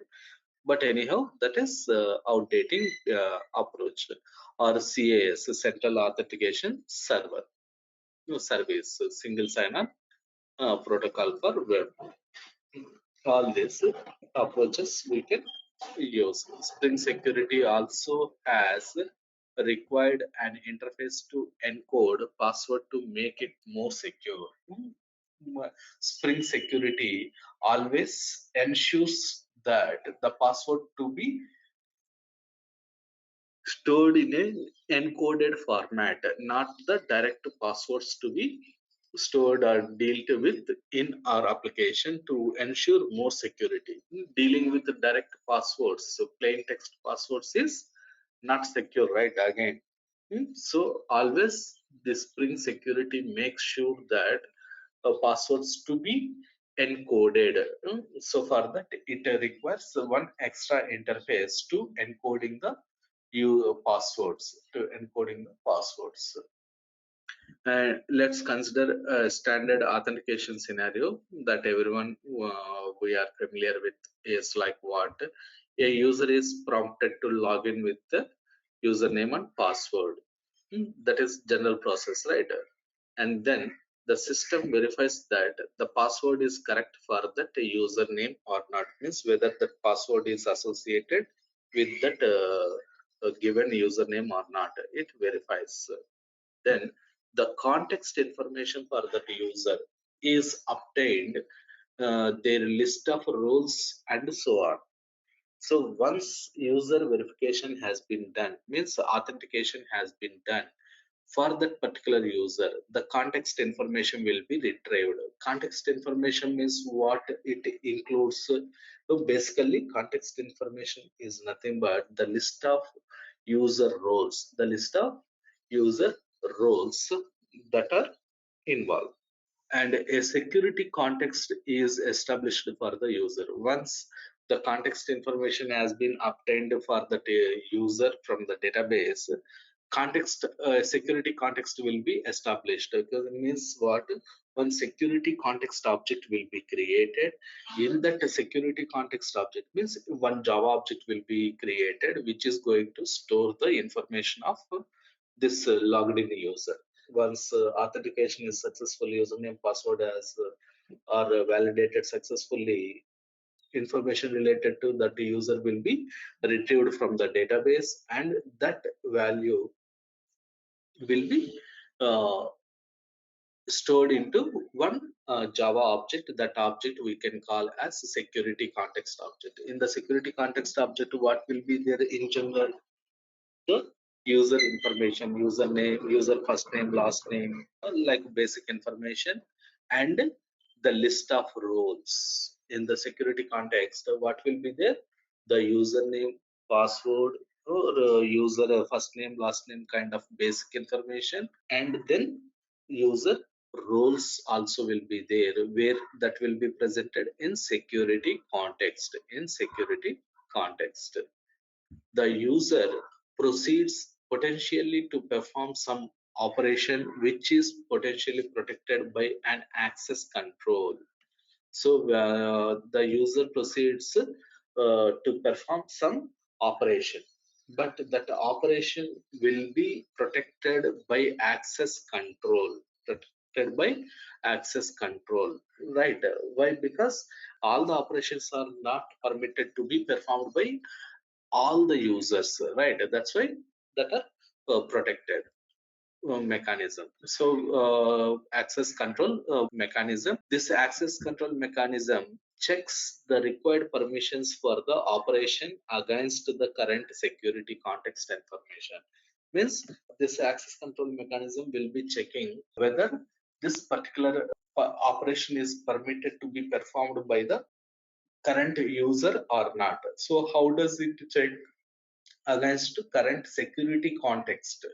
In the current security context object, it will check for the roles, whether the user has appropriate role to perform this operation or not. Right? See, if you are a software engineer and you are trying to log your work hours, means the task updates you can do, but you cannot see or read the task updates of another user, another employee, right? Who can see? Only the manager can see all the team employees task updates, like that. Or else the salary information, who can see? As you are a regular software engineer, you can see only your salary information in your pay slip, but you cannot access others pay slip. But your manager can access all the resources working under his teams. He can access, right? It means based on the role and permission, you will be allowed to perform certain job or certain task. That is what we are saying here, and that information from where the system will get current security context. In the current security context, what do we have? We'll be having obtained list of roles. The role, based on the role only, that operation should be permitted, right? That's what we are telling. Steps to achieve authentication. So how do we achieve authentication in our Spring Boot application? That's what we are saying here as steps. Authentication is an interface. Basically, in our Spring Boot security or Spring security, we have an interface called authentication. Whatever bold letters are presented on this slide, all that are predefined classes and interfaces. in a Spring Security Framework. So here, authentication. Authentication is an interface which has several implementations for different authentication models. What are the different authentication models that we have? We have like a SAML, LDAP, OAuth, and JWT and basic authentication models. All this we have, right? So all that, for all those models we have different implementation classes for this authentication interface that we have. For a simple username and password authentication, Spring Security would use username and password authentication token. This class, username and password authentication token, is a subclass which is implementing the authentication interface. When user enters username and password, system creates a new instance of username and password authentication token class object. New instance of username and password authentication will be created. New instance means new object for this class will be created, and this token is passed to an instance of authentication manager. Here token is nothing but this class object. Username and password authentication token object will be passed to the instance of authentication manager. Means here another class, built-in class in a Spring Security, which is nothing but authentication manager. To that authentication manager, username and password authentication token object will be passed for validation. Why it will why it is being passed? For validation purpose. Internally, authentication manager will do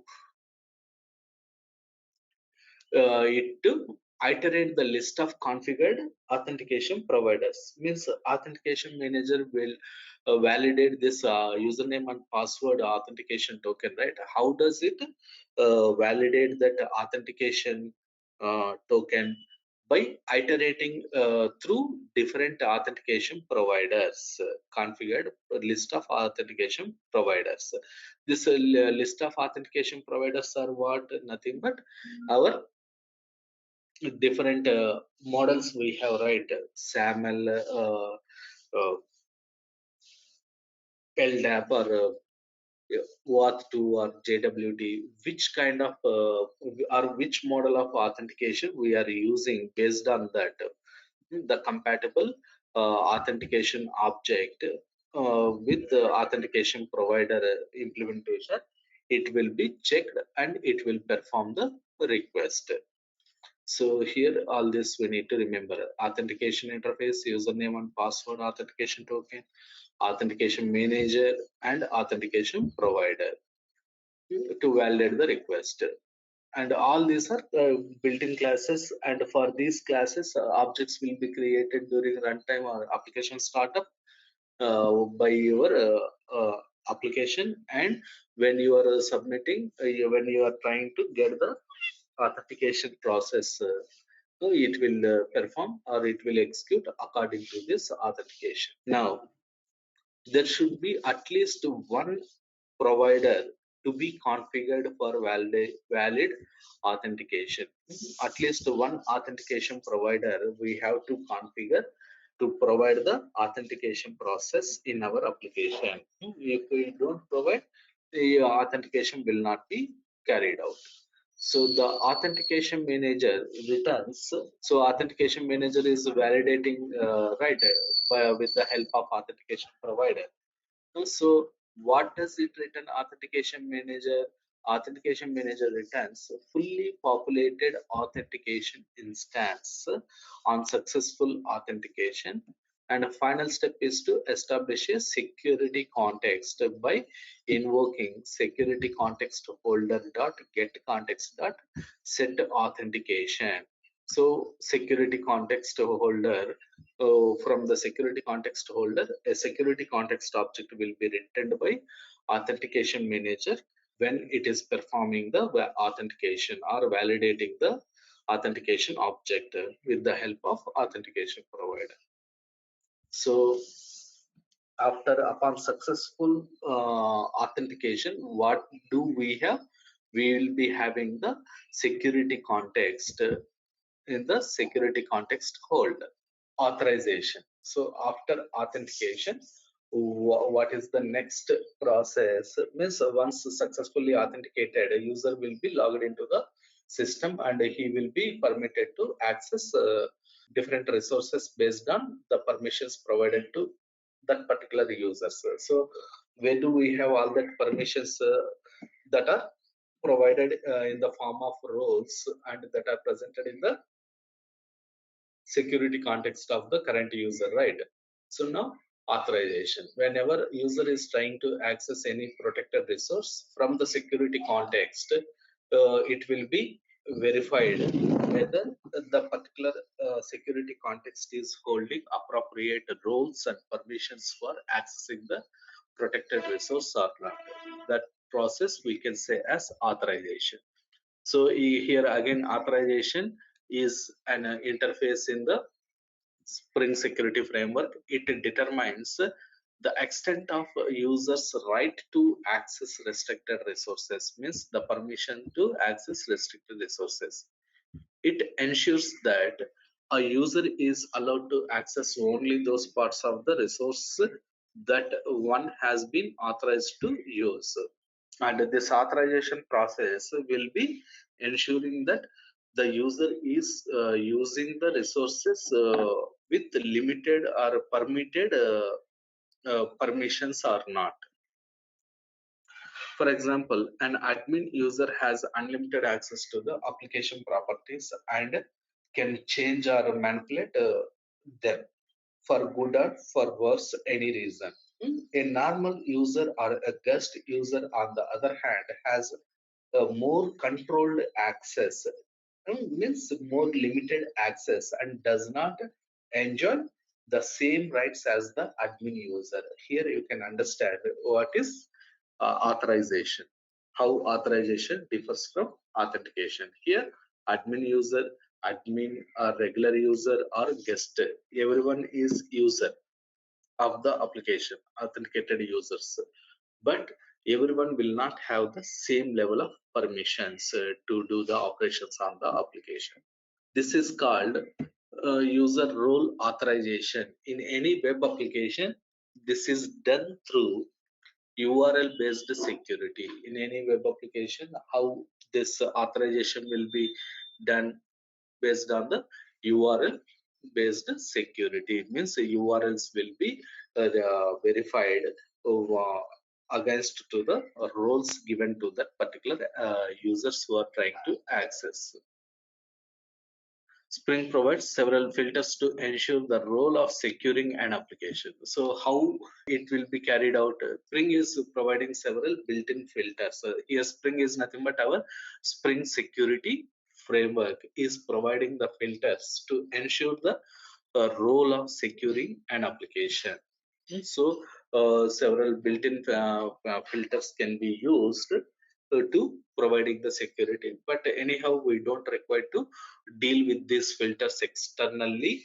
In general case, directly we can add the Spring Security Framework and we can make use of these filters internally automatically. That will come into picture and that will work. We don't require to do anything explicitly with these filters.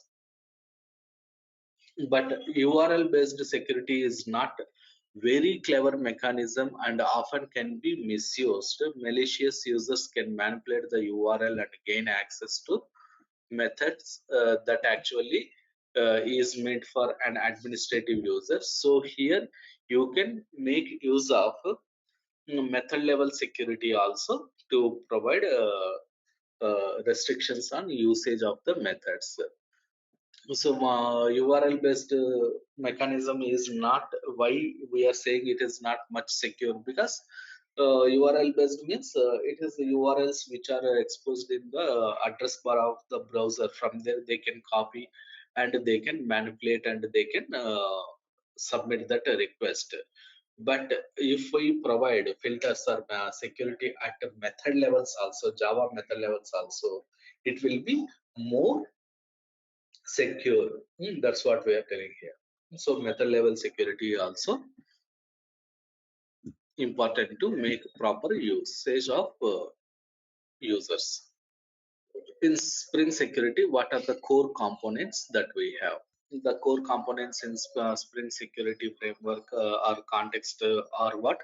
Security context holder, and in the security context holder, we'll be having principal object. Principal object is nothing but the currently logged in user information object. Principal is what? Principal is the object which is holding the currently logged in user information and user roles. And user details.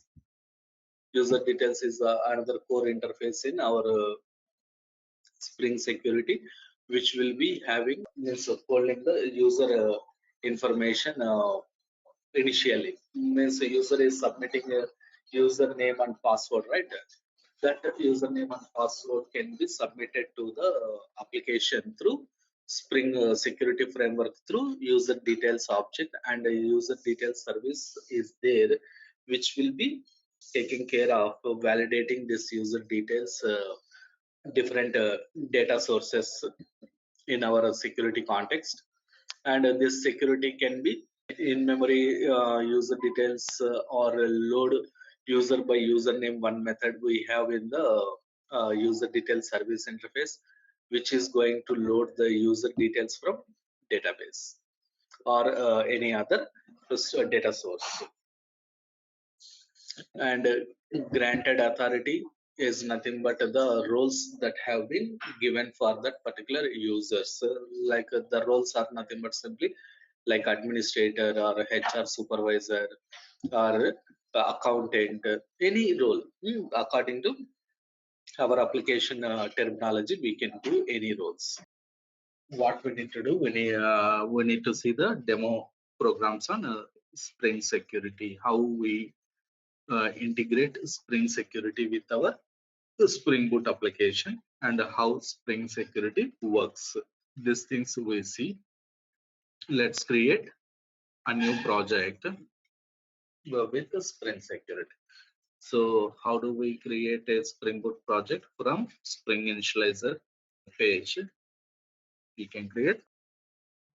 So project is Maven project, language Java we can take, and Spring Boot version. And here metadata com dot group is com dot Mindmajix dot Spring Security, Spring Boot Security demo.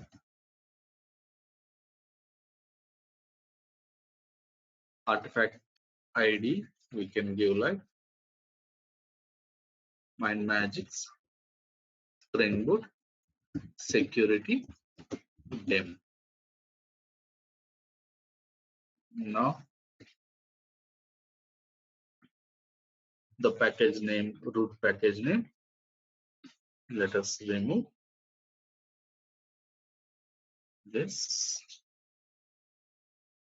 And packaging, we need jar and Java version as 8 we need. And then the dependencies. What are the regular dependencies that we need to add? We need to add the regular dependency. Web, we need to add a web dependency. Next, what is the another dependency that we used to add here?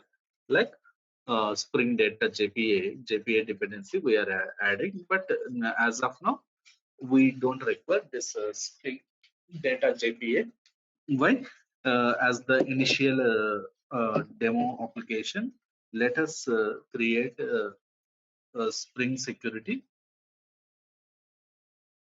application with the basic security application. Later, we'll include the JPA also in further advanced applications. So simply type security, Spring Security will get. Now generate the application. So we got the application, get that application into our working folder, online training, Mindmajix, October 21.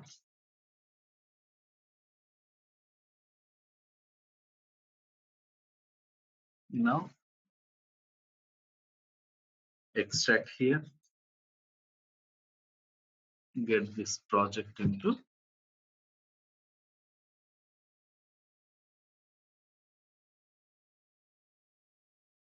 now come to Eclipse and import that project.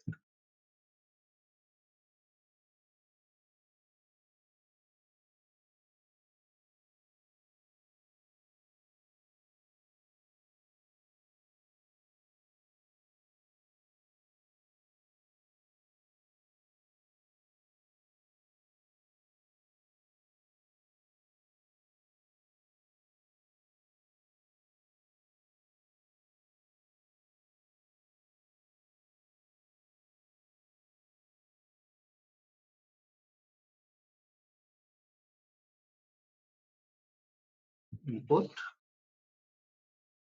existing Maven project into our Eclipse workspace from the project which we have copied just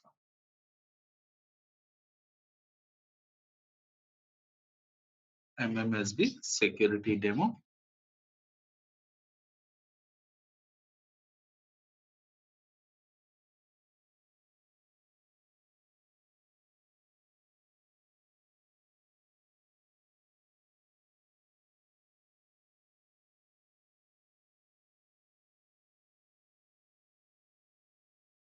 So it's loading, let it load.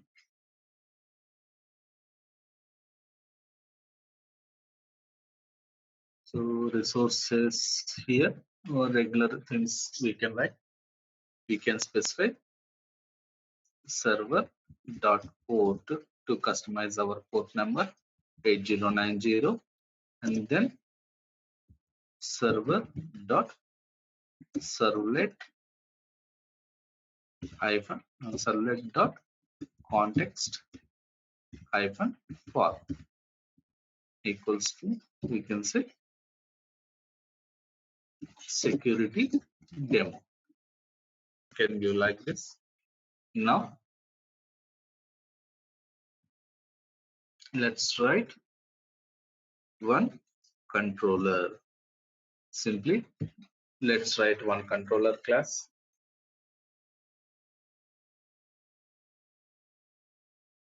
So all controllers we need to place in controller package. So put it in controller package. Here we can say demo controller.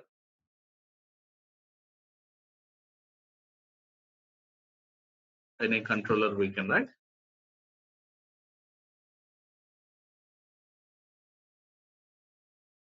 Now in this controller, what are the things we need to do? Every controller must be annotated with @controller annotation, but instead of that, which is preferable, using @REST controller.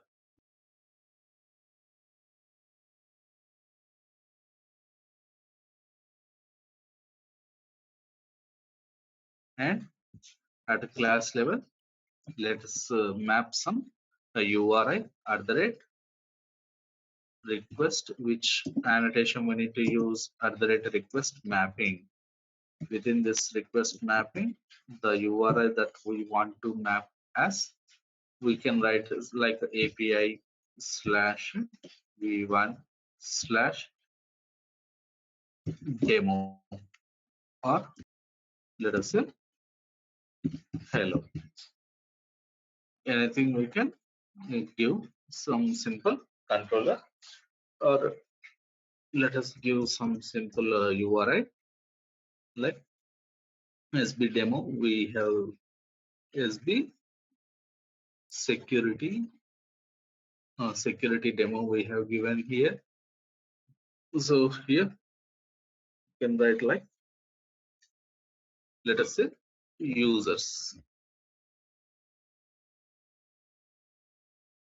So here what I wanted to do is I want to display some list of users information, let us say. So for that, let's write a simple controller method. I will be writing string get users list. This users list will return some simple message, return h1 users list, any message h1, close the h1 tag like this. And we need to annotate this method with corresponding request mapping. So here which method request mapping we can do? At the rate get mapping. Basically we can do at the rate get mapping. So whenever we are saying users, it will invoke get users list and it will give you the response as users list. Now let us run this code and observe how the program execution goes. So until here, it's clear, right, guys? If you observe here, we haven't done anything new. Just very basic application only we have written.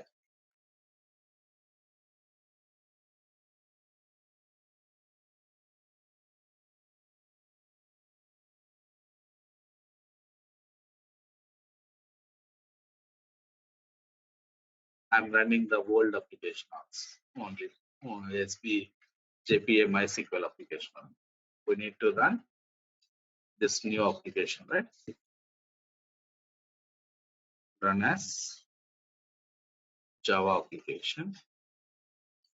And when we are running this application starts on port number 8090 with the context for security demo. Right, see, started on port number 8090 with the context for security demo. So we need to request on this path. And after that, the users, the API path. So now let us request for this and observe how it works.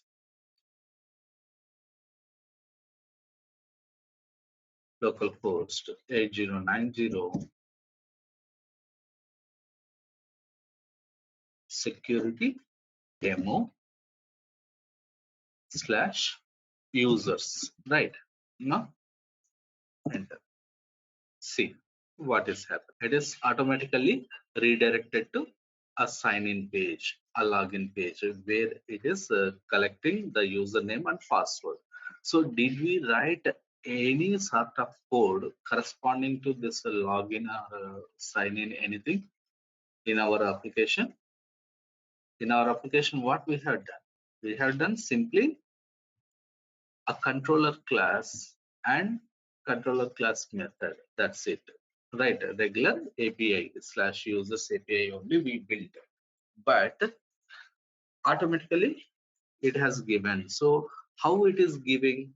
Because in our form.xml, means while we are creating the application, what we have done?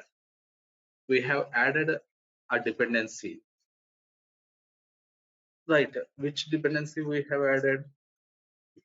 This Spring security dependency, Spring -boot -starter -security. Because of this dependency, Spring Boot is doing the auto configuration. These all we can say as opinionated dependency management or opinionated dependencies and configurations happen in Spring Boot. Why? Because based on this configuration, Spring Boot understood that it requires this login page to collect the username and password and to let the user to log into the system. So without authentication, no user can get access to that particular endpoint which we have created, users endpoint. We have created users endpoint, right, which is a displaying list of users. So it should be controlled with a login. Means there should be appropriate authentication, right? So how it has come? Because we have added the Spring Security Framework as the dependency with our Spring Boot application. Just by writing this dependency, it has been integrated. This page is coming from a Spring Security Framework as the built-in option, a built-in page. Now, how to log into this page? What is the username that we should use? The default user, we haven't created any users here, right? The default user name in Spring Security is user. The default username in a Spring Security is user. And what should be the password for this user? What is the password for this user? The password for this user is, if we observe our application startup logs, here we can see one password has been generated and given here using generated security password. Means application is going to use this generated security password. This we should use to log into the application. So the default username in Spring Security is user and password is the generated password which is printed on application startup logs. Now sign in. Once we provide appropriate login details, then only we can log into the application. It will be redirected to our endpoint. It will not be directly accessible for any users, even though if they request for a user's endpoint, we requested for this URI, right? But automatically it will be redirected to the Spring Boot, Spring Security default sign-in page or login page, and there we need to use the appropriate credentials for authentication purpose. So by default, what are the credentials? We do get some credentials like username as user and password as application startup logs password that we need to use. So now this password is valid until this application or a server is running non-stop. Once server is restarted, then what happens?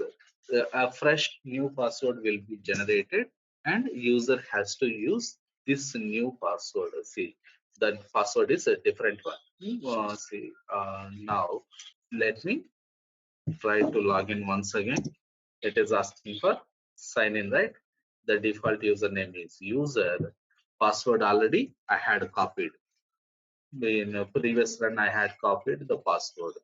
Right, this was the password which I have copied, like a 390B, B5B4, like that. So if I try to use this password, now what happens? See, bad credentials. So the password validation. Also, this login page is not simply login page. It is completely fully featured login functionality that we do get with Spring Security Framework by default. It will validate the credentials also. Here, what is going wrong? Username is correct, user only, but whatever password we have given, that password is expired because we have restarted the application server, right?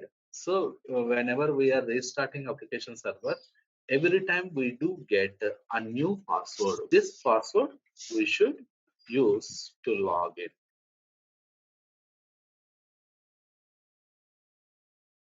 Like this. Every time we need to get password to log. So now not only login page or sign in page has been provided by Spring Security, even it is providing logout functionality also. To log out, simply you need to use this /logout URI.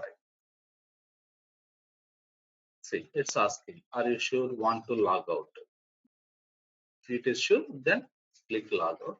You have been signed out successfully. Now again, if we want to log in, user, then password, sign. Why it is giving 404? Why? Because the user's context path we don't have. We need to give users. The URI what we need to give is users. It logs redirects to users now. Why? Because already we have logged in, right? That's why it goes. But now if I say log out,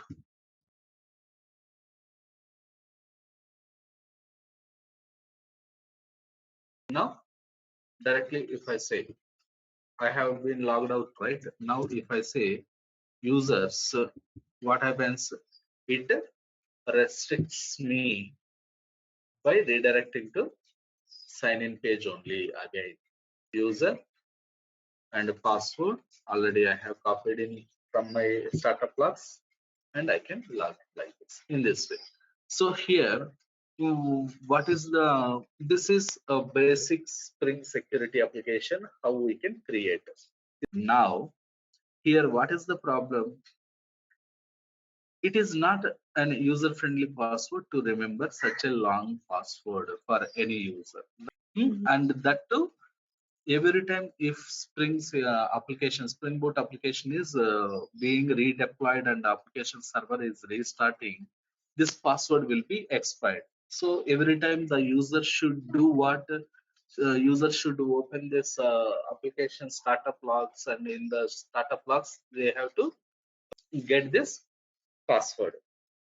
It is not so convenient for any user, right? So what we have to provide here, we need to provide a way to have user defined password, not as the auto generated password. So if user is specifying some manual password like password pass at 123 or ABCD like that, then it will be easy. Instead of that, we are asking the user to remember such a long auto-generated password. It is not so convenient for the user, right? So now here, how we can provide a user-defined password to the user. For that, what we need to give. So here, if we are going with this regular auto-generated username and password, it will be very difficult to remember for the end user and use that things, right? So we need to provide a way to configure the username and password. So where we can configure that username and password for the users in our application.properties file. In our application.properties file, we can configure username and password. So how we can configure? We can write here the properties like Spring security, Spring dot security dot user dot name. What is the name you want to give? The default name is user, right? But now I want to give my own username. Let me give it as like Sekhar and password. For password, what is the property that we need to write? Spring security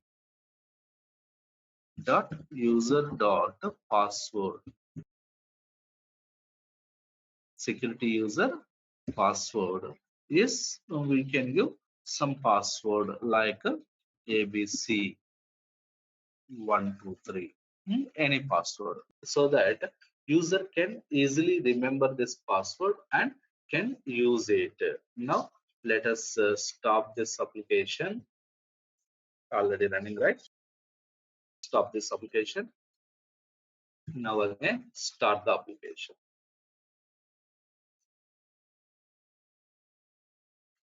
See, now if you observe the logs, application startup logs, application has been started, but we never has got, we didn't get the password, auto-generated password here. That means we have to use this password only, ABC123. We cannot use any auto-generated password. This is what opinionated auto configuration or auto configuration. So within the properties file, if we write any corresponding related properties, that properties will be used in Spring Boot. If you don't write any related properties here, Spring Boot will make use of the default configuration settings by the framework.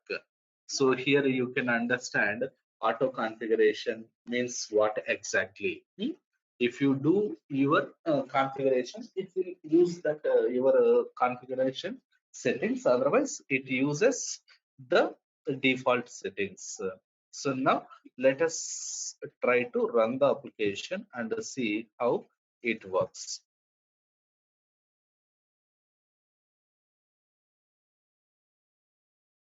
Now, user we cannot use. We need to use the configured username. What is that secret? And password is ABC123, right? Okay, sorry. It's not a user, right? It is users, right? That's right. So whenever we are getting 404 means what? Status 404 means there is a problem with the request itself. Means it is saying not found. Not found means a resource not found. The requested resource. So here we are, which resource we are requesting? This URL, right? So this requested resource is not existing on the server side. That's why 404 error we are getting. So if we get any 404 status, then we need to check whether our request URL is correct or not first from the client side itself. So it is users, but earlier I have given it as user. That's why I got that status 404. Is it clear, guys? So in this way, we can add custom username and passwords in our properties file to log into our Spring security application. So how we are configuring the custom username and password in our Spring security applications.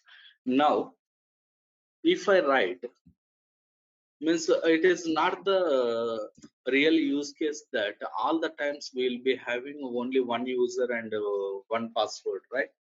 So everyone cannot use the same credentials.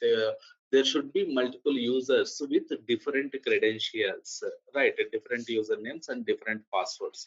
Then how to configure it? So for that, if I write like this,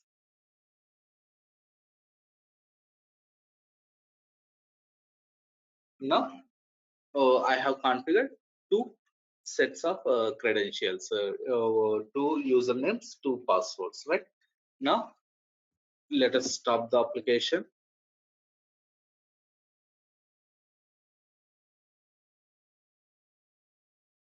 and start the application.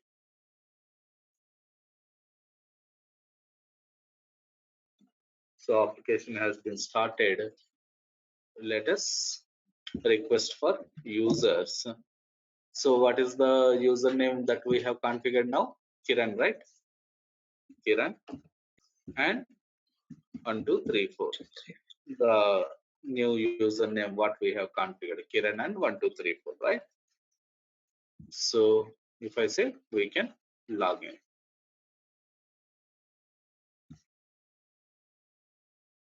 Let us log out and log in with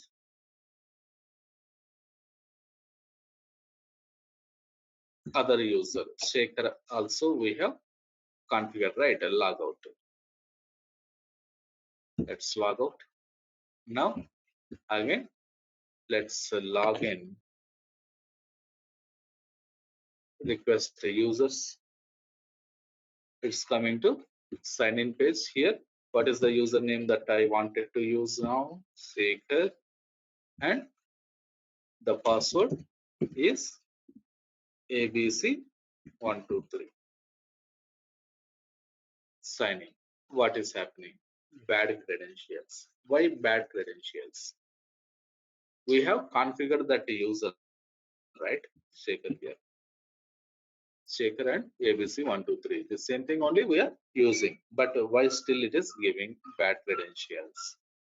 Whenever we are writing the properties, means properties with the same properties in the properties file, then what happens, the latest ones, means later entries are going to overwrite the,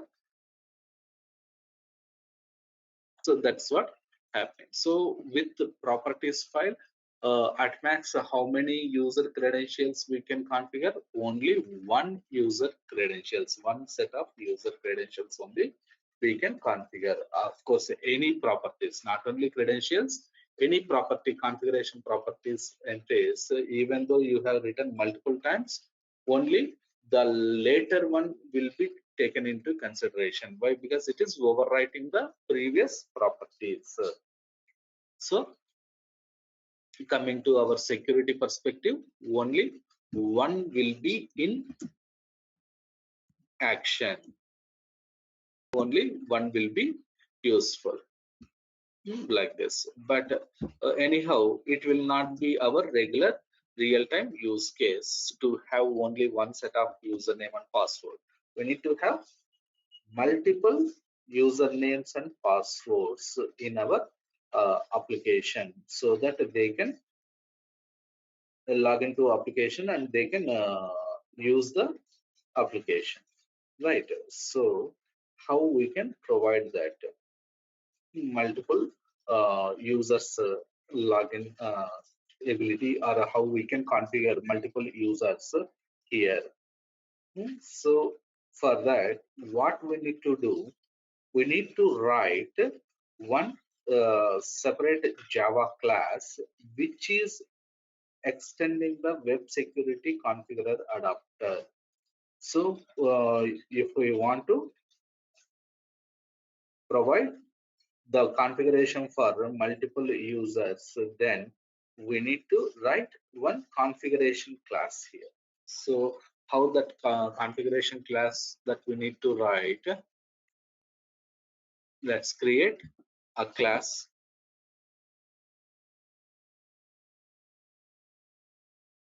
So in the demo, let's write another package like a config, and the name, class name, we can say demo or security configurer, or security config class, or configurer class. We can write, and this class should extend a predefined class from web secure Spring security framework. What is that predefined class that we need to extend is web security. Here we are writing web security, right? Means web-based endpoints we are writing. So we need to secure our endpoints, which are nothing but a web application components. So we need to write web security configurer adapter. we need to extend. It is an abstract class which is available in our Spring framework, Spring security framework. So like this.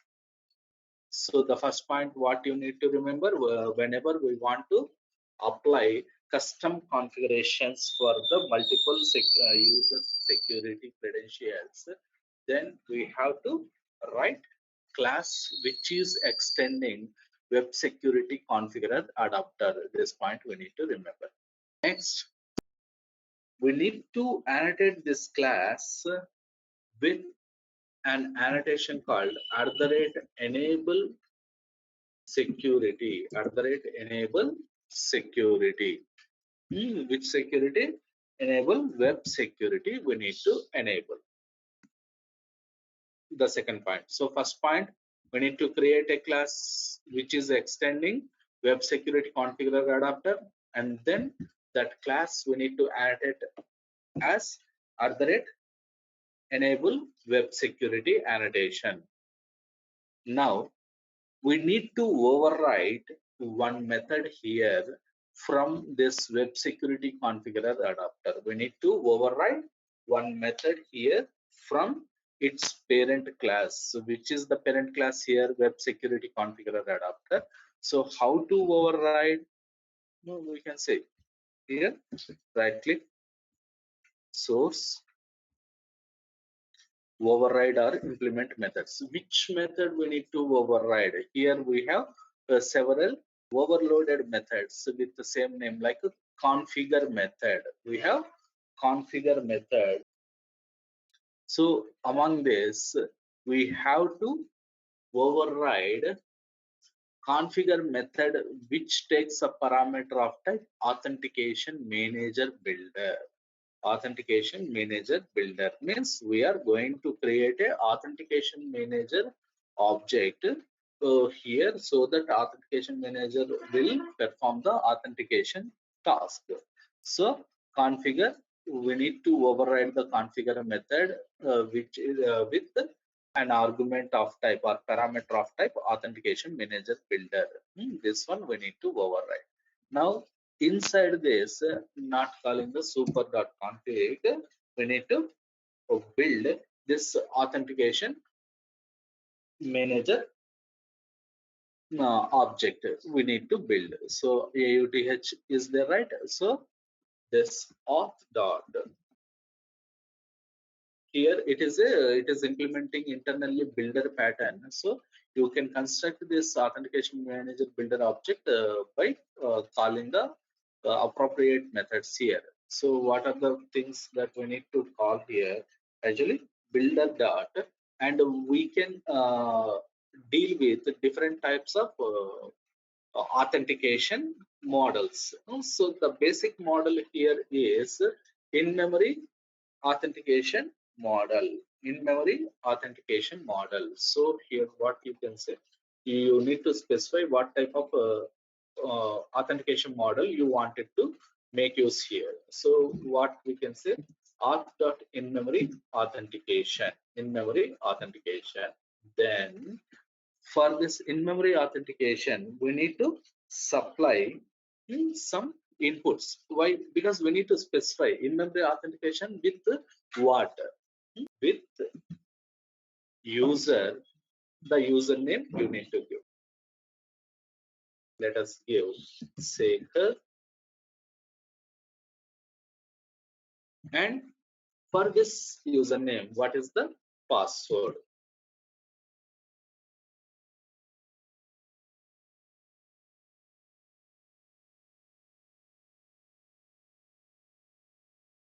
Username dot password method, give the password. What is the secret password that we are using? ABC123, right?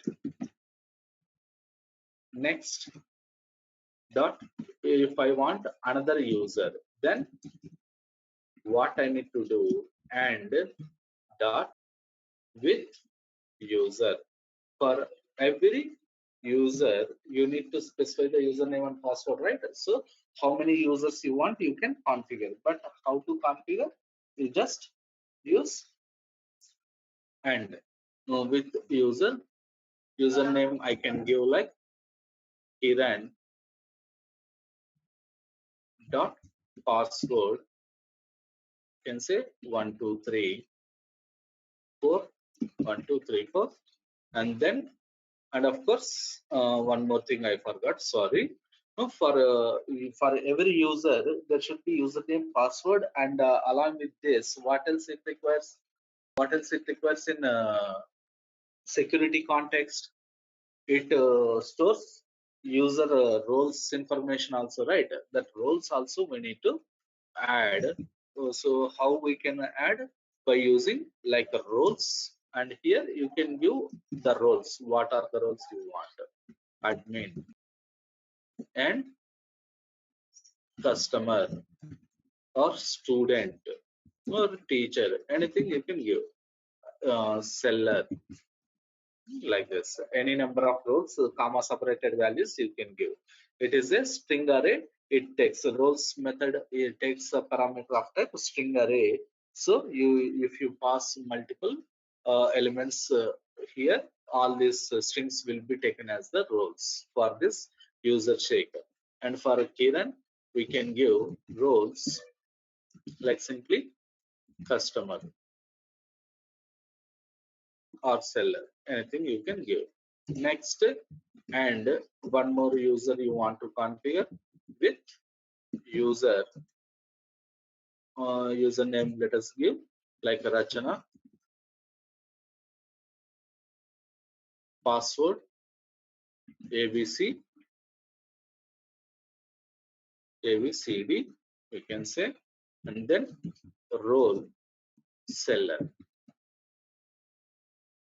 like this we can pass. All the, we can configure all the usernames and passwords. Any number of users you can configure here. Rachana, then Tara, anything. And with user password abcd roles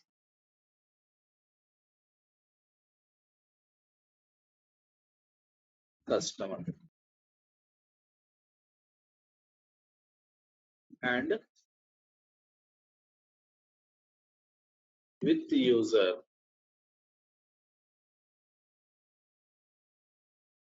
Srividya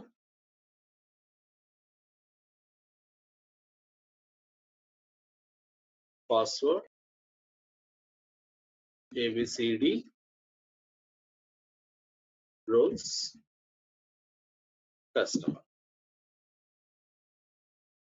Like this we can configure any number of users. And one more point what we need to remember from our slides, Spring Security always makes or insists us to use some password encoder, makes us to use some password encoder. Directly if we write like this, it doesn't accept. It should, we have to specify the encoder, a password encoder, which is to be used to deal with our passwords. So as of now, as it is a basic example, I don't want to encode and decode our passwords directly as plain text passwords I wanted to use. So what I can do here now, I can specify and password encoder as no op password encoder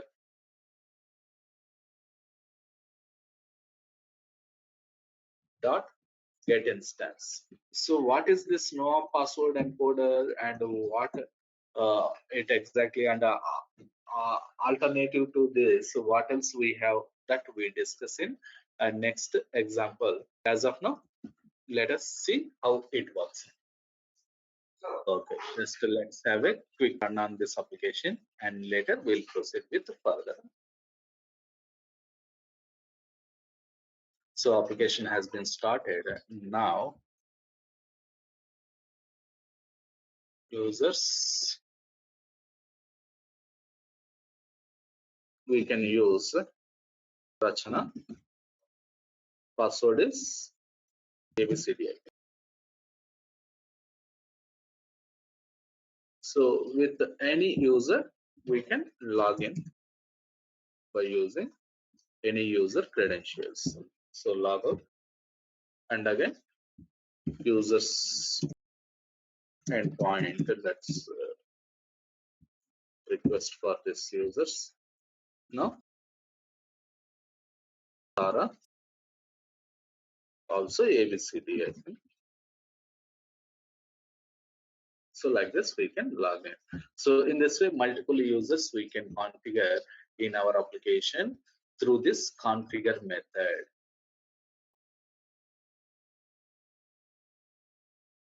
Spring Boot caching. What is caching and how we deal with the caching? These things we see. So how do we integrate Redis with caching? That is in our microservices means to maintain a cache, means to frequently to maintain the frequently accessing objects in the cache and accessing that objects quickly from the cache. So for that, let us see caching. What is caching? Need for caching and different types of caching, and the annotations that we use to implement the caching in our application, and how we are doing the caching in Spring Boot. We'll see. So now, caching. What is caching? We can say caching is a mechanism aimed at enhancing the performance of any kind of application. Basically, what is the basic purpose or basic objective of caching? To enhance the performance of an application. It relies on cache, which can be seen as a temporary fast access software or hardware component that stores data to reduce the time required to serve future requests related to same data. So that means what in caching, basically what happens? So if one request has come and the data that we are returning as the response for that particular request would require to be accessed again and again in future by other clients or in other requests. In such case, every time going to the database means hitting the database and fetching the data from the database would require much time, and that may give uh, uh, slower performance. But if we wanted to keep such frequently accessing data or again and again accessing data in further requests can be placed in a faster accessible hardware or software. Such mechanism we can store in faster accessible hardware or software, so that the data can be means our overall application performance can be improved in further requests. So that is actually we can call as caching mechanism.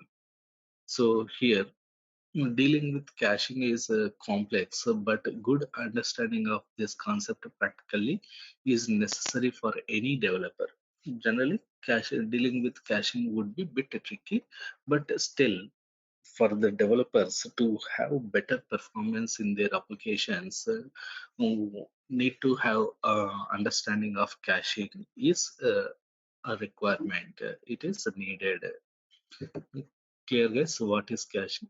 Basically, the point that you need to remember is which can be seen as a temporary fast access software or hardware that stores data, reduce the time required to serve future requests. That is a basic point that you need to remember about caching. And technically, what we can say, technically, caching is the process of storing and accessing data from quicker, faster accessible components. Quicker, faster accessible components. That components could be hardware or software components, but generally, what we can say it would be our RAM, our memory application, RAM or memory means our server RAM or memory. If we are trying to read the data from the RAM, it is faster when compared with trying to read the data from the database. But what is a cache? A cache is a software or hardware component that aimed at storing data that future requests for the same data can be served faster. So it is and the cache is what it is a hardware. Hardware is nothing but the memory area or software which is dealing with this faster accessible memory area to serve the data faster in future requests. And the main reason why caching was born is that accessing data from persistent memories like uh, co- persistent memories takes considerable amount of time. Why the cache has been introduced, or why cache has been made as a practice in the regular approach, we are trying to get the data from persistent data stores, right? Like from files or from databases. Most frequently, it is file database, and sometimes it may be from files also. But with this, what happens? It is taking much time based on the load on the database server or on the amount of the requests. The reading data from this persistent stores would be requiring much time. So to improve the performance in that aspect, the cache has been introduced. So whenever data is retrieved or processed, it should be stored in a whenever from the persistent store, so the data is being retrieved and processed, it should be stored in a more efficient memory. We call such a memory as cache, which can be thought of as a high-speed data storage layer whose primary purpose is to reduce the need to access slower data storage layers. So cache is treated as a high-speed data access layer where the accessing data could be faster, and it reduces the improves the application performance, and the need to access slower data storage layers can be reduced. And to be cost effective and efficient, caches must be relatively small, especially if compared to traditional memories. And again, uh, because cache is faster accessible mm, source for the data, we cannot grow the cache as large as the data stores, the conventional data sources. If we do like that, then what happens? The cost of the maintenance would be increased. That means what? If we are reading the data or accessing the data from the database, to store the data on database server would be considerably less cost than maintaining all that data in the uh, faster memory called RAM. Here, actually, where do we maintain the data in cache? Cache we create in the RAM, and within the RAM, we are storing and accessing the frequently required data again and again. So if we try to install or incorporate RAM with a size as much as the regular database size, assume that what uh, 256 GB or 512 GB or 100 1 TB, then what happens? Having such a large RAM in our server would cost exponentially higher than regular conventional database server memory resources. Here what we need to do, we need to use this cache wisely. We need to use the cache wisely. We can't use cache for all the data. We need to make the cache usage more efficient.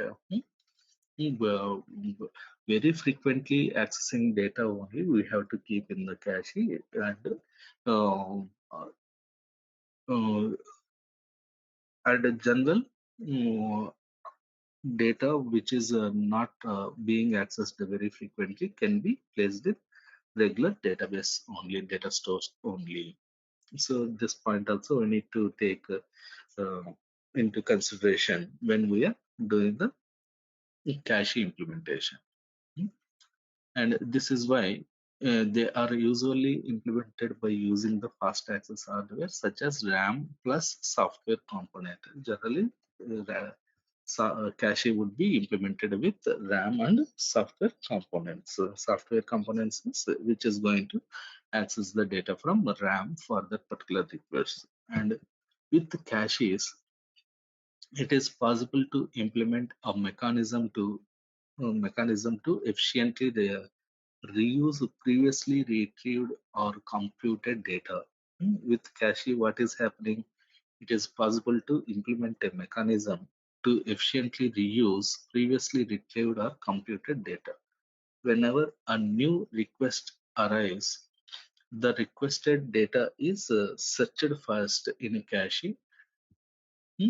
Whenever a new request is arrived, then what happens in while cache is implementing, the mechanism would be like this. How first data would be searched in the cache. Hmm? A cache hit occurs when the request data can be found in a cache, and on the contrary, a cache miss occurs when it cannot. Obviously, reading the required data from caches is assumed to be faster than recomputing the result or reading it from the original data source. So the more requests can be served from cache, the faster the system will be. So whenever more requests are being served from the cache, the system will be faster. So what we can say finally about cache, like as a final point, caching is fairly a simple way to achieve performance improvements. This is especially true when comparing algorithm optimization, which is usually match complex and time-consuming tasks. So in that case, it will be useful. So this is basic. These are the basic points that we need to understand and remember about caching. And on the need for caching, why do we need caching? If we consider the need for caching, caching is extremely important because it allows developers to achieve performance improvements, sometimes considerably. And as mentioned earlier, this is vital also in the uh, applications. And in particular, neither users nor developers want applications to take a long time to process the requests. As developers, we would like to deploy the most performing versions of our applications. And as users, we are willing to wait only for few seconds and sometimes even milliseconds, not for the minutes or hours. And the truth is that no one loves wasting their time looking at loading messages, right? Always, if we are showing, yeah, always we are showing that loading images and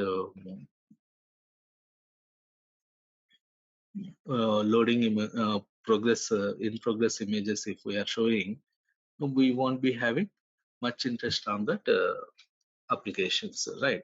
So we need to give the application response as quickly as possible. So that is one of the most important uh,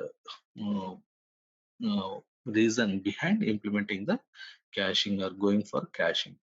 And the importance of offering high performance is so critical that caching has rapidly become an unavoidable concept in computer technology.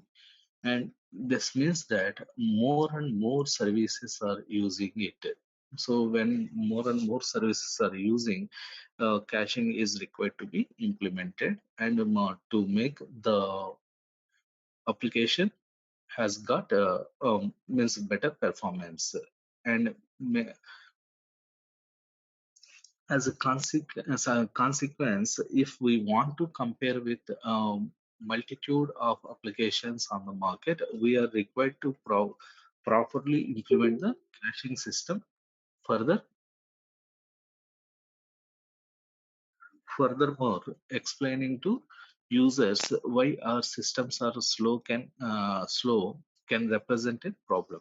So whenever applications are going, our systems are responding slow, giving slow, having slow performance or low performance, then we can assume that there is some problem. And another important aspect of caching is that it allows us to avoid making new requests or uh, reprocessing data every time, so that we can avoid overhead, like a network overhead, and reduce CPU usage, especially if requests involve complex elaborations or calculations. Then we can reduce the CPU utilization time also. And this can prolong the life of our machines or servers. Plus, avoiding making new requests reduces the overall amount of requests needed, which may decrease the cost of your infrastructure also. In fact, when dealing with cloud platforms or public API providers, so for example, it is common to bill for every network communication between their services. So these are all, if we observe, a greater side effects, right? When we are not implementing caching, then what happens? So many requests will be made to the database servers are persistent, so that may increase the infrastructure cost when it is going in, means when it is deployed on public clouds, and the cloud vendors will be billing for all each and every request or each and every second that is consumed, uh, that CPU is consumed by your application. So oh, by implementing caching properly, we can reduce the uh, infrastructure cost or maintenance cost of our application. And usually we want to execute some typical operations like putting data into the cache, on the cache. What are the operations that we perform in general? Putting data into the cache, reading data from the cache, and updating data in the cache, deleting data from the cache. So these are the general operations that we perform on the cache. Putting is nothing but like writing the data into cache. And why we are saying here putting data into cache? Because the cache is going to be maintained as a map in our systems. Cache is going to be maintained as map in our systems. That's why on map, writing data is nothing but put, right. Well, we are saying here it as putting data into the cache. And we have a lot of technologies available to set up a cache in our application. Each of these technologies like Hazelcast, Redis are example, uh, and has its own API. Each and every cache vendor or cache implementations are having their own APIs to implement the cache. APIs means libraries. If we want to use it in our application, we would have hard dependency on one of those cache providers. So, has we need to uh, we need to make use of the libraries provided by these vendors. It is not like uh, generic implementation for cache implementation. Each and every individual caches are having their own implemented methods that we need to get from the documentation, and we need to understand from the documentation, and we need to implement. But generally nowadays, which cache is more popular and being in use in the industry is Redis is most widely using cache provider. So we'll discuss on Redis. Hazelcast was there, but now it is growing Redis, and we are going to learn about Redis, how we can use Redis in our applications to implement the caching. And the Spring Cache abstraction gives us possibility to use an abstract API to access the cache. Our business code can use this abstraction level only without calling the cache provider's code directly. And again, now even though as these cache providers are providing their own implementations and their own mechanisms and set of methods to uh, implement the cache in the application. As the developers, we need to be aware of that API is provided by each and every cache provider. But when we make use of Spring Cache abstraction, Spring Cache libraries, then what happens? It will abstract the um, individual vendor implementations. We can using this Spring Cache, we can uh, mm, implement or integrate any cache provided, any cache library provided by any vendor. So directly from our code, we need not to call the cache provider's code directly. The Spring Cache is going to invoke based on our requirement. So Spring provides an easy to use annotation based method to implementing the cache. And of course, Spring is providing an easy to use approach to implement the caching, to implement caching in our application. Behind the abstraction, we can choose a dedicated cache provider, but the business logic doesn't need to know anything about the provider. So, behind the abstraction means a Spring Cache abstraction. We can choose a dedicated cache provider, any cache provider we can choose, but while implementing the business logic, we don't require to stick to or uh, depend more on the any cache provider. Whatever cache provider underlying we are using, underlying the Spring Cache library, that Spring Cache abstraction layer lets us use the cache independent of the cache provider. If we directly want to use this Hazelcast or Redis or EH cache, kind different types of cache vendors are there.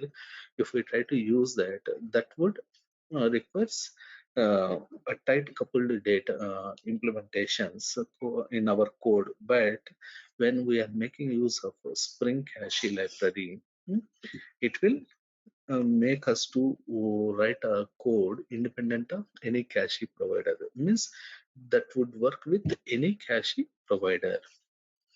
So cache types. Caching types are the annotations that we use in caching are like this. So what are the annotations that we use in caching? Like enable caching annotation. That enable caching, by looking at this annotation name itself, we can understand, right? This annotation enables the caching capability in a Spring Boot application. It enables the caching capability in Spring Boot application. In our Spring Boot application, on main class, we need to write enable caching annotation, so that what happens, the caching mechanism will be enabled, just like how we are writing enable Eureka server or enable Eureka client, like that. This @enable caching annotation helps us to enable the caching mechanism in our Spring Boot application. Next, @cacheable. @cacheable annotation is a method level annotation, tells the Spring framework to make the method response is a cacheable.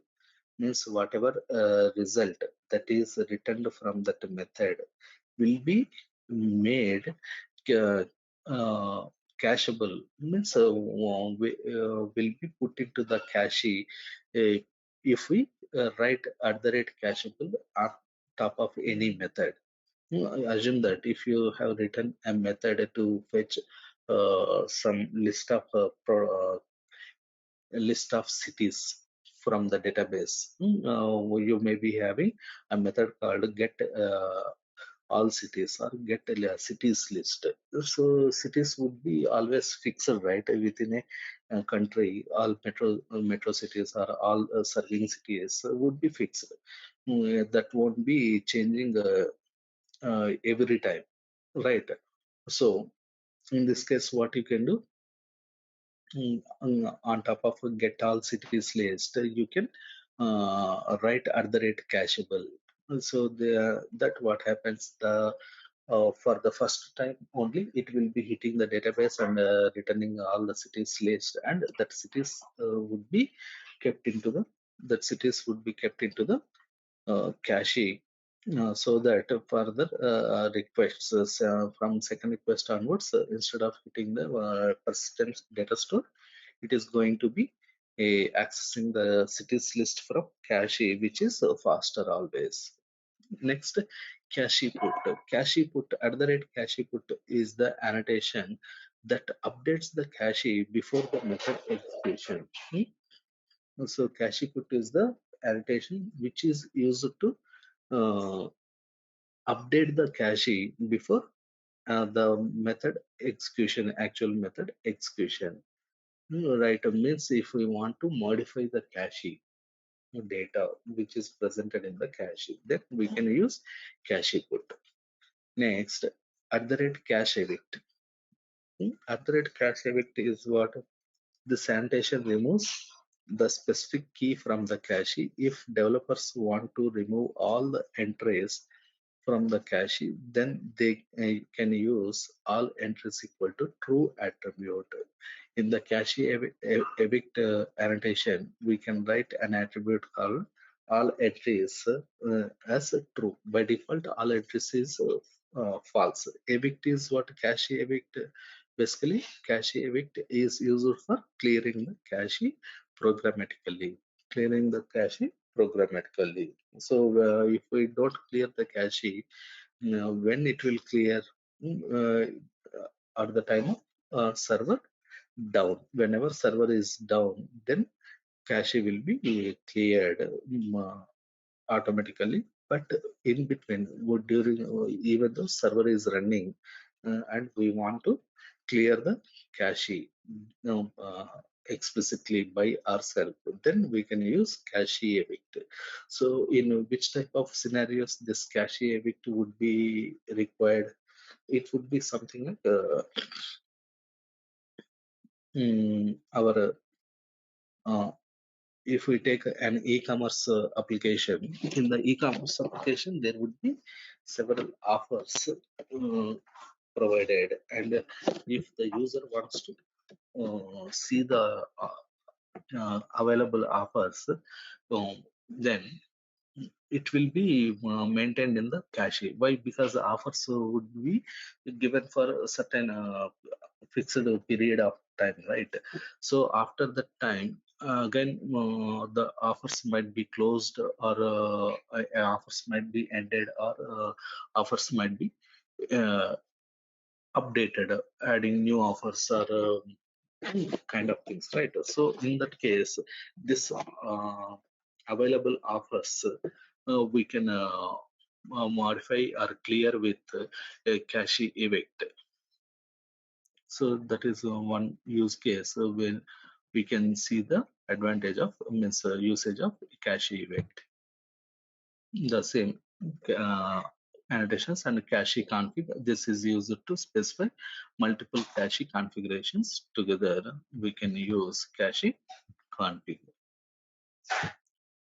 Now, how do we use enable caching? Enable caching annotation enables the caching capability in a Spring Boot application. To enable the Spring Boot caching feature, we need to add @enable caching annotation to any of our classes annotated with configuration, or to the Spring Boot application class annotated with Spring Boot application. Means what this enable caching annotation we can use on top of main class, the class which is annotated with enable caching, or configuration, where we are defining the beans. Anywhere we can write in these two places, either of these two places we can write. But generally, where is preferred writing enable caching on top of main class, writing enable caching on top of main class. Why? Because these are the entry points or starting points of the application, right? Before starting the entire application, we write we should write @enable caching. Not on the controller or not on the service, not on the classes which are having @controller, or on the classes which are having mm, service or @repository. It should be written where @enable caching should be written where, on top of the class where we have mm, the main class, means Spring Boot application annotation, or on the class on which we are writing configuration, where we are defining our beans. So by writing like this, what happens? @enable caching automatically sets up a valid instance of the cache manager interface, which is needed to enable caching. So to enable caching, what is required? We need cache manager interface. So instance of cache manager interface should be set up. So that is being done by @enable caching annotation. In particular, this annotation look for one of the many cache engines we will analyze. If found, means one of any cache engine that is presented in the context of application. If not found, it creates concurrent map cache manager. It creates, if any cache, when we are writing this @enable caching annotation, then what it will do, it will check for the cache manager instance. So if anything is found, it uses that. If it is not found, then it will create an concurrent map cache manager object, which provides a default implementation of an in-memory cache based on concurrent hash map object. So in-memory cache means what? Within the memory, uh, within the RAM, the cache will be maintained. Next, cacheable. So cacheable is what this method level annotation tells the Spring framework to make the method response is cacheable. So cacheable annotation tells to the Spring what it will tell. Make the method response or method returning result to be cacheable, means to be placed in the cache. This method level annotation lets the Spring Boot know that the return value of the annotated method can be cached each time a method marked with this cacheable is called. The caching behavior will be applied. So each time when a method which has been marked with @cacheable, then caching behavior will be applied. Caching behavior means what? If it is marked as cache, the response of that method first, before executing the method, it will check in the cache, and from the cache it will return the result. If it is not available there in the cache, then method will execute completely. So in particular, Spring Boot will check whether the method has been already invoked for the given arguments. Given arguments. This involves looking for a key in the map cache map, which is generated using the method parameters by default. So mm, @cacheable method, whenever it is getting invoked, it will be checked in the uh, cache map before invoking executing that method with the key. So what would be the key? Like the method parameters means the method arguments, whatever we are passing to invoke that method, that will be used as the key. And for using that arguments key, it is trying to find the value. If it is available, that result, that value presented in the uh, cache map will be written. Otherwise, it will execute the method, actual method. So if no value is found, then the in the cache related to the method for a computed key, the target method will be executed normally. Otherwise, the cached value will be returned immediately. @cacheable comes with many parameters, but the simplest way to use it is to annotate a method with the annotation and parameterized it with the name of the cache where the results are going to be stored, like this. @cacheable. Here we are saying @cacheable readers, and where we are writing on top of the method get readers, which is returning list of reader IDs. So in the other way, what else we can say? Get cities, list of cities you can store with the cacheable key as the cities. So key will be cities, and the list of cities whichever is being returned from this get cities method will be the value in the cache. In the similar way here, readers is the key, and a list of reader objects that are returned from this get readers method will be placed into the cache. In the similar, another example, @cacheable value is book, key is book ID.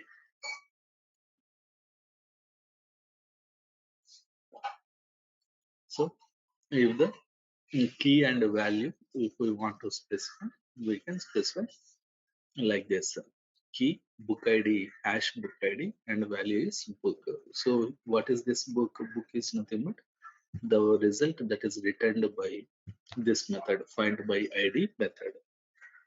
For each and every book ID, one individual book object will be placed as the value in cache.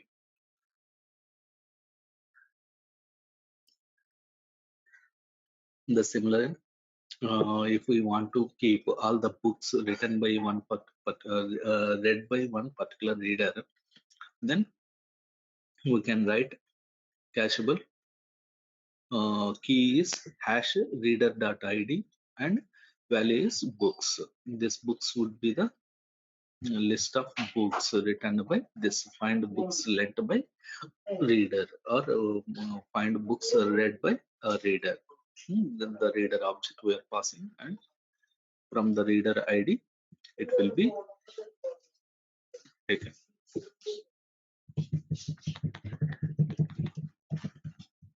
And another example, a cacheable value readers condition name dot length is less than 10.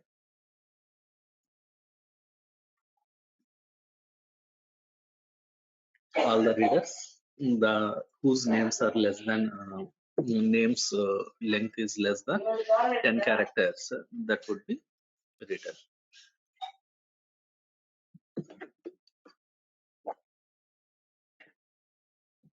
That would be placed in cache, and that can be written as the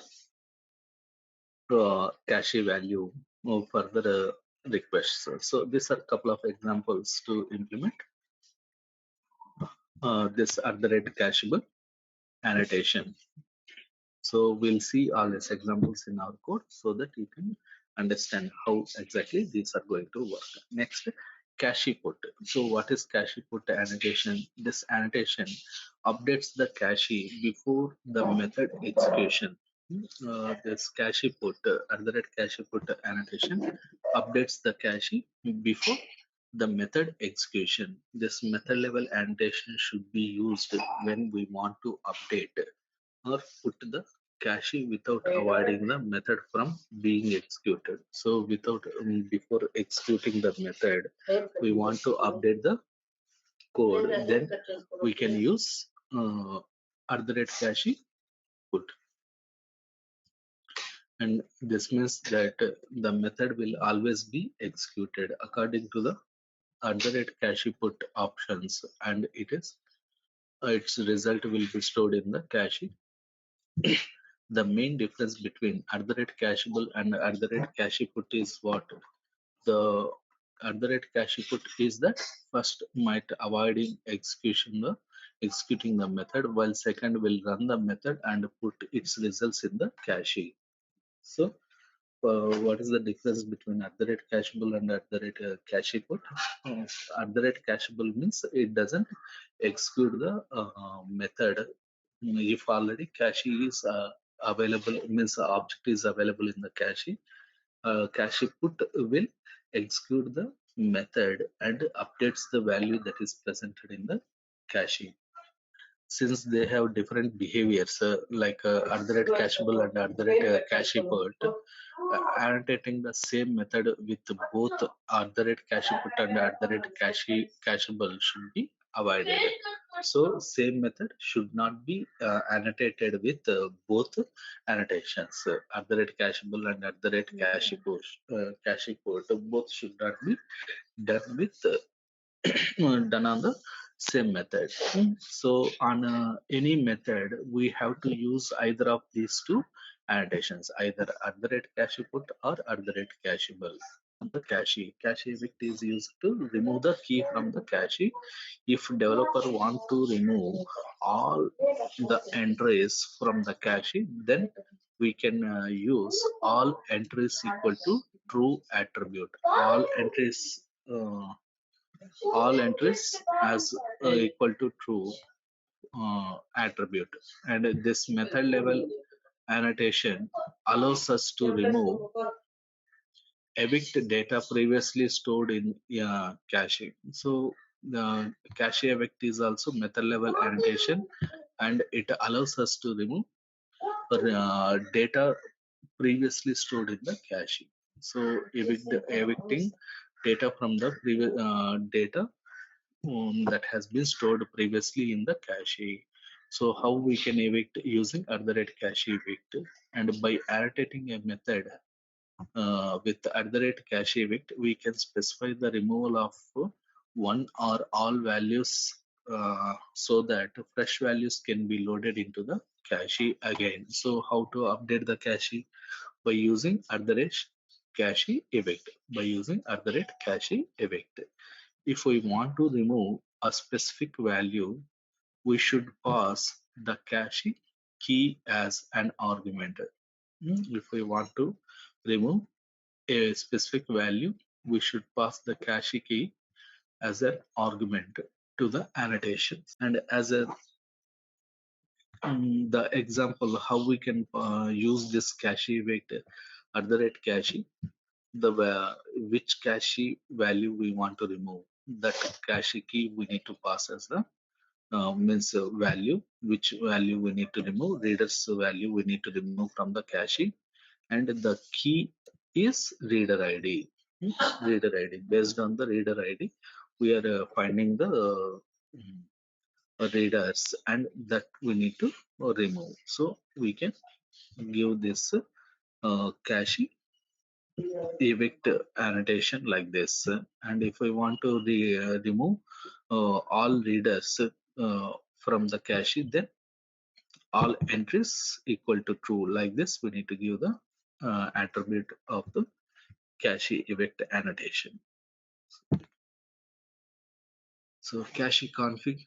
So cache config is used to specify multiple cache configurations together. This is a class level, and annotation allows us to specify some of the caching configurations in one place. So we do not have to repeat them multiple times. So class level annotation cache config, which is used to specify the caching at multiple caching configurations, like cache names, like readers we can give, and public class reader DAO. On DAO class we can write the cache config @cacheable, like find the readers by name, and mm, this one will do what whatever reader name readers object it is readers objects it is returning, all the list of readers will be kept into the readers cache. And even another example, like public list, find readers by book. Also all the readers who have read this book, that list also we want to find, or who have lent this book, that also we can put. Means here what we are doing, there are multiple methods which are returning a list of readers. All this would be placed into the cache, whether that has been returned by find by name, or find by reader, find readers by name, or find readers by book or book ID, whatever it may be. The result is same, right? Returning result is same, right? So both will be added to the cache with the cache key like readers. So in this way, we can configure multiple methods results to be placed into the cache with a single key. Then we can use this cache config. We can use this cache config. So this is about caching and the basic points. And next, what we need to do, we need to see the demo application on caching, how we implement all these annotations, and how application behaves. How do we deal with the Jenkins? So what is Jenkins? What is the purpose of Jenkins, and why we need it? All this we'll try to understand. So Jenkins is a part of, it means Jenkins is a popular tool to implement the CI/CD practices in the organization, right? So CI/CD means continuous integration and continuous delivery, the continuous deployment. When either of that we can take, but generally it is continuous integration and continuous delivery. So it's, Jenkins is a continuous integration tool basically. So what is integration basically? Integration is nothing but integrating all the code uh, continuously, which has been developed by all the developers in the project. So on the project, there would be different people who are working, multiple developers who are working, and each and every developer is committing certain code every day, right? So that every day, even multiple times, every developer is committing. All that code must be integrated with existing code, so that all the developers are going to work with the same code base, and at the end of the day they no need to trouble a lot to merge their code into the overall system. So that is the basically what is continuous integration. So continuous integration is a software development method where members of the team can integrate their work at least once a day, but it may not be limited to only once a day, it would be multiple times a day also. So in this method, every integration is checked by an automated build to search the error. So in an integration, continuous integration method, what happens? Every integration means every developer's code integration will be checked for the errors. If any errors are there in the present commit, and try to find out during the build and report about that errors. The CI concept was first introduced over 2 decades ago to avoid integration hell, which happens when integration is put up till the end of the project. So initially, how it was, the practice was like all the developers are writing their code, and they are committing the code at the end of the day, means at the time of project closing, like a last stage of project in waterfall method. Then what happens? Each and every individual developer's code might be working as a bit individual piece, means as a bits and pieces. All the code would be working fine, but when they are integrating all together, due to some dependencies and some other logics that might be failing. One code might be blocking another developer's code, or one code might be giving unexpected results due to other developers code, like that it will come. So then who has to change it and integrating them properly, and making sure that all the code to be executed, all the code to be working as expected, is a very difficult and huge task for the engineers at the end of the project, just before releasing the project. So that's why at that times you might have heard that people are working as there would be some roles also, like release engineers or integration engineers. So integration engineers will do what? All the developers code they will merge one by one, and they ensure that all the code is going smoothly and working as expected. That was a very difficult practice when it comes to integrate all the code at the end of the at the time of project release. So to avoid that, to overcome that difficulty, this continuous integration process has been introduced. In continuous integration, after a code commit, the software is built and tested immediately. So in continuous integration, what happens after each and every developer's daily code commit, immediately a build will be triggered, and all the automated tests will be executed on the overall system to ensure that the new code which has been committed recently is not breaking the existing functionality or existing behavior of the system. In large project with many developers, commits are made many times during a day. That is a regular practice nowadays, right? So with each commit of the code, each committing code is built, and with each commit, code is built and tested immediately. If the test is passed, build is tested for deployment. If that all tests are passed, then we can say build is ready for deployment, eligible for deployment. If deployment is success, the code is pushed to production. So this commit, build, test, and deploy is a continuous process, and hence the name continuous integration or deployment has come into existence. So in newer systems or newer teams, what they are doing continuously, committing the code. As soon as code has been committed, it will be integrated into the existing code, and immediately it will be built, and it will be tested, and it will be deployed. So this process, what we are calling as continuous integration and continuous deployment. Development generally, if we compare with earlier initial methodology, like without a CI, how it was, and with the CI, how it is. Without CI means without continuous integration practice, and with the continuous integration practice, how it goes.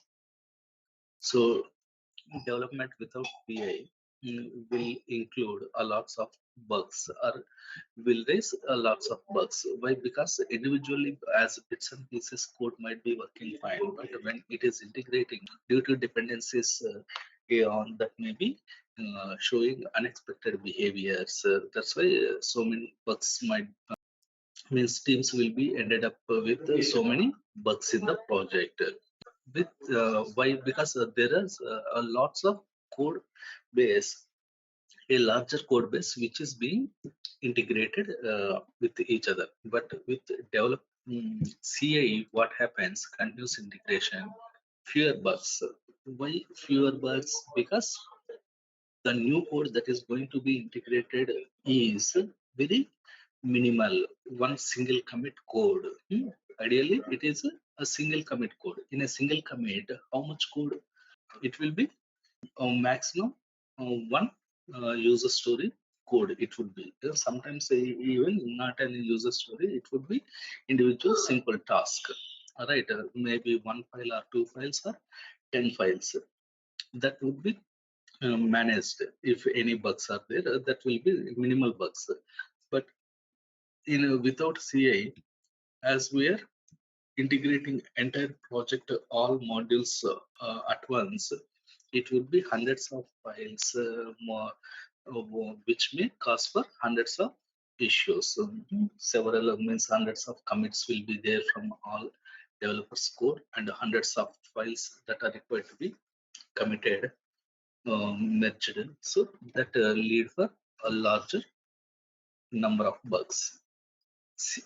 Without CI, infrequent commits will be there. That's why this process is very difficult. Infrequent commits, frequently commits may not happen. That may be happen once in a while, or at the all at once at the end of the project. All the developers may be committing like that. So with this, what happens, the merging code will be very difficult. So there would be so many conflicts when people are committing their code. There would be several conflicts. All the conflicts needs to be resolved by the developers. It would take a lots of time. But with CI, as regular commits are going every day, or even as soon as some task is completed, the developer is committing their files, like with the minimal number of files, as couple of files or 5 files or 10 files. The conflicts, getting conflicts in the code commit will be lesser. So resolving this less number of conflicts would be easier and time savior process for the developers. And without CI, the releases also cannot be planned properly, and that would not be an frequent release or faster release. It will be infrequent and slower releases. But when it is regular with CI, there can be regular planned working releases at every means a certain period of time. We can plan for a release at end of every sprint, or at the end of every 2 sprints, or every month, or every quarter, like that we can plan. As we know that the continuous integration is ensuring that there are no bugs almost. And it is tested every time, and it made it ready for the deployment and release. So with CI, there could be regular working releases. And without CI, a difficult integration. Integration is difficult, as we know. So many files are getting committed and merged. So many conflicts will be there, that process resolving all that conflicts will be very difficult integration process. But with the CI, it is easy process to integrate the new code because it is a limited commits code, only 1 or 2 commits code we need to integrate that, which is easier. So next, testing happens later in a conventional process without a CI. The testing happens later.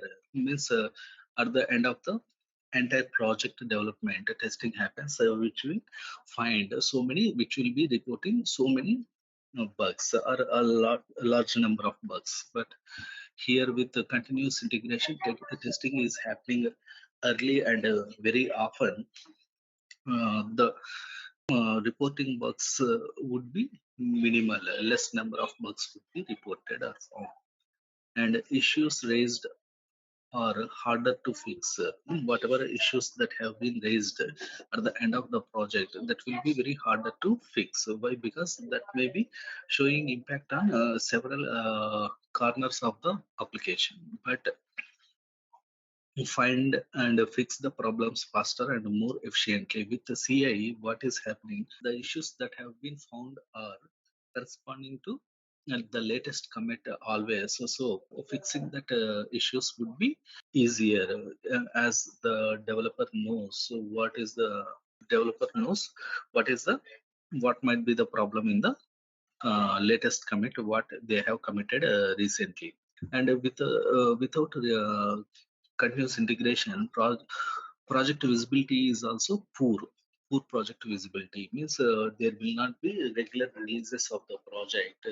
So project about the project, there will not be much discussions on the about the project. But in case of CI, continuous integration, as every in a frequent intervals, there are new releases for the project. Always project will be in discussion and it will have a better visibility with continuous integration. So these are the basic differences between the process with continuous integration and without continuous integration development. What are the differences between compilation and CI, continuous integration? Generally, continuous integration means people may think that it is compilation only, putting all the code together and compiling it.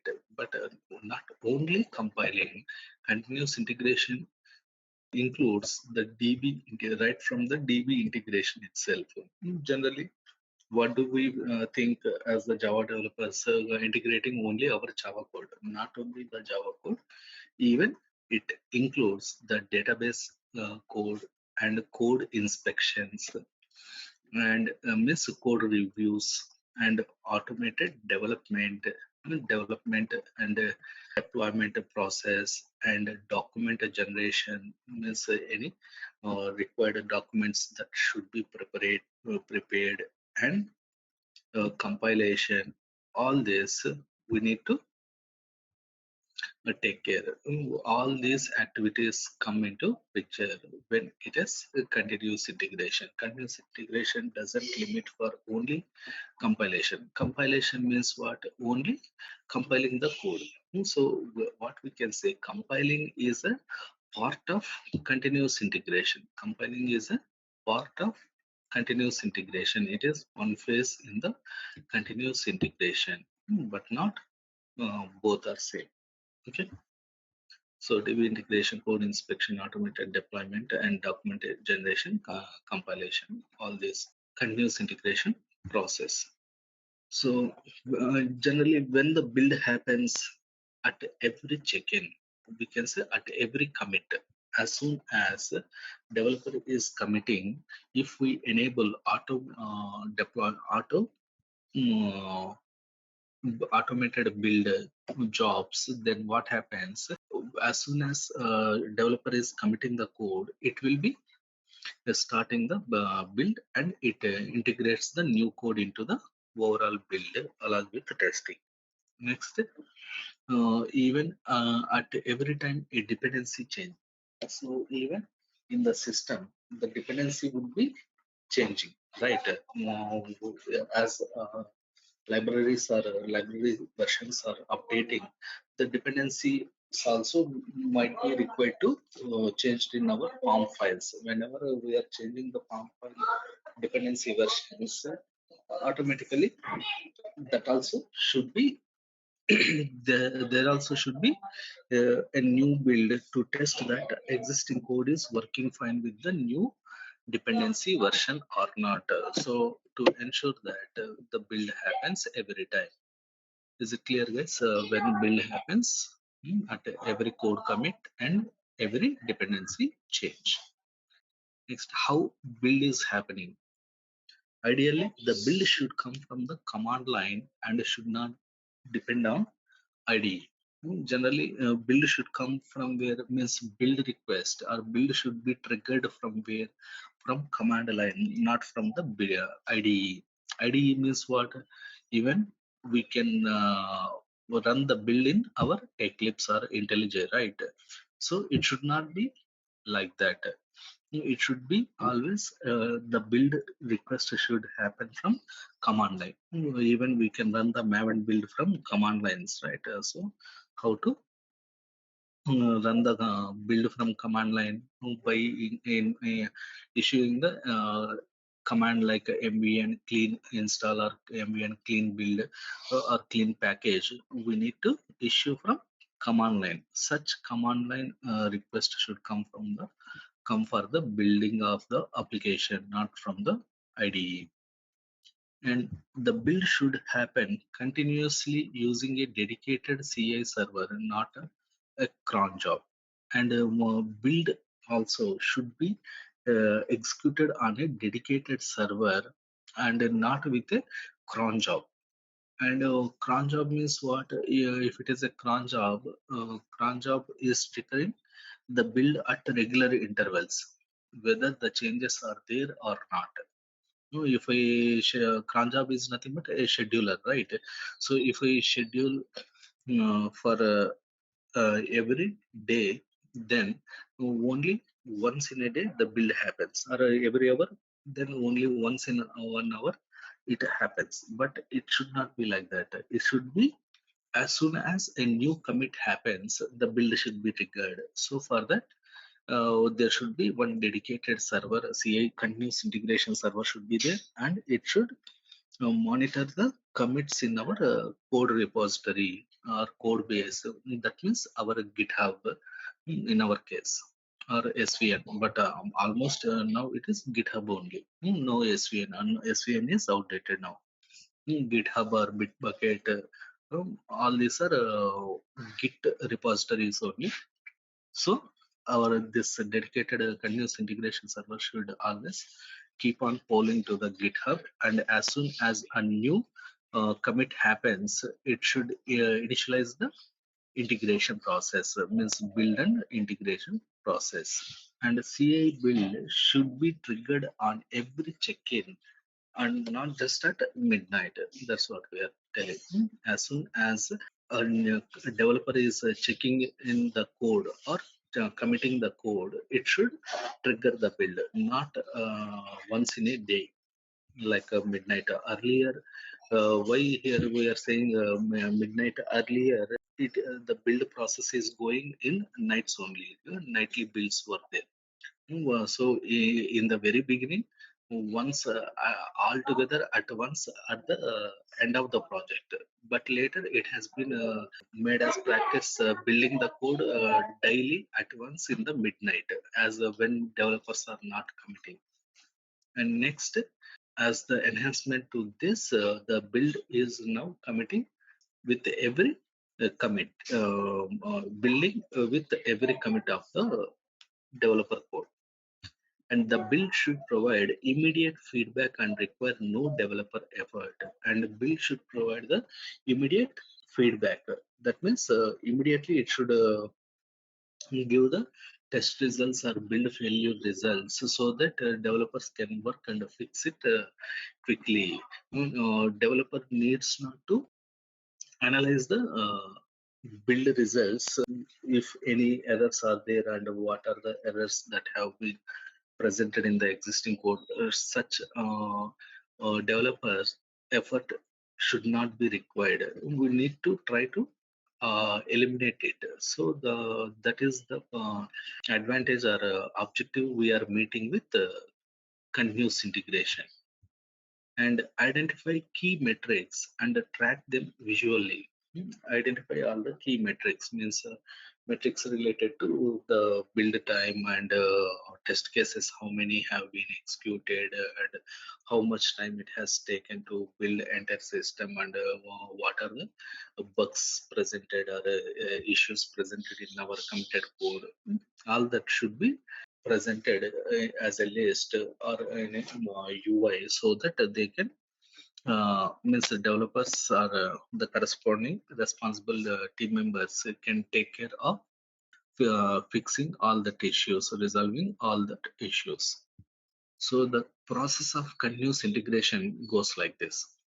In this diagram, if you see, like every developer means multiple developers are working on their developer workstations, and they are committing that code to version control systems like a Git server or a GitHub or Bitbucket or any other code repository.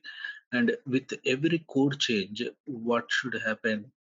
This continuous build server, which is nothing but, in our case, it is nothing but our Jenkins server. And of course, alternative to Jenkins, we have several other build tools also we have, but we are discussing about Jenkins server, and this Jenkins server should be a independent continuous build server, which is going to poll or monitor this version control server, means your Git server, in a regular intervals for every minute or for every 5 minutes. It will be polling to check whether there are any new code changes happen, means new code commits happen or not.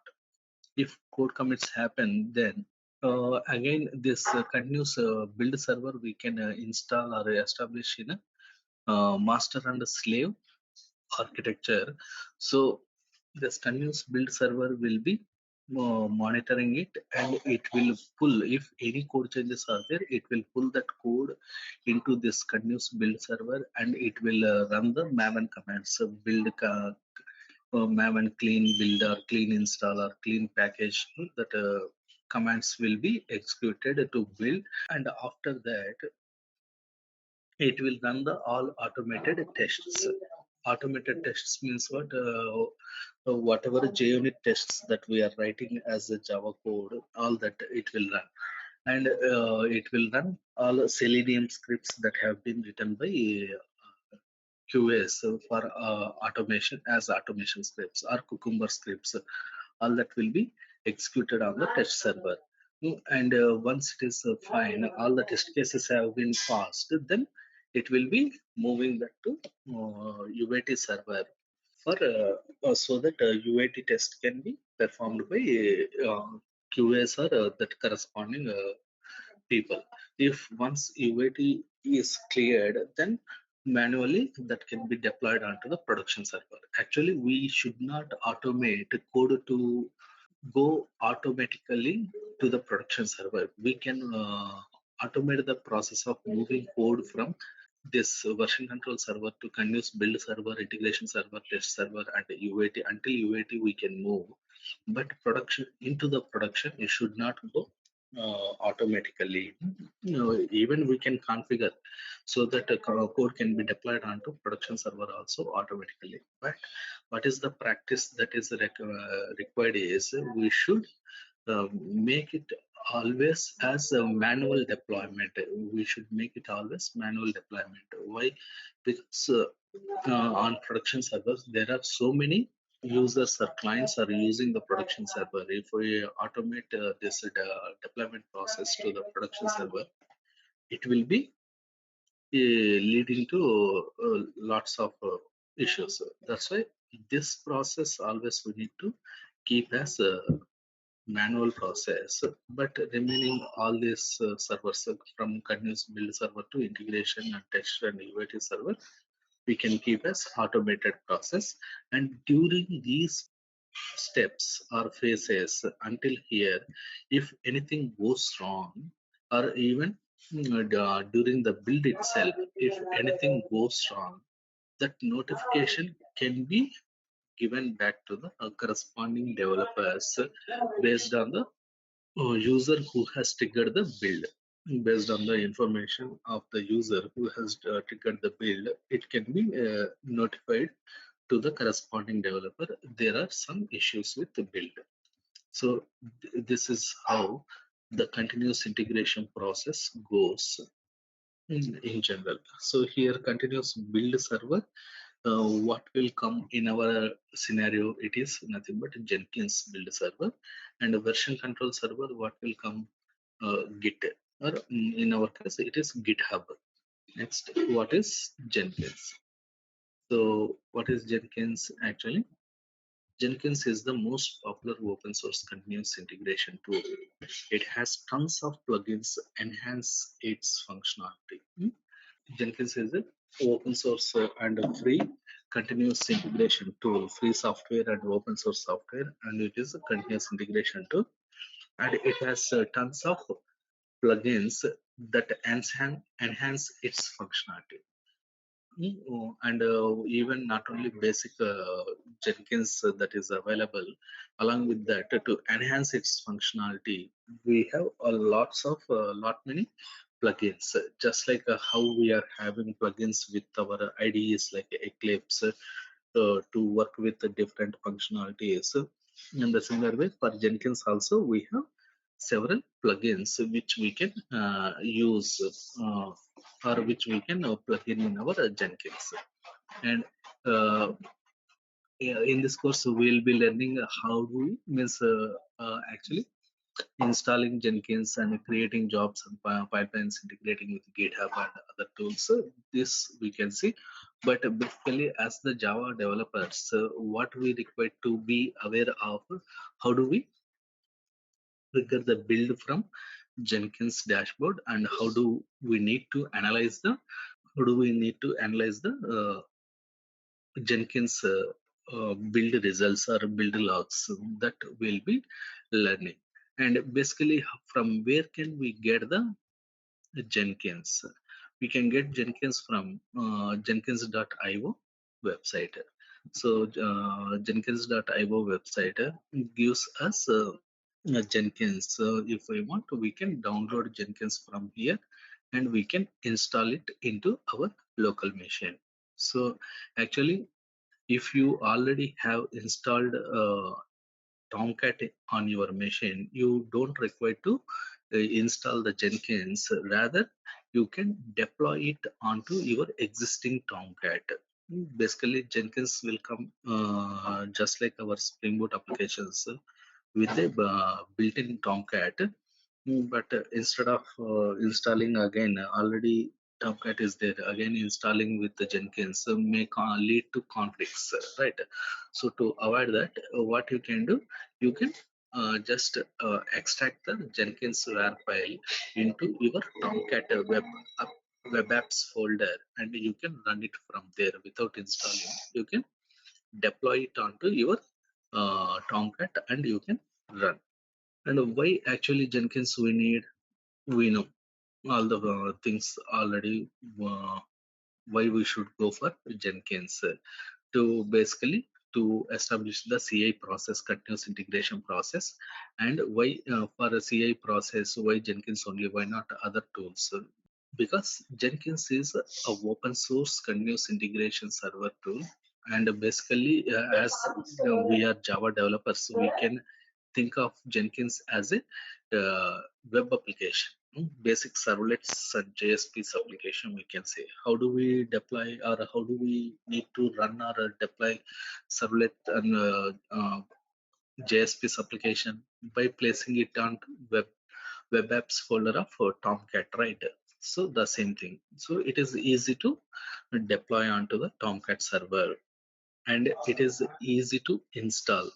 That's nothing but deploying, and easy to use. It gives a feature rich UI, which is very easy. No need of much training on the understanding that Jenkins UI. So easy to use for the end users, the developers. And multi-technology. It can support building of multiple technology applications. Even you can deploy .NET applications or PHP applications or Java applications or Go or Spark, Scala, any kind of any technology applications you can deploy.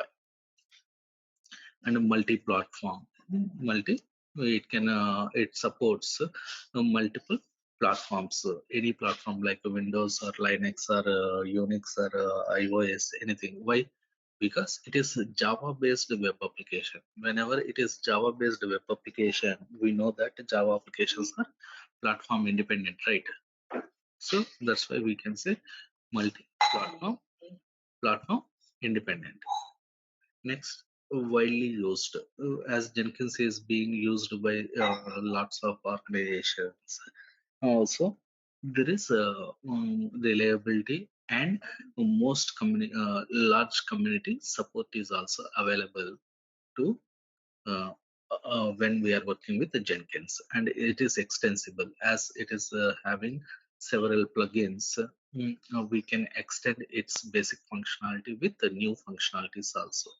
And we know it is a free software, and it provides a Jenkins pipeline which is automating all the continuous integration process. So these are the reasons why we need Jenkins. And what is Jenkins pipeline? Actually, Jenkins pipeline is nothing but a sequence of activities, right? All our build and integration activities will go one by one in a sequence. We can define all our build and integration process activities in a sequence. That definition we can refer as Jenkins pipeline. So in Jenkins pipeline, generally how the activities goes, like initially build, Maven build happens, and deploy to QA server, and run the tests, automated tests on the QA server, and can uh, give a notification for release. The build is eligible for release. Like that, we can automate. Release doesn't mean that directly deploying the application on production server.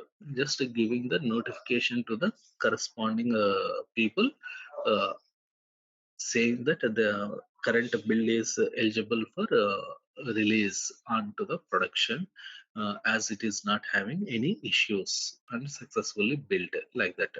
If you want to automate directly to the production, that also you can do, but that is not a recommended step or recommended approach. So about this pipeline we are saying. And again, in Jenkins, the pipeline can be created in two approaches, like two types of Jenkins pipelines we have, like a declarative and a scripted pipelines. So two types of pipeline syntax we have. If it is a means we are going to be DevOps engineers, so then we need to know about this declarative script and declarative syntax and a scripted syntax of defining the Jenkins pipeline. But as Java developers, we are going to use the Jenkins pipeline what already has been given. Actually, all this will be abstracted from us. We just require to use the Jenkins dashboard, triggering the build and observing the build progress, and getting the stats about our build or metrics about our build. That only we required. We don't require to write any build as the Java developer. That is not in our scope. Even it is not uh, comes under. It does not come under our discussion scope right now. Declarative pipeline and a scripted pipeline on this. So about this pipeline we have given, and a key terms. What when we are defining the pipelines, so what are the key terms that we have, or key parts that we have while defining a pipeline, a Jenkins CI pipeline, or like pipeline node stage step. Like pipeline is the overall pipeline where we are defining a different stage tasks in a sequence, or different stages of build process in a sequence. That is pipeline. Node is nothing but the machine on which the Jenkins is running is called a node, and node block we can define on the node block. We can define multiple stages. A stage is a block that is containing a series of steps in a pipeline. What are the actions to be taken in each and every stage? And step is the individual command which will be executing as the part of pipeline. So step is individual command means just like, for example, what we can say and clean install, and git to pull our code. Git pull is one step, and clean install another step, like that we can say. So these are the basic terms or key terms in our Jenkins. We can observe in our Jenkins pipeline code. And once we have got the Jenkins into our machine, to extend the Jenkins features or functionality, we may require to add multiple plugins. To add the plugin, how do we add the plugins? That we are showing here.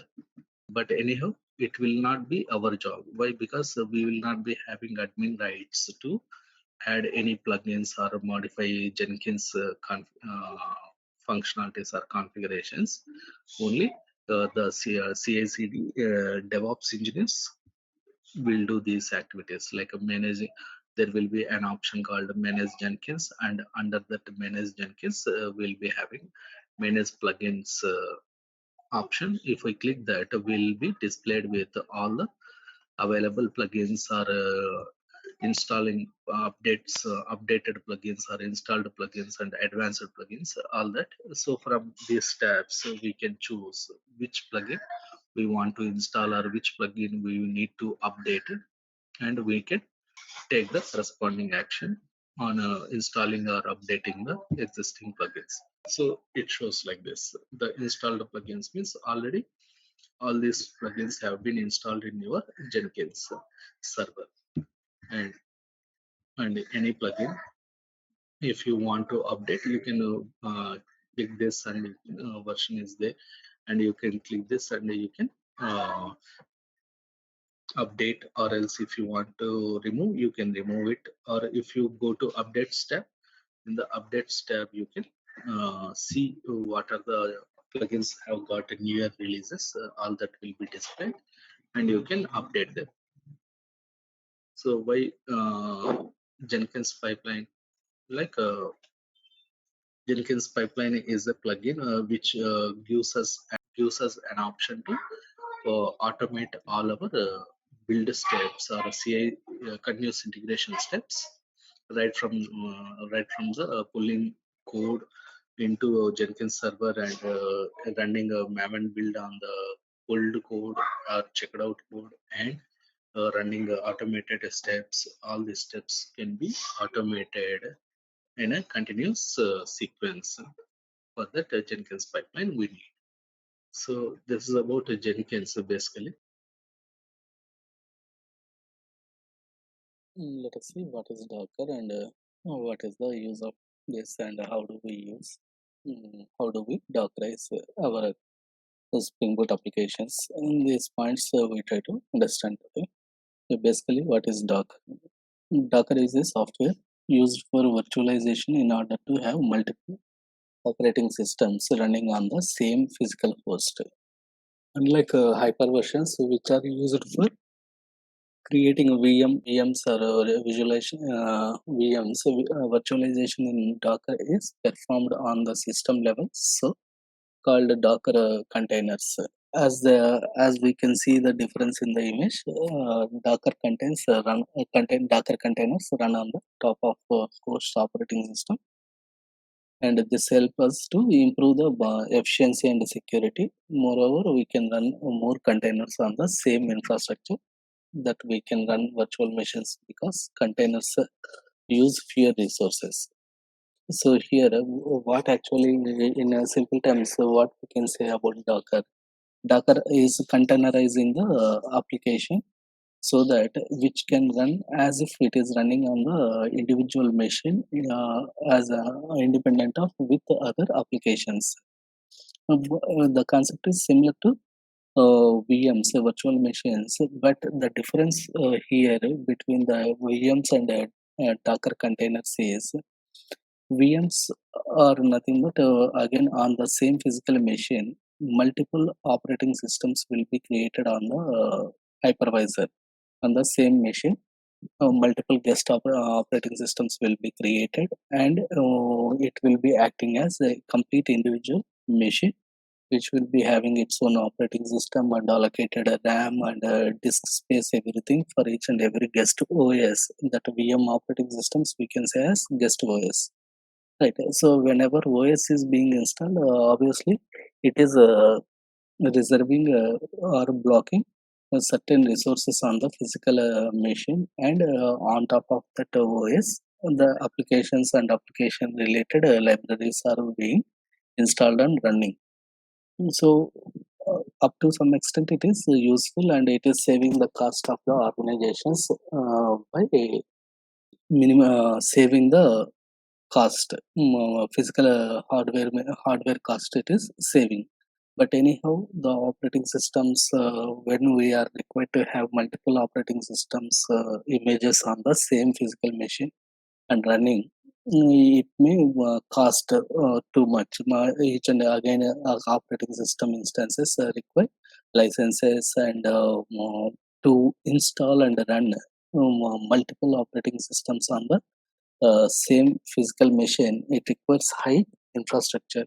So such costs are incurring there with VMs. So new approach has been introduced as containerization of the applications. So here, this containerization of applications will be run on Docker. And here, how the architecture would be on the same infrastructure. One operating system is their host operating system. On top of that, we will not be installing like this guest operating system. Rather, we'll be installing container engine, means Docker. Docker will be installed, and this is going to host multiple containers corresponding to each and every application, and application related libraries, binaries and libraries, which will make application runs as runs independent of another applications as if that are running independently. So if we observe these two diagrams or images, we can understand how Docker is minimizing the resources required for running multiple applications in a independent manner of each other, the applications. So now, where we can run the Docker? Docker actually. So where can we run the application? Application we can run means Docker we can run. Unlike the VMs, which can communicate with the hardware of the host, uh, Docker containers run in an isolated environment on top of the host operating system. Even if your host runs on Windows, you can have Linux images running in containers with the help of a Hyper-V, which automatically creates a small virtual machines to virtualize the system's base image, in this case Linux. So that means what Docker, with Docker even you can run Linux images also, or even though your physical machine running on Windows operating system. It is not bound to same operating system. Why we are telling this point? Because as in Docker architecture, we will be having only one single host operating system. On top of that, container engine is there, and on top of that we'll be deploying the applications. But these applications can be Linux or Unix applications also, Unix based applications also. That also we can deploy onto the container engine which is running on Windows operating system. It is not binding to that particular underlying operating system when we want to deploy Docker containers. So that independency will be there when we are deploying our container, means Docker images, and creating Docker containers and running the applications. So now, if we go bit internals on Docker, what are the actual components will be there in the Docker architecture? Actually, Docker will be having like a client and server architecture, basic architecture will be there, and you can think of this architecture a bit similar to Maven architecture. So I'll explain that. So Docker uses a client server architecture. Basically, the Docker client talks to the Docker daemon. Here, daemon is nothing but a Docker host or Docker server, and which does the heavy lifting of building, running, and distributing your Docker containers. So Docker daemon is the responsible for uh, building, running, and distributing our Docker containers. That is nothing but our applications.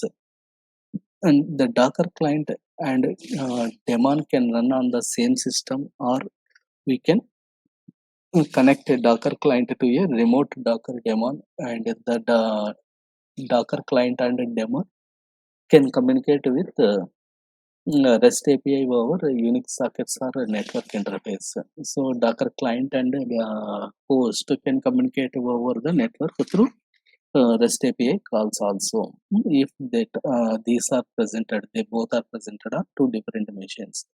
So here, if you see in this Docker means in this picture, a client is a Docker client, which is nothing but something like our client application. How we have like client applications for our database, like if it is Oracle, we have like a SQL command prompt, right? SQL star plus or a SQL command prompt. If it is MySQL, as we have like MySQL command prompt or workbench, such kind of application is provided by Docker. That is what we are calling as Docker client, from where we can run our Docker commands, issue our Docker commands. So the Docker commands looks like this, like a Docker space. All the Docker commands start with or having the keyword like a Docker. How we are giving our Maven commands, MVN space clean install or MVN space clean build or a clean package, like that. All Maven commands we give with the MVN prefix, right? Or to compile Java programs, we need to give like a Java or Java C and Java, right? In the similar way, to run the Docker commands, Docker keyword we have to use. So like a Docker build, Docker pull, Docker run, like this Docker commands from client we can issue. So to issue these Docker commands, we have got this client application. Then on the Docker host, the Docker daemon will receive these client requests, and based on request, it will create the images, means it will create the containers from images, required images. Like images are what? Initial Docker images, which will be used as a templates to create Docker containers, actual running applications. So images are the templates to spin up the actual running applications in the form of containers on Docker host. So that images would be like Linux images or Java images, means the application, corresponding application. So these images will be loaded from the images repository within the Docker host. We have collect a group of images. From that images, host is loading or creating the container and running on the host. In case if that image is not available, the requested image is not available on the Docker host, then Docker host will load that corresponding image from the registry. It loads that from the Docker registry.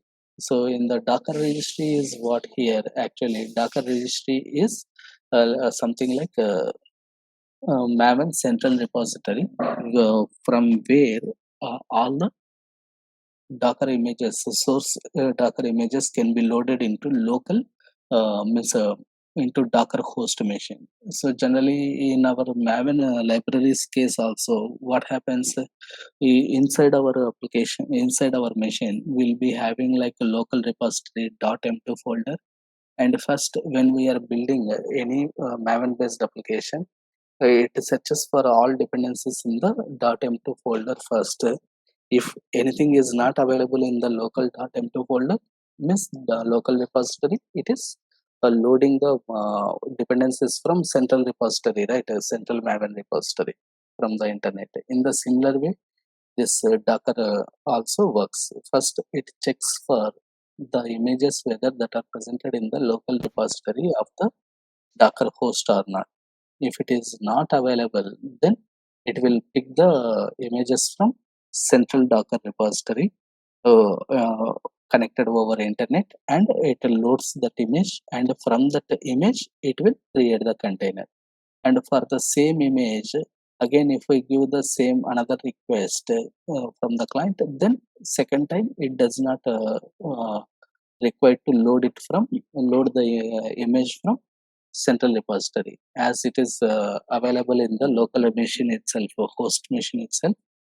It loads the image and spin up the containers from the images.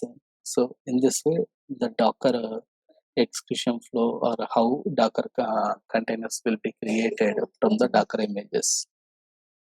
So if you see what are the Docker means, at key terms in this Docker architecture, like basically Docker engine is there. Docker engine is a client server. Docker is the client server type of application, which means we have clients who really to means who relate to the server.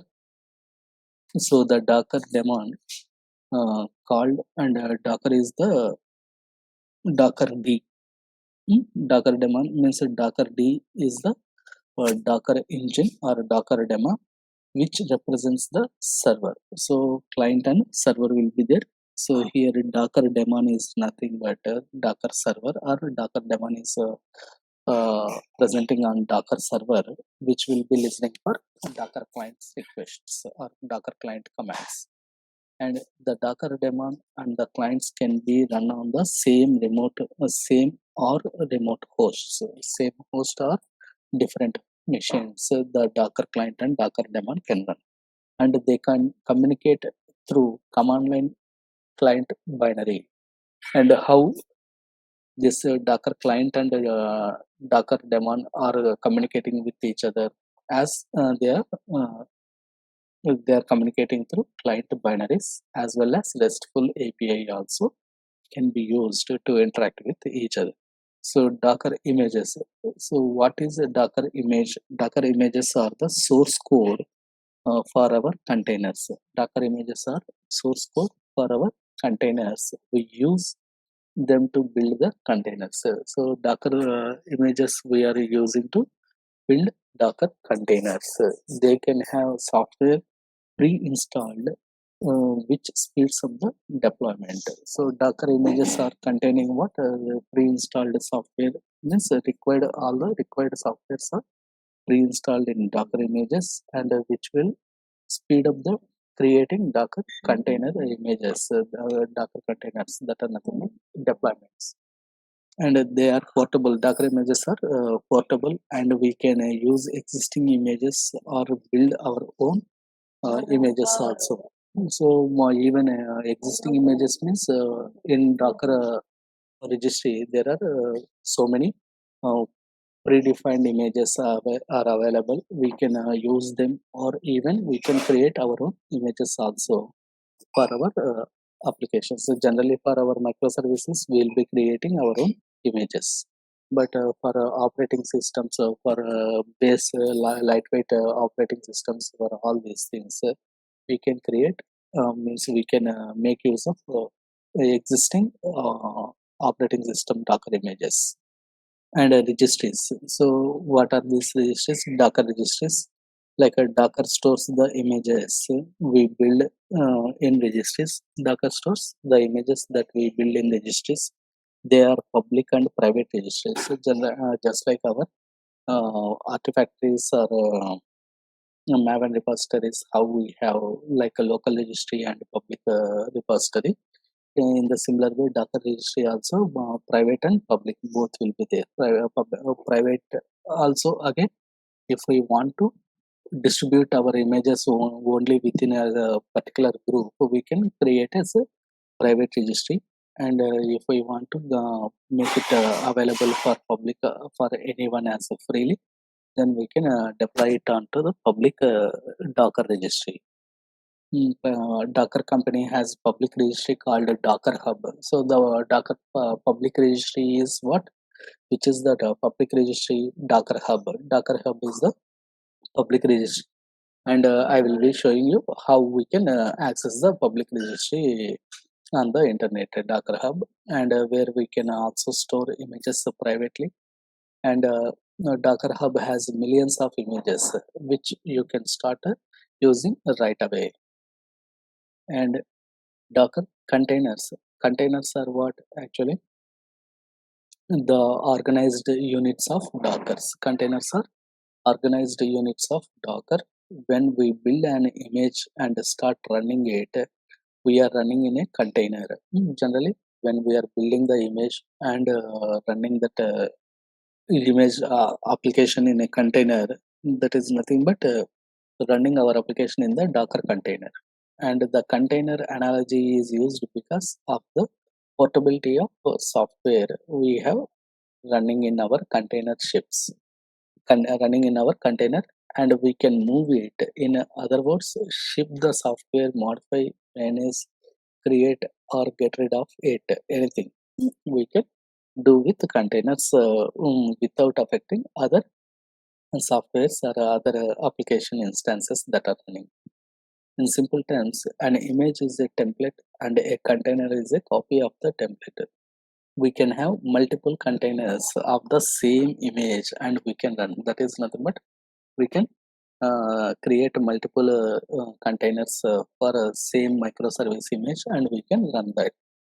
So we can achieve easy scalability of our application.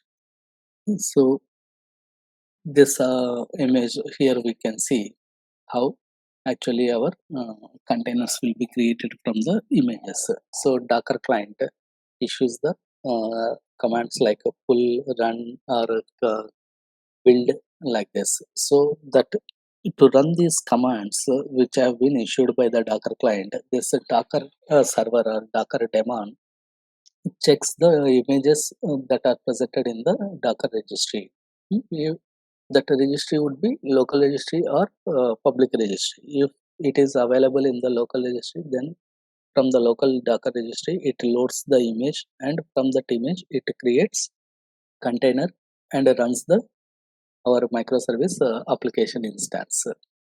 So from the same image, we can create it can be created multiple containers, and multiple containers can run for the same created from the same image and can run. That means we can spin up multiple instances of the same microservice here. If that microservice image is available in the local registry, it will be loaded. If it is not available, it will be pulled from public registry. So here we have several Docker commands that we can issue from Docker client. So now how to install Docker container engine or Docker on our machine. Actually, if it is on a Linux or Ubuntu machine, the steps we require to add some prerequisites onto the Ubuntu machine or Linux machine. So that commands I have given here, like sudo apt get install apt transport https and cs certificates curl. These two are prerequisites we need to install. And two is add the Docker gpg key, Docker public key we need to add, so that when it is communicating with Docker public repositories, it will be validated. And we need to add the repository on the machine. So these commands we have given for installing a Docker on Ubuntu machine or a Linux machine. So generally to install any software on Ubuntu or Linux, what is the command we use? Apt get install, right?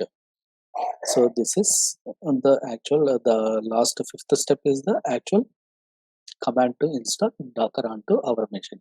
But before running this apt get install, Docker C means Docker Container Engine.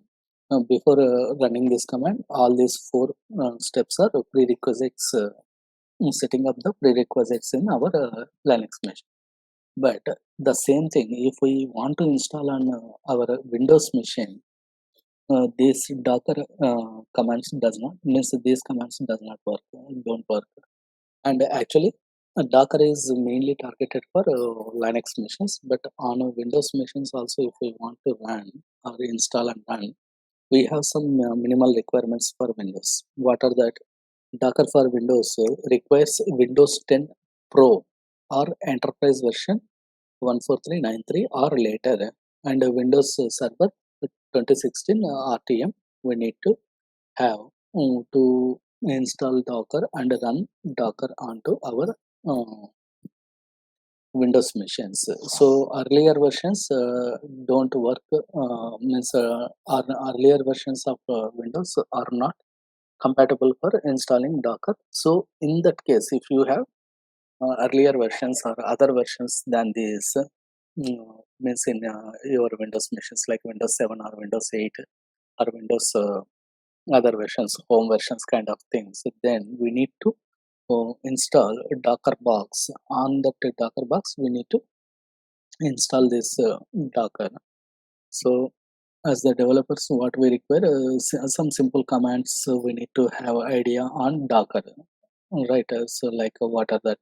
Like a Docker info to get the information about Docker installation on the machines. Docker info, Docker space info gives you information about the Docker installation, and Docker then space pull is to pull an image from the repository or download an image from the repository. Next, after downloading the image of our microservice, we need to run that image to spin up the image into container and start running it. What we need to use? Docker run command we need to use. Run -i -e means install and run the image, and we need to give the which image we need to run, image name we need to give, and run the image as a container Docker run. So when we say Docker run, it will be spin up, but once Docker image has been created as a container and start running it, again if we want to run start or stop the application, then what we can do, we can use a Docker space start or a Docker space stop.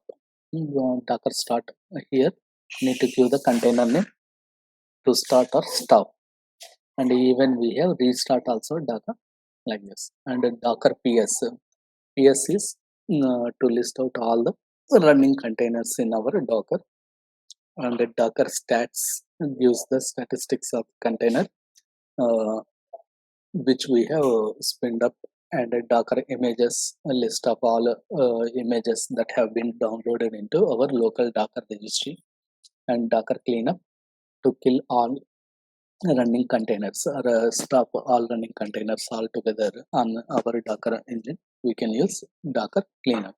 So these are some list of commands which we can use when we are dealing with Docker.